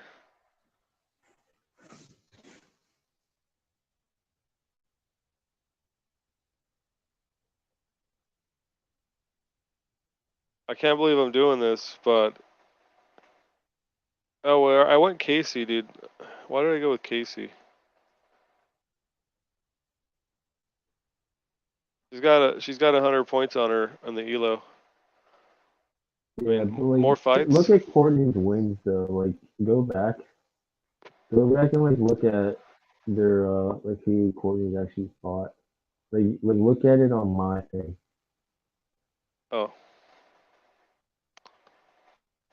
Where's that fight?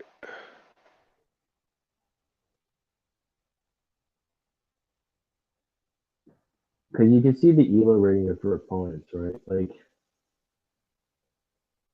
I guess the 1100, loss to 1200. I guess the loss to JJ is not that bad. No, I don't think so. Yeah, because she Split. should have won that fight. Like, look at the win Yeah. attribution. It's 0.59. She should have won that fight. She got robbed.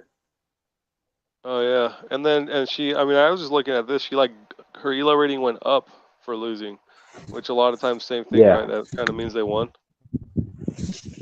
I mean, it Potentially. means that they did better than they expected. Yeah, because I mean, here against Calvillo, she got a point, but then her win attribution was 0.36 only. Yeah. But it's like she wasn't expected to even like win a round because she's like a plus 270 underdog. She was like 100 points lower in rating and everything. But She beat JoJo. She's got a higher ELO. Your computer is saying Antonina. Here's the thing. Every one of Antonina's losses, she gets taken down. And she gets outgrappled. Like every single one. She's not losing any of these fights on the feet. They're all on the ground. Whereas Courtney doesn't have any wrestling. Like Courtney gets subs, but they're all off her back.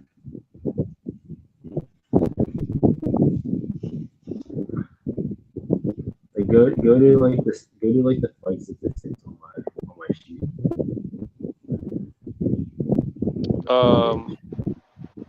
How do I do that? Just back on the front page. Yeah, so that's go to the right. So which fight is another 9, right? So yeah, look at Courtney. She gets 0.3 takedowns, and her takedown offense is 27%, and she averages 41 seconds of control. So she's not going to get any takedowns against Antonina. It's all going to be on her. Yeah, she literally doesn't get any. I mean, 41 seconds of control time. Yeah. For 15. So she's just a striker. That's good. I mean, that's good for Antonina because she's like a bit of a striker with some grappling too. Like Antonina, she like easily. But again, my computer's picking her in myself, so that's like there's a bit of a curveball. But it's also like the odds are way better because Antonina by decision is probably like kind of garbage. Yeah, plus 1800 ain't bad. Yeah, well that's for round 1. I think it's plus 900 for like entire fight. That's still good, even if you just do it, within 3.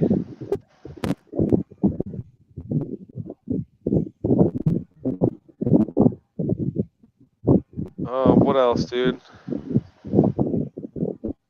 I'm not even gonna think this one stress this one too hard. I'm just gonna go Saeed. Yeah, Saeed decision. Kayo versus Petrosian though. I think my computer also picks Kayo by first round. So. Really? I liked him in this last fight, man. I mean, he's kind of fighting like a. He's like a dog. A grappler. Yeah, he fought a grappler his last fight. So, and that was like what, technical decision, wasn't it? Isn't that how he won number 2? Couldn't be a second tap. Let me check. Oh yeah, something happened, right? Did he get hurt? Yeah, it was like an eye poke, or it was like maybe it was like a weird knee or something. Yeah, technical decision beginning. Yeah, he fucking owned this guy. He's like he's Yeah. plus money. Way bigger. This guy's totally lying about his height, man. This guy was not 6'1". I think he was like smaller.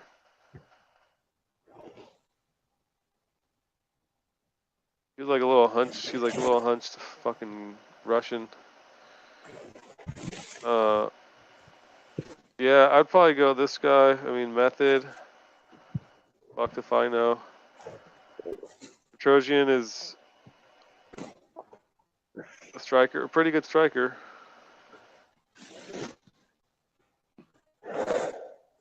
Way less reach. That 185. I like knockouts.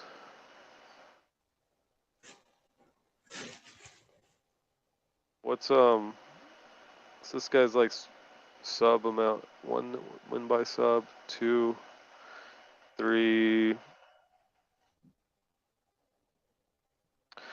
Yeah, sub is pretty probable, man. I think you know, a fellow Brazilian already kind of faltered. They kind of Yeah, know, man. it's Like, just- let's get this to the The ground. odds just aren't that great. I think it was like plus 500 for first round sub, which is pretty low. So even the odds makers think it's like pretty probable, or they're gonna game plan. Yeah, but I For feel like Kaio knows, like, you're fighting like an actual kickboxer, and the Armin gets like ragdolled every fight grappling wise. So if you just come out there, get a takedown, like you'll take care of business like very quickly and very easily and not get hit. I think that's what the game plan ought to be. If he goes out there and Yeah. fucking strikes at the guy like Obama did, then I mean there's just nothing you can do. Yeah, dude. Betting I on can't you. believe that, man. He like totally pulled a Sean Strickland and was like, "I'm gonna stand with this guy." Like, and I had money on him by sub, and he's clear that he had no intention of ever fucking, at least not till like the end. Didn't he try to grapple at the very end or something? Yeah, he did. He did. Like, I think in the third round. Yeah, dude, it was a third round. And I had him like plus 300 or something, or maybe like 390 or some bullshit for sub. Motherfucker didn't even go for one sub, man. Couldn't believe What? it. Some weird like Sulov stretch or something, if I remember correctly. He went for it. Yeah, he like took the back and then he went for like the hamstring submission. And let me guess, it was like just slow and labored and like just didn't have a chance because it's already like so late. Petrosian's probably flexible, you know. If you're like a kickboxer, you're throwing kicks all the time, you're probably pretty flexible in the legs. Oh yeah, for sure. Dude, Sean Strickland's flexible, and he's like not really a kickboxer, you know. But yeah, I could imagine. Honestly, it's good that Sean got humbled. He was like talking way too much shit. You need to be humbled like that. It was good for him. You're probably right. So on that It's like topic, man. same thing with Holland. Like Holland, I mean Holland didn't get finished, right? He just got ragdolled 2 fights in a row. Yeah. But yeah, I think like Holland getting ragdolled by Brunson and Vittori, you know, that humbled him a lot. You know, he was getting like he was like way too in his own head or something. It's Strickland dropped 3 spots in the rankings, and Pereira's only at below 6. who though? Who's above him? Well, Pereira's 1 up, and then it's Costa, and then Brunson, Vittoria. They all moved up. Costa, Brunson, Yeah, Vittoria moved up. I'd probably pick. I'd pick Costa and Vittori over fucking Sean Strickland. Dude, okay, Costa Strickland is a good fight though. I mean, dude, Costa hasn't won a fight since 2019, but he's still that dude. Like, I don't care what people say. Costa's fun to watch. Yeah, And he's he can an fight. exciting At the fighter. end of the day, at the end of the Huh? day, he can fight, so it's all good. He is fighting Vittori still? Or no, they already fought. Holocaust is fighting who?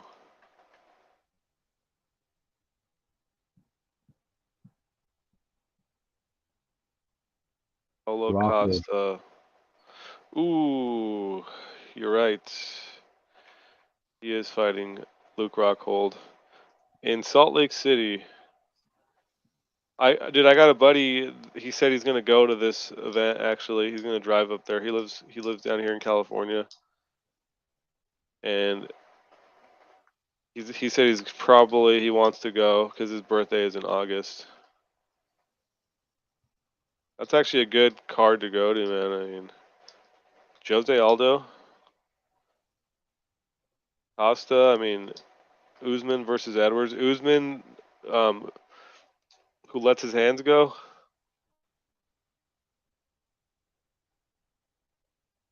It might be a little top heavy. I mean, there's some Jared Gordon in there. How many fights is this? 2, 4, 6, 8, 12, 13-ish, something like that.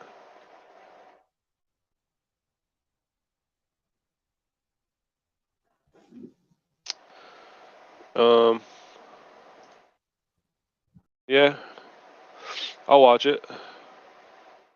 I'll watch it for free. But okay, who does Sean Strickland fight, man? He needs a win. We need to give him a win now. You know, do we bury him? That's pretty fucked up though. That they just dropped him 3 spots, man. That's not respectful at all. And Pereira in at 6th, so he's not getting a title shot. What's that about?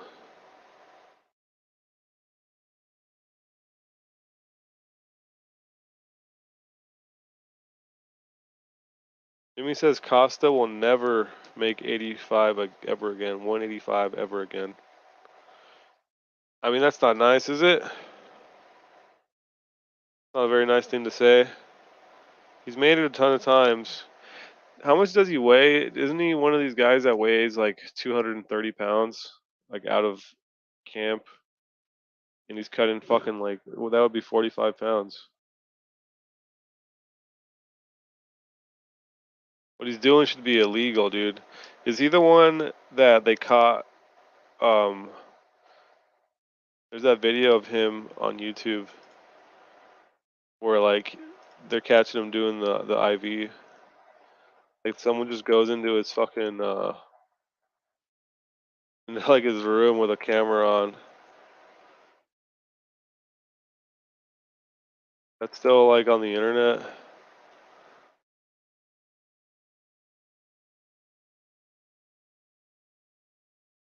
Oh, dude, I can't even find that right now. Rockhold. You're picking Rockhold, man. Don't do this to yourself, Jimmy. Luke Cuckold. Fucking dude's fucking baby just got aborted, man. His head's not in the game, dude. He's fucking on drugs. Is that who you're gonna pick?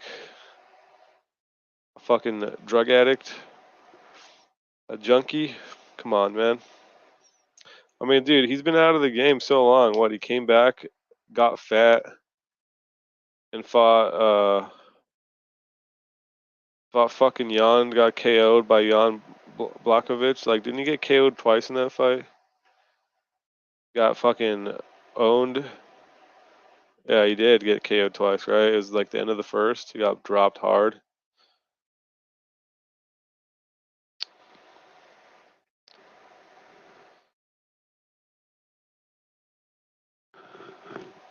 That Costa, I mean, you know, I say it all the time. People say like rankings don't matter, but like Costa's ranked top 5 right now, top 10, and then you have like Luke Rockhold who hasn't fought. Fucking, how long has it been this time, man? 3 years, man? Dude, I can't believe it's been 3 years.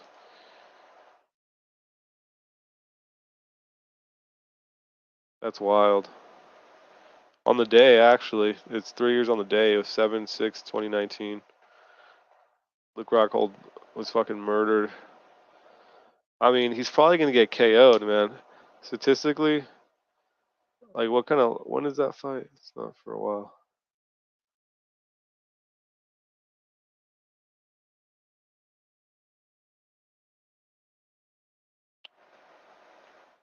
Nah, man. Sorry, champ.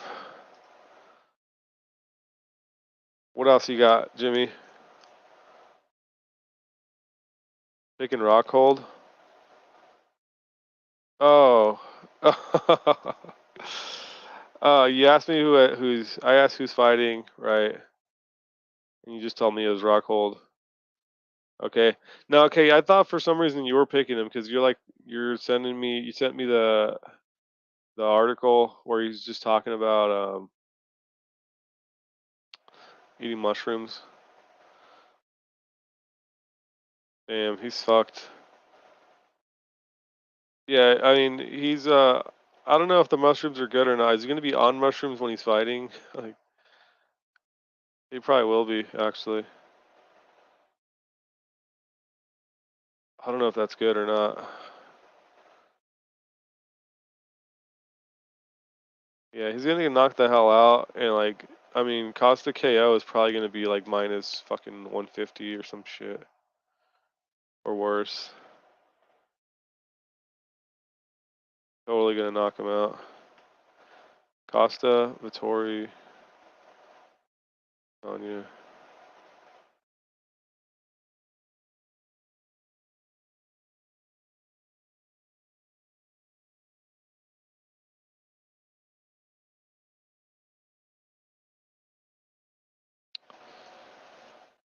Oh, what else, dude? Who's Sean Strickland fighting, dude? Who do we have Sean Strickland fight? Probably gonna be like Muniz. Muniz moved up 3 spots. Uriah Hall went down 3 spots. Imamov is just getting fucking slighted here, dude. Tavares is about to be off the rankings. Till gets dropped, and he pulled out of that fight too, man. L after L. Yeah, they're saying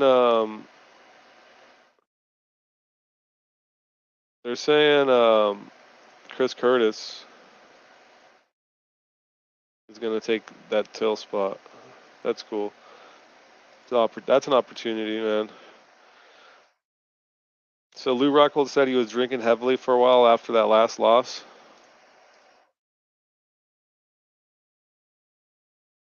Yeah, man. I mean, he's like one of the best guys, from like the last era.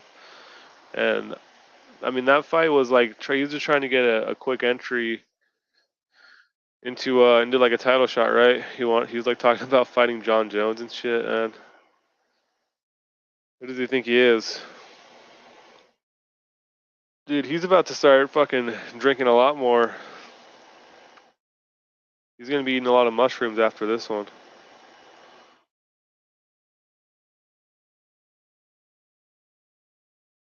Not bad. So Xavier's got this part. Should I be sharing this parlay ahead of time, man? Maybe not. Saeed and Douglas over 1.5. Ricky Tricios money line. Ronnie Lawrence money line.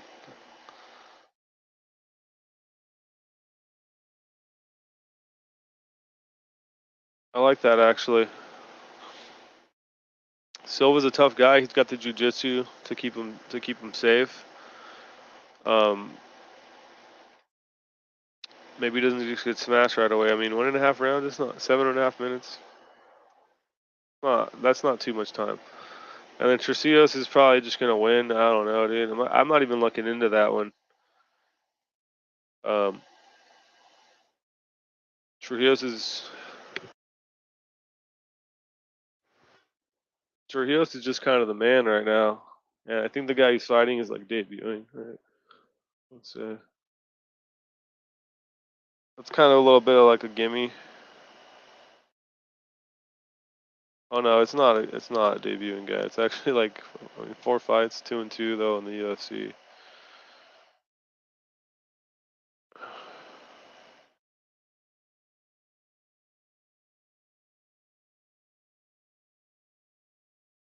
That's probably like a winnable fight. I think the ELO ratings, they got similar amounts of fights. And if you go to if you go to ELO, even their ELO ratings are pretty similar. It's 331 versus 354 for Trujillo's. 1354.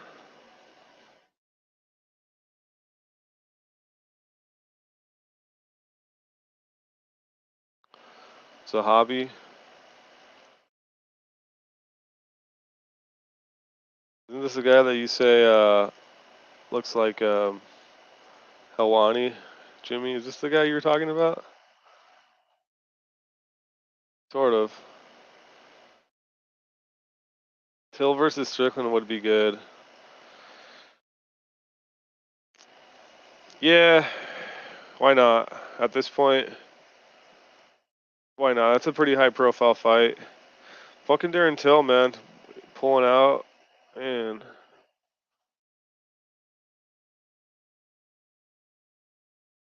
The only thing, dude, I feel like Strickland would like nah, don't they all shit on each other already? Like, doesn't Strickland always bully Darren Till? It probably would be a good fight. But the only thing is, like, I mean, what the fuck happened to Darren Till anyways this time, man? What just happened to him in general? Like, they're gonna go back to, when are they gonna be back in the UK? They probably won't be back there until like early next year, man. They do all the COVID bullshit. They're gonna start doing that like every winter. So maybe they can get in there before, like in the fall. But the UFC is saying they're gonna do like 2 UK events a year. They used to only do 1.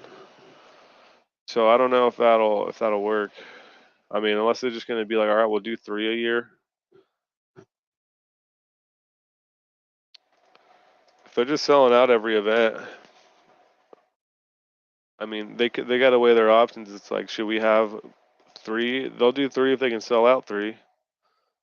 But what if they do 3 and it just kind of starts the allure, kind of the FOMO subsides and it becomes less of a thing, I mean, they didn't have an event for 3 years, 2 years.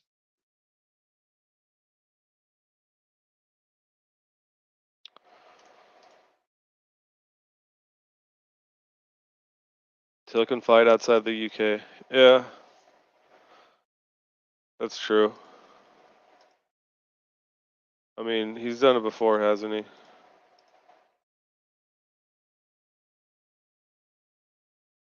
Oh, all right, breaking news. So Chris Curtis is replacing Darren Till. It's like that's official on the 23rd, so that's 3 Saturdays away. I mean, I don't know. I feel like he kind of underperformed a little bit against Vieira. I mean, he won, but I was expecting like a knockout. So to like kind of expect that again.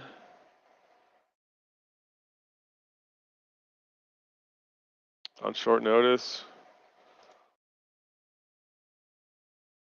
Kind of like a big ask. But I might actually would I take Chris Curtis over Hermanson?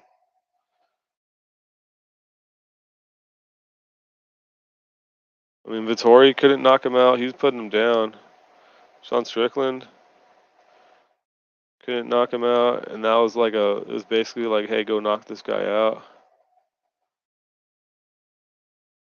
I mean, Curtis is definitely like a beast, and he's getting like big knockouts.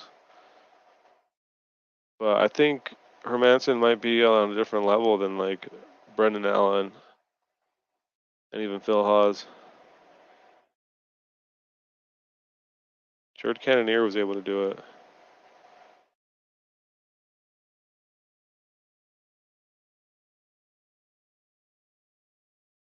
I don't know. Is that the angle, dude? Like, all right, he only gets knocked out by black dudes.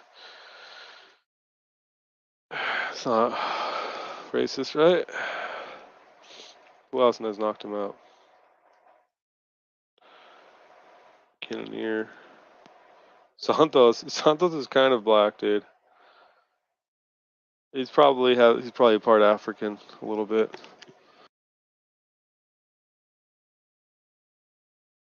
If I were to take a guess, it's a good chance.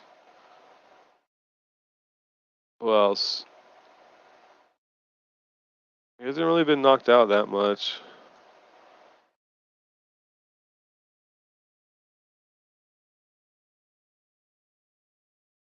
What else do we have here? Chris Curtis, reach disadvantage, height disadvantage. Overall, he's going to have a size disadvantage. He's kind of a small guy. He's not the biggest 85er, at the least. I mean, you look at some other dudes. Vittori's fucking gigantic. Cannonier's like a big dude. Shabazian's like pretty tall. All right, he's kind of tall at least. I mean, this guy's been on a streak though.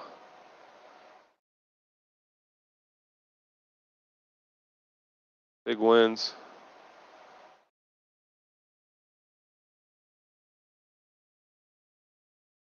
It's a tough one. They've game planned. It's short notice, but I mean, this guy's out of Extreme Couture, right? Oh well, Syndicate. Doesn't he train at Extreme Couture also, though? I could have sworn I've seen him there.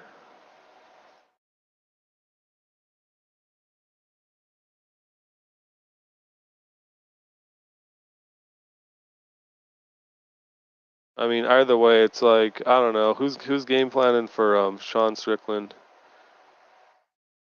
I feel like he's got Extreme Couture in his corner a lot.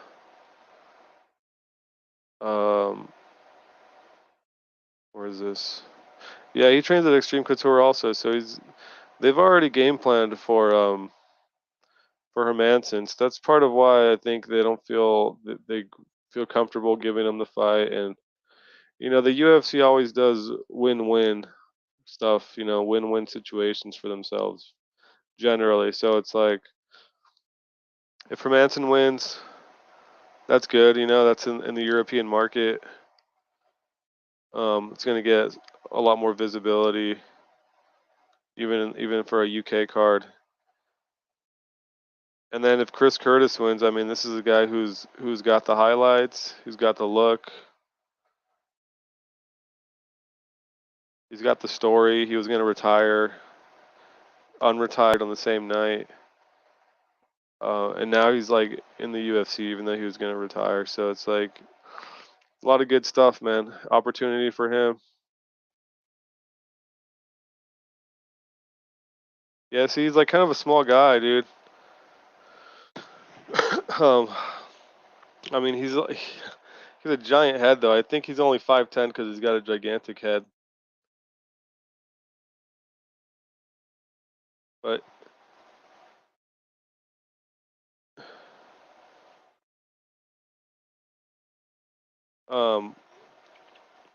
I see Hermanson just being a lot bigger than him.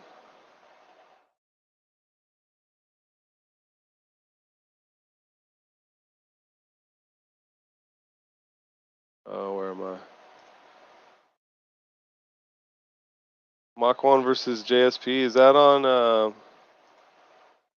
I'm gonna take a guess and say that's on the UK card.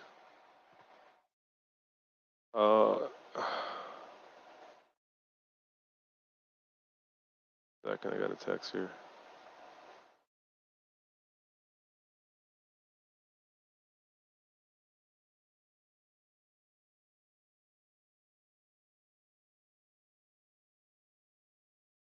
All right.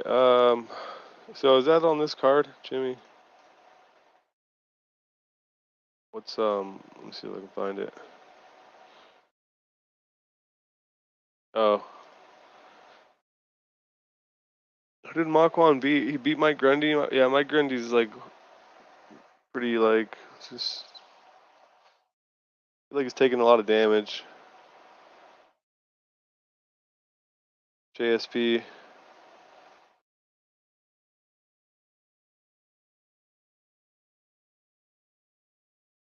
Fuck.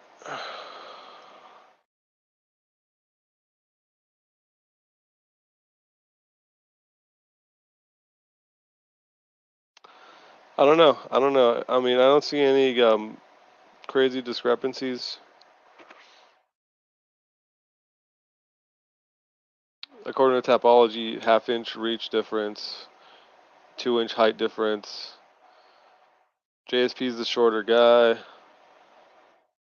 More wins against probably slightly lower level competition.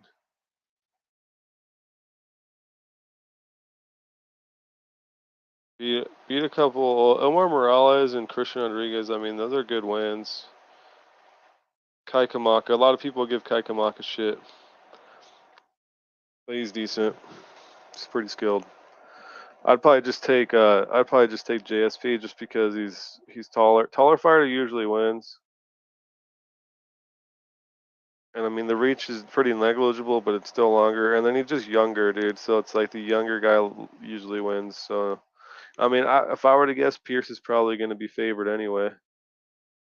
I don't know if that's out anywhere. Yeah, it might be.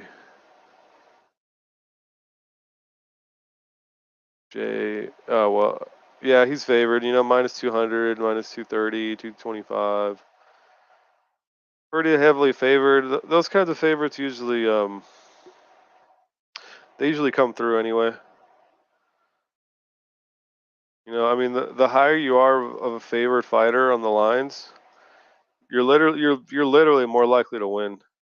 That does like they're very accurate, and like for example, if you're like a minus 500 or minus 600 and shit like that, you get to the point where like those fighters win like 80% of the time, 90% of the time. I don't have the exact numbers. I know Elo does, but it's like pretty extreme. So even when you're getting to minus 200s, I mean, just think about it. It just increases exponentially.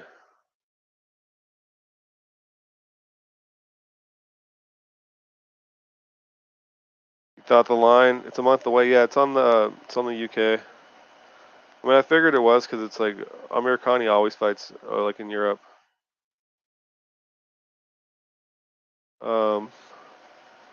Rodriguez was a debutant. Debutant. How do you say that one? I like debutant. And JSP was a huge favorite. Yeah, who won? He won, right? Minus 230. I think it's pretty solid, man. Like, one thing, JSP, when did he start fighting? If it was like 2014, yeah, see. We've been fighting longer, though. 13, so, let's see. 14, 15, 16, 17, 18, 19, 20, 21, 22. Yeah, he's in his 10th year. But that's still less than Americani, dude. This guy's been fighting, I mean, I'd say a few years longer than that, right? At least. Yeah. He's on like year 12, 13. He'll probably win. JSP will probably win. I think fight ready. Yeah, so he's gonna be like everything, just classic mixed martial arts style. Striker. What's his background? Purple belt in jiu-jitsu.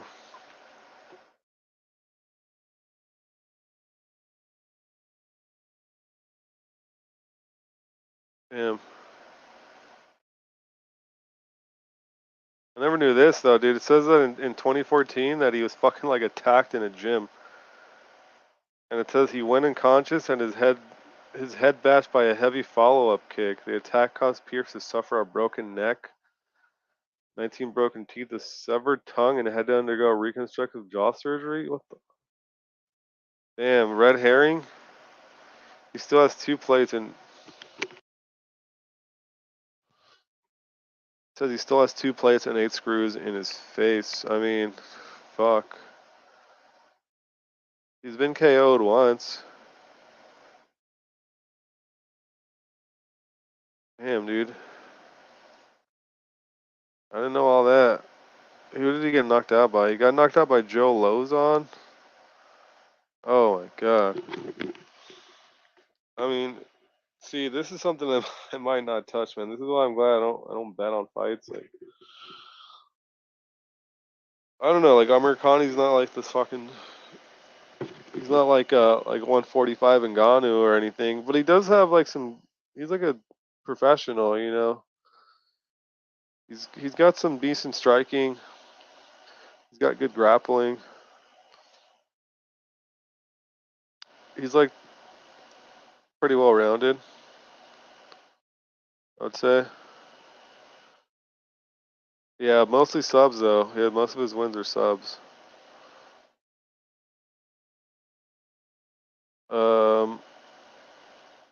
I don't know. I would still go JSP.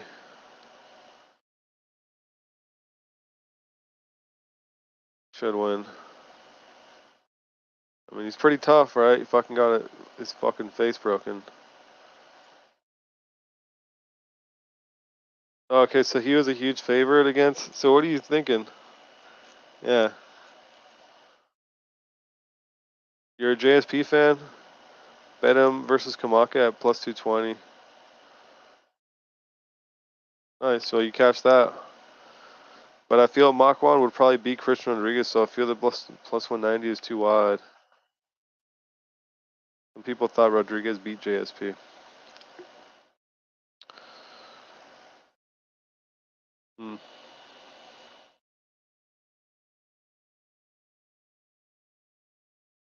Yeah, plus 190, and there's something about I see plus 180s and plus 190s hit like all the time.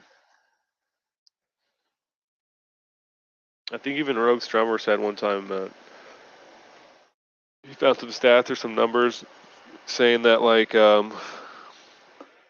just in terms of like winning percentage relative to how big of a dog they were, that like that range like plus 180 to like plus 200, those kind of hit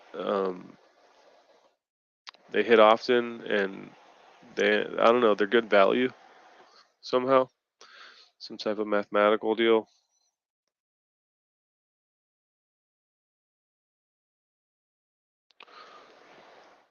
So I could see, dude, I could see fucking Makwan, Mr. Finland, fucking knocking this fucker out, dude. After like that beating this guy took, and he's a pro fighter, and he's been KO'd. I mean,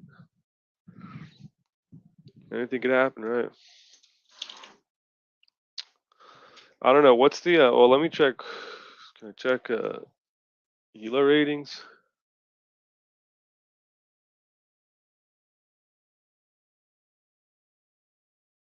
Look real quick. Compliments of Mr. Elo. I believe we do have. We got the card right here.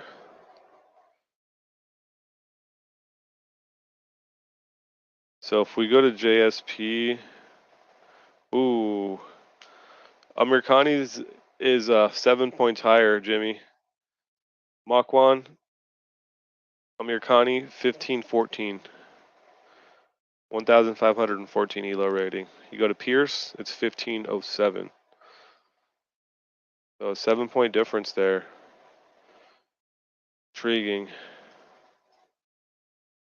What do we got here anyway? It's Chris Curtis. He doesn't really have that many more fights. He has more losses even. So 7 more fights, 5 more wins, but then only 3 more losses also.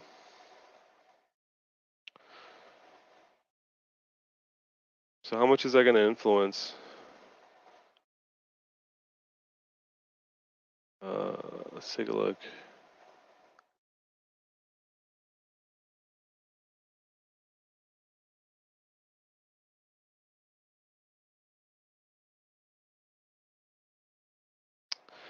Fighting a lot of bums, and then gets to the UFC, and then starts kind of trading wins and losses just about. Looks like he's guys within his kind of range. He's like beating guys, and then if they're, this guy Kamala Kirk, he probably beat Kamala Kirk because his win attribute was 0.59. So it's like it's over 50. Means this program maybe thinks that he won. Wonder what MMA decision says on that.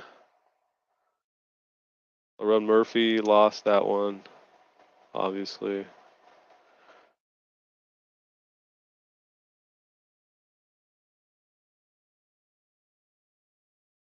I don't know, man. A lot of chalk here, dude. A lot of fucking back and forth. Like, fuck, I don't know what to do with this information. A lot of contradictory information. 1507 though, like he's losing to guys with ELO ratings higher than about 15. Lost here, beat this one. Oh no, he probably beat Kamala Kirk. Yeah, okay. Yeah, but lost there to a guy with a lower one. So he probably beat him. Edson Barboza lost. Surprisingly, didn't get knocked out. But yeah, his is over 15. But then he beats Danny Henry, who's 1480, and then loses to Shane Burgos, who's up at 16. Arnold Allen was 1507.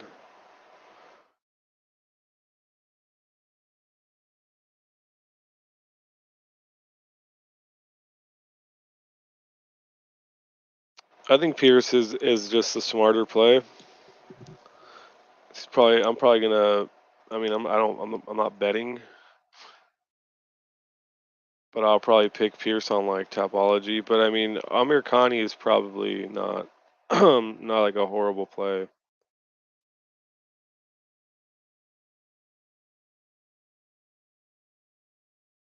Maybe he could maybe he can sub him.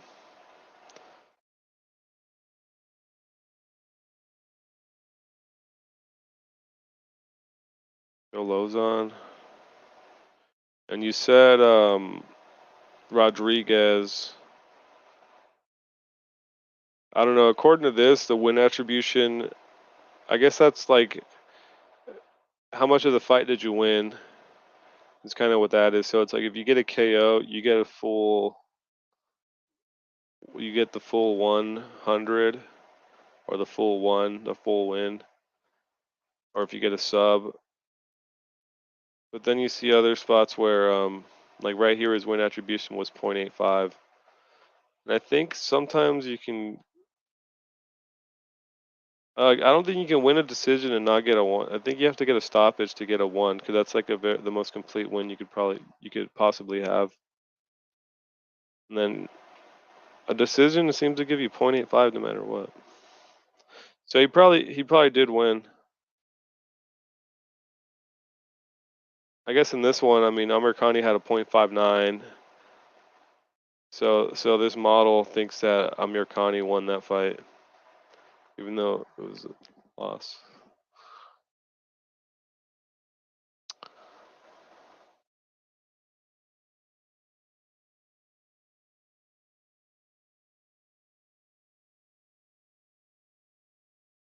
I don't know. Bet the dog, dude. Should you just be betting the dog because the ELO ratings are very similar? So if you're just going off ELO rating, isn't bad. I would say. It's pretty close, and his ELO rating is actually higher. And Amir Khan's been losing a lot of fights lately too, which has really kind of dropped it. He bounced back with his last win.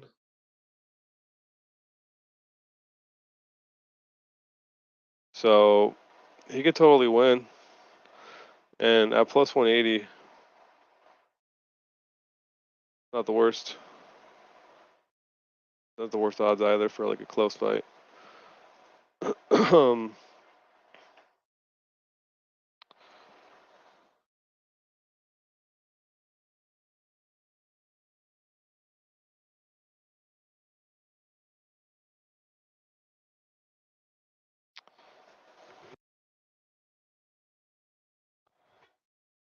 All right, I think I got like all my picks in for this weekend's fight except the main event. So for Ronnie Lawrence versus Saeed Yokub Kakramanov Ramanov. I mean, I'm taking Ronnie Lawrence, man. I think he's really good.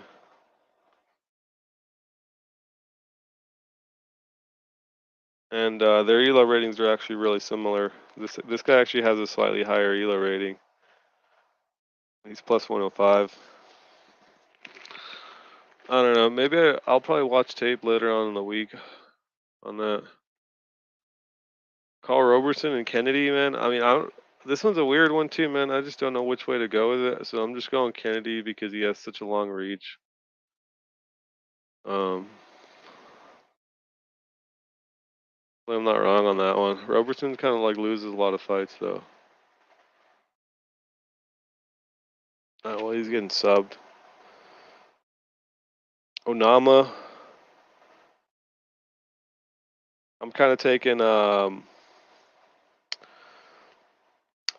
Elo's advice there. Like since he like definitely has some inside info on that one. And that's good info as well. I probably wouldn't even have noticed that. These guys have fought each other and they fought to a decision. So it's not crazy that might happen again. I mean, this is just Tapology. If we're just going money line, it's like Onama again, like he beat him last time. He might KO him this time.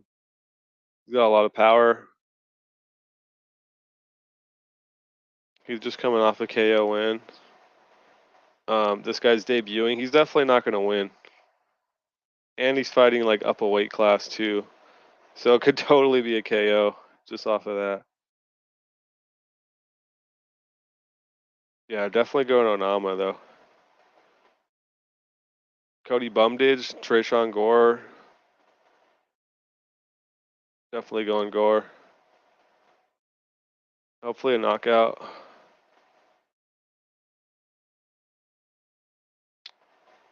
Yeah, 3-inch reach advantage, and then Cody just kind of like, I don't even think he's 6 feet tall, man. He's just really wide. I feel like Gore just wrecks him. Antonina. I mean, I was originally just gonna pick Courtney Casey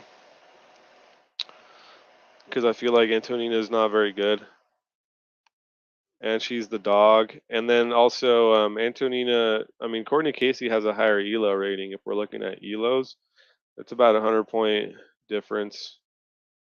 And that's a good, I mean, 100 points is a good threshold. It's like, I mean, if you're just looking at that, fighter with a higher ELO should just win.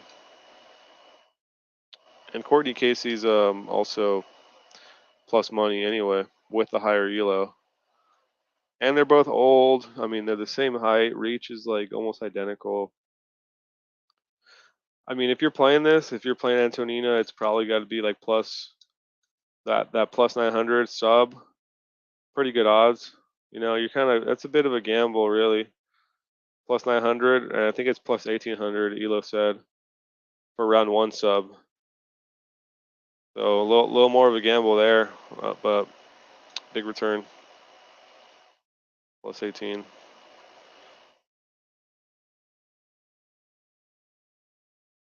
Yeah, when it's women's fights though, I mean when there's finishes in general, they're always more likely to happen in the first round. Whether it be a KO or a sub, it's like half of KOs, and I'm pretty sure it's half of subs as well, pretty close.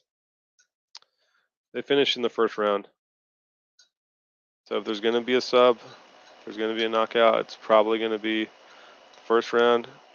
But when it comes to women's fights, it's actually, I think it's just as likely to be in the first as it is in the second, according to the MMA ELO statistics.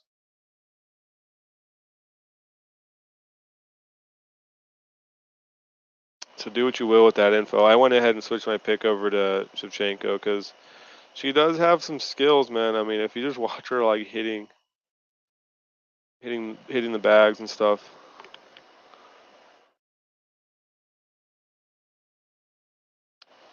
I don't know. Antonina sub. Why not? Or well, I have a decision.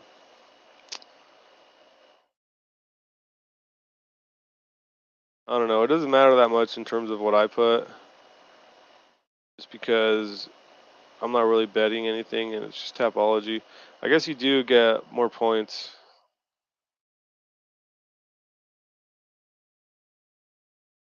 I don't know. I'm not really a prop guy. Sub round 2.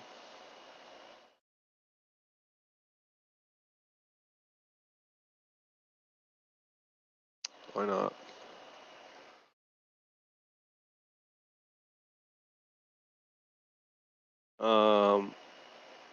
Trucios.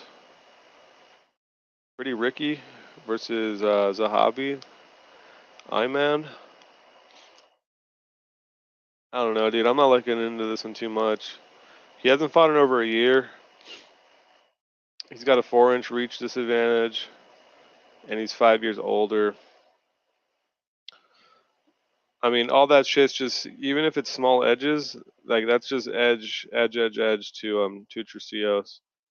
And he just had some big wins. Younger guy coming up, getting better. Um,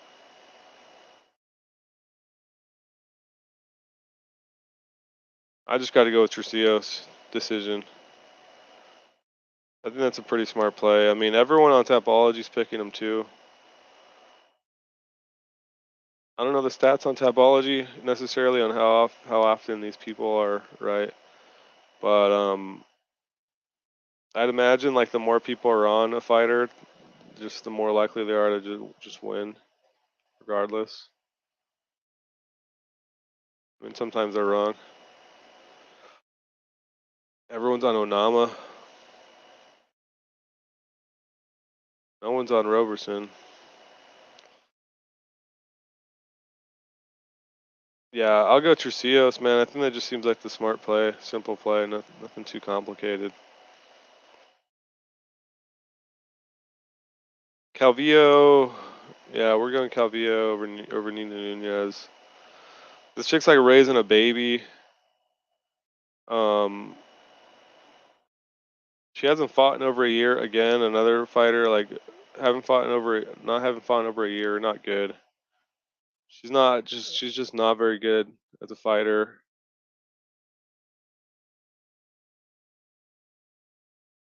She's got the higher ELO rating than Calvillo. I don't even really care about this fight. I'm just going Calvillo decision.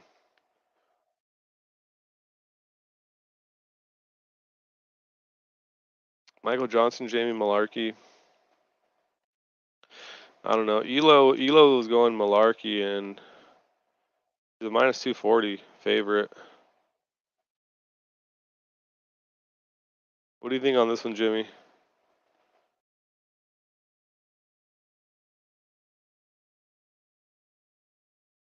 Malarkey.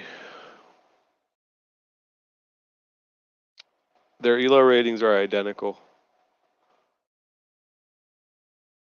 Interestingly enough.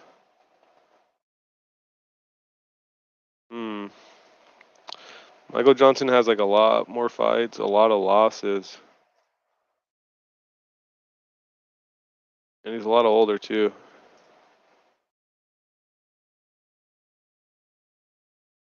Malarkey.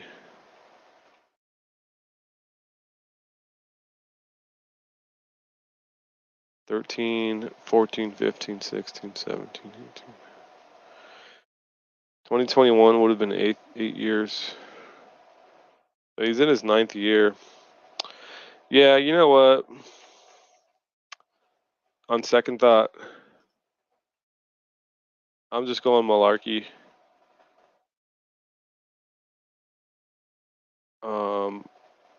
Damn, I mean, it could be Malarkey KO.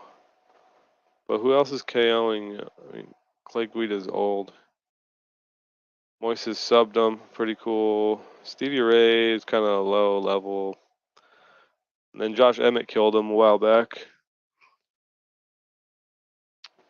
Patrick is old and chinny, though.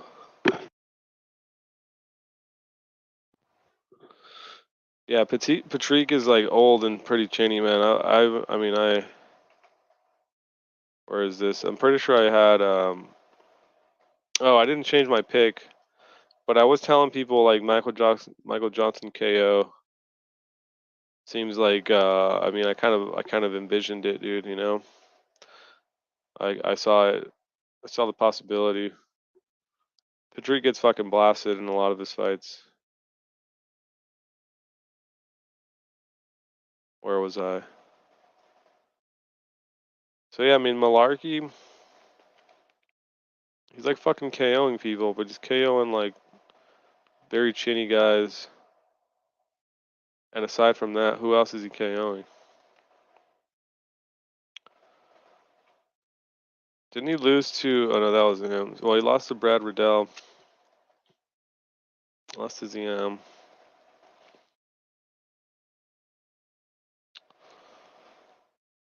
KOing a lot of other guys. I guess with that like ground and pound style. How many decisions is he getting though? Let's check out. I like to just go to Wikipedia because it just shows you real nice and neat. So yeah, most of his wins are KO. 3 by sub, only 1 decision. So he's probably not going to get a decision.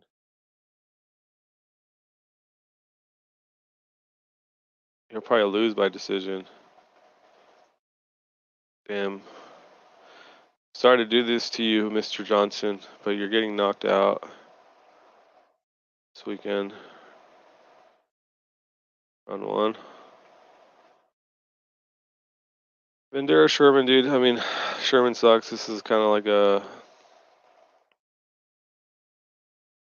heavyweight bum fight. But small edges to Bandera, reach advantage, weight advantage, youth advantage. 2 years young, 2.5 years younger. I don't know. Both these guys aren't very good, to be honest. But Bandera decision is good value. I think it's like plus 300.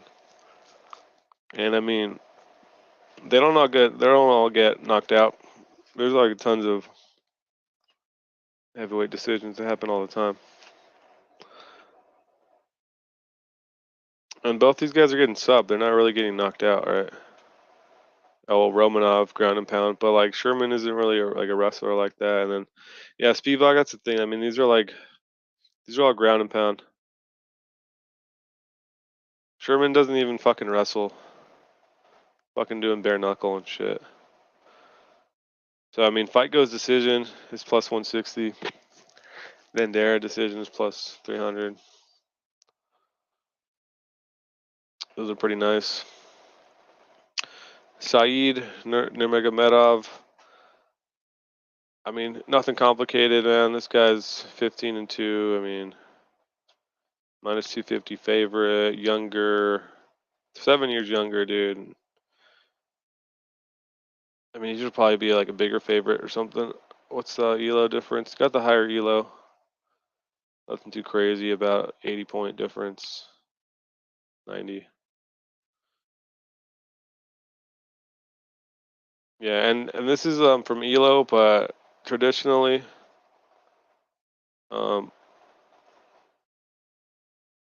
Russians are just smashing Brazilians.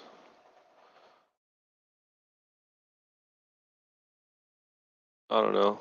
Yeah, I don't. I'd like to think this guy could beat him, you know.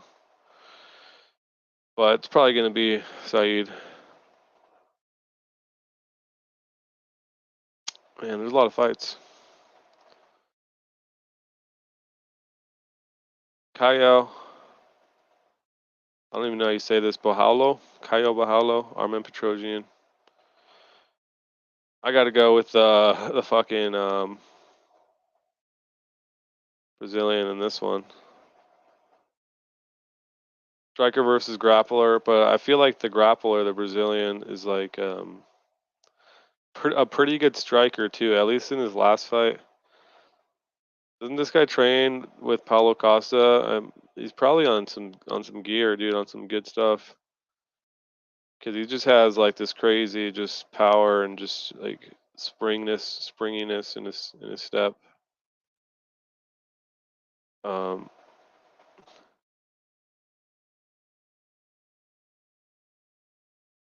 Pretty big guy. I'm kind of siding with Elo on this one. He's saying that other dude gets like knocked down a lot, or he gets out grappled a lot. Is what I meant to say.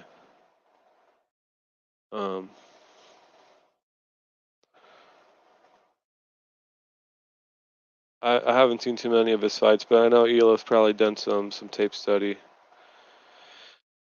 Way longer reach. I mean, he's shorter. I don't even know if he's actually 5'10". It's either that or that last dude he fought, fucking that Godzi guy.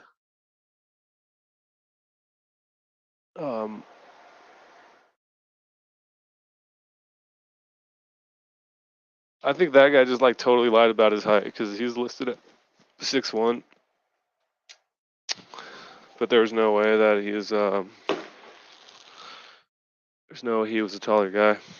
Impossible.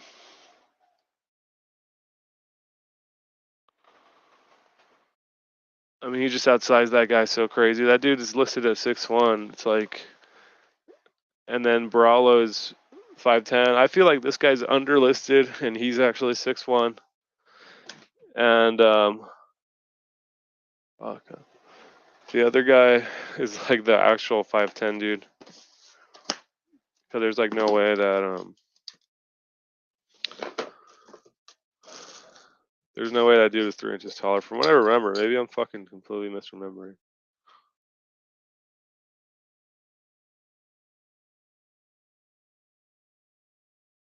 Five.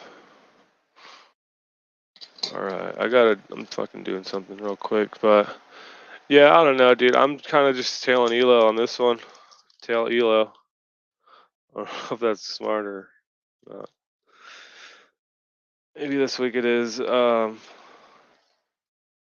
Yeah, dude. I mean, Elo. Yeah, I would go this guy anyways. It's really just, I mean, the method. I don't really know. This dude's like a purple belt, pretty well rounded, and I mean, we were talking about it earlier. Like, this dude's probably not as dumb as Gregory Rodriguez. And he probably saw Rodriguez just go out there and strike and lose. So it's like, this dude doesn't look like a complete mess, you know, on the stand-up. He's probably not as good of a striker as the other dude. The other dude's like a pretty legit, like, kickboxer. But like, come on, I don't know. Like, he's probably gonna realize it's smarter to just take this guy down. Learn from. I mean, come on. If these coaches are not doing that kind of stuff, like, all right, let's get this guy to the ground and use your grappling, then like they're fucking idiots. They can't be that bad, right?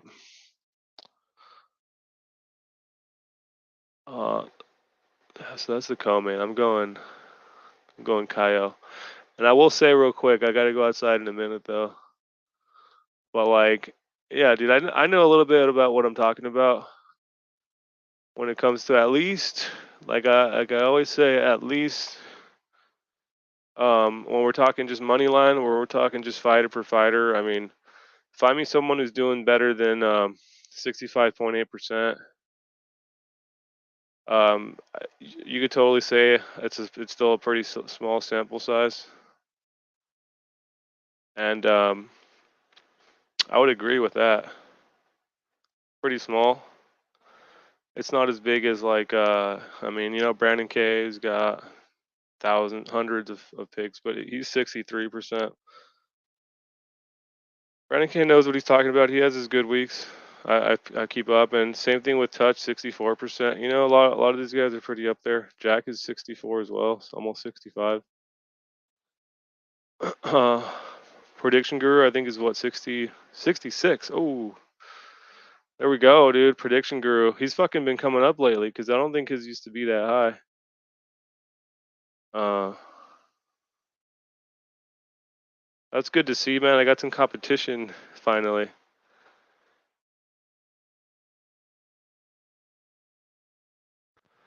I guess Prediction Guru, I mean, he's technically got me edged out. And he's got like a lot more, 1,400.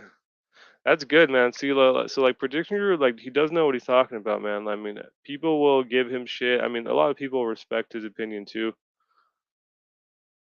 I definitely do, man. He's pretty analytical, and I mean, he gets results at least when it's just topology. He definitely is someone to listen to. He definitely does know what he's talking about. He does a lot of tape study. He does a lot of technical knowledge. So yeah, he has his style, man. And I got my own. Is this from 2006? Oh, he went 7 to 12. I think I went like 8 to 12. So yeah, I got a little bit of knowledge. We'll see how I handles this week, man. Pay attention, take note, see where I'm at. You want to follow me, and this one though, the main event, I'm not sure on. I still got to kind of break down and do some analysis, and I'll do that right now. I just got to go outside for like 2 minutes. I'll be right back. 2 minutes tops.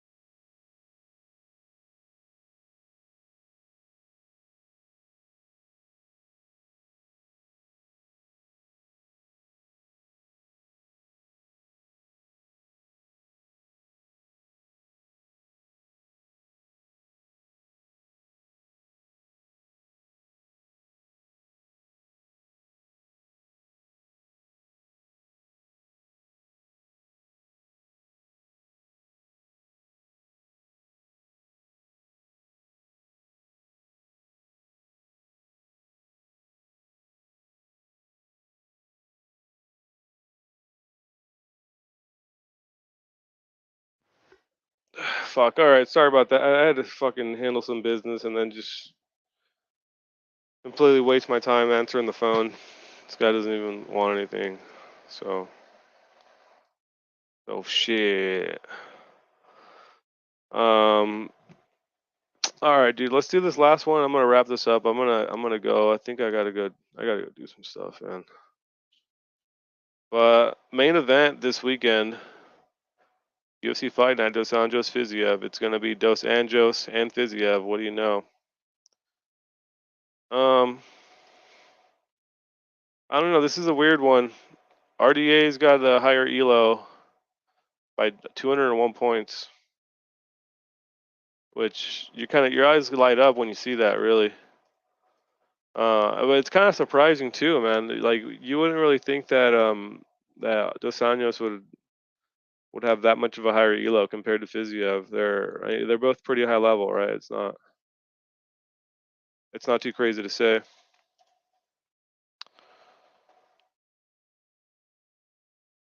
But I mean, yeah, RDA is a lot older, dude, and 8 years older. Technically has a shorter reach. And it's 155. And Fiziev is just, I mean, he's good, man. He's good. Like what? Like I feel like the Bobby Green fight. I was expecting him to like knock out Bobby Green, and when he didn't, I was kind of like, I don't know, a little unenthused. I guess he didn't meet my expectations. But then like Bobby Green's pretty like hard to finish, right? Like who's really finished him? I think Poirier finished him. Who else? Did Poirier knock out Bobby Green? He's pretty durable. That's the thing. Is like I don't even know if Poirier knocked him out. Yeah, he did, but he doesn't really get finished that much. I mean, Islam is that was like a short notice. He was not supposed to fight him, and it's like, I mean, he got dominated by Makachev, but like, I mean, no one else is really putting him away, so it's not the worst. It's not the worst guy to like not finish, and I mean, he still beat him pretty handedly, beat him by decision.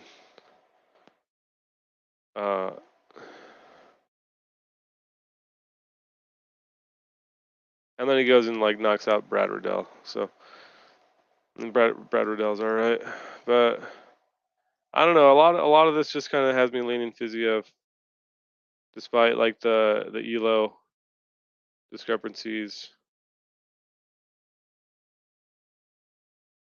He's beat Bobby Green, who's got a similar elo rating. I mean, even Moicano, very similar elo to RDA. And I know that's still not the only thing. Obviously, there's like the styles and how they match up. Technically, RDA is pretty like I mean, he doesn't man stand in a bit, but he definitely wants to get to the wrestling, dude. You know, for a Brazilian, he really like loves his wrestling, grappling. But then you look at someone like Fiziev, and we were looking at this earlier, but he's got a 95% like takedown defense.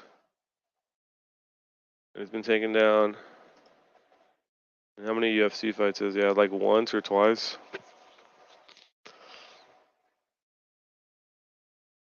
And it's like, yeah, RDA has good grappling, but it's not exactly like elite level threshold breaking. He'll probably get a takedown or two on Fiziev if he doesn't get like knocked out. He'll get at least one.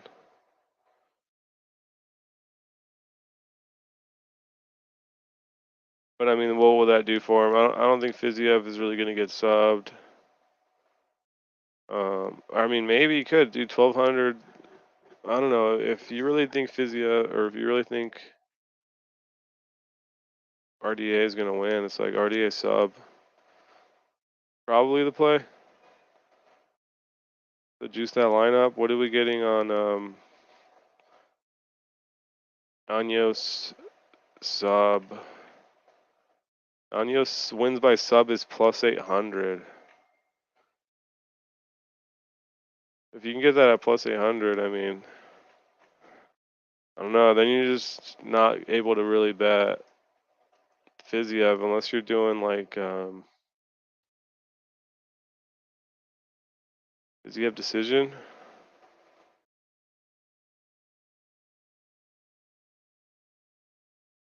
Fiziev decision is plus 140 only. No, that's not. You're not really. That's not really a good hedge though, is it? Because you're just gonna lose all your money. I mean, I guess if he just does win by decision, his RDA doesn't really get knocked out anyway, then you get some of your money back. So you can maybe sacrifice, maybe turn this into like a plus 700 on the sub. And then, I mean, the hedge here is really just going to keep you from losing too much when RDA doesn't get the sub. I learned that from Xavier.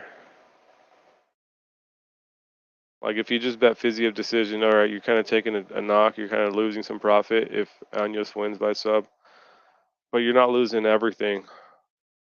So you sacrifice some of your winnings in order to get back some of the money you lose if Fiziev just wins by decision. But I mean, if Fiziev gets a KO, I mean, then you don't win anything. You lose them both. So.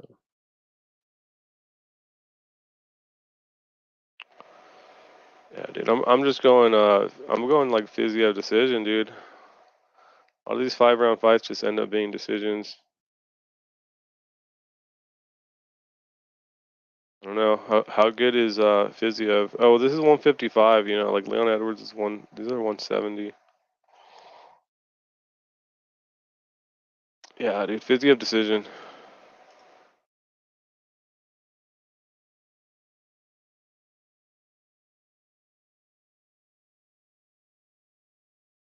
Those are my picks, and I'm not like I don't think I'm changing them or anything either, dude. These are my picks,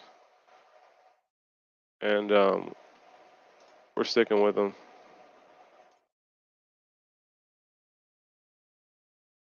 I ain't doing none of this Jesse Jess nonsense. Switching over to Jesse Jess.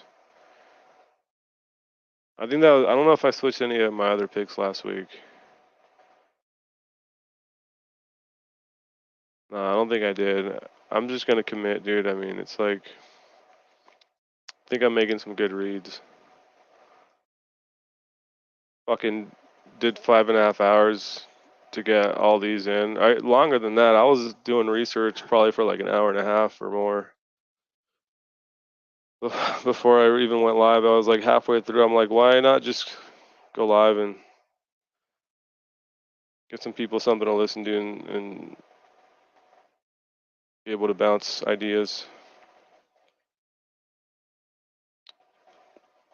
So those are my picks right there on the right side of the screen. If you want to pause that, take a look.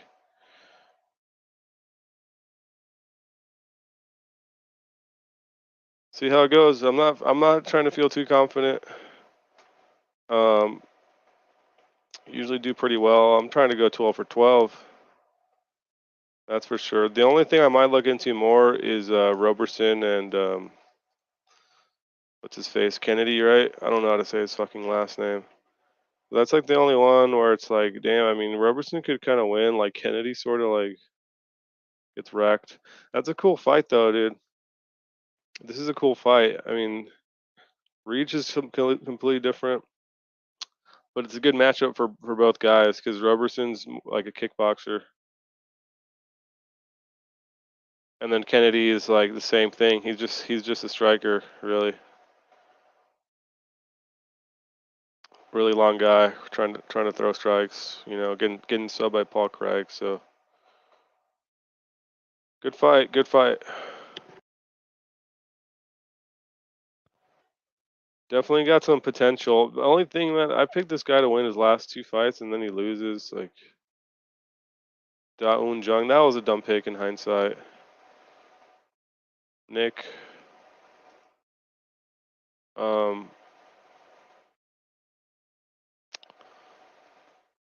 Yeah, that was a split. Their elos are very similar though. It's 3-3-3 versus 1-3-3-3 versus 1-3-5-5, 22-point difference. And I mean, Kennedy's maybe got a higher KO rating. Sub rating is similar. They're not really grapplers, so this is kind of just in theory. Hopefully they come out to fight, and I think they will. It's just going to be a good strikers battle. It'll be fun to watch. I might go Roberson though, dude. I don't know. It's like a small dog. It looks like. I don't know how much you lean on that reach advantage, and it doesn't ever get you anywhere with Kennedy. Olberg. He did a KO Olberg though, dude. Remember that? And then like he just had this awesome KO. Maybe that was just like situational, dude. He's just fighting some guy who already just got knocked out.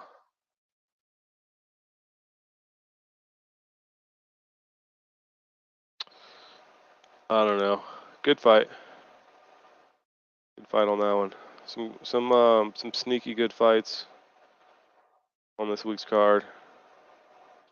And a great poster. But anyways, on that note, I'm gonna let you guys go. I'm gonna go do something else. Good luck this weekend with your picks, with the fights. Have fun. Enjoy. And I'll probably be on. Maybe even tomorrow or something. If anyone wants to jump on, we'll see what's up. Anyways, you just got smacked by the Mac.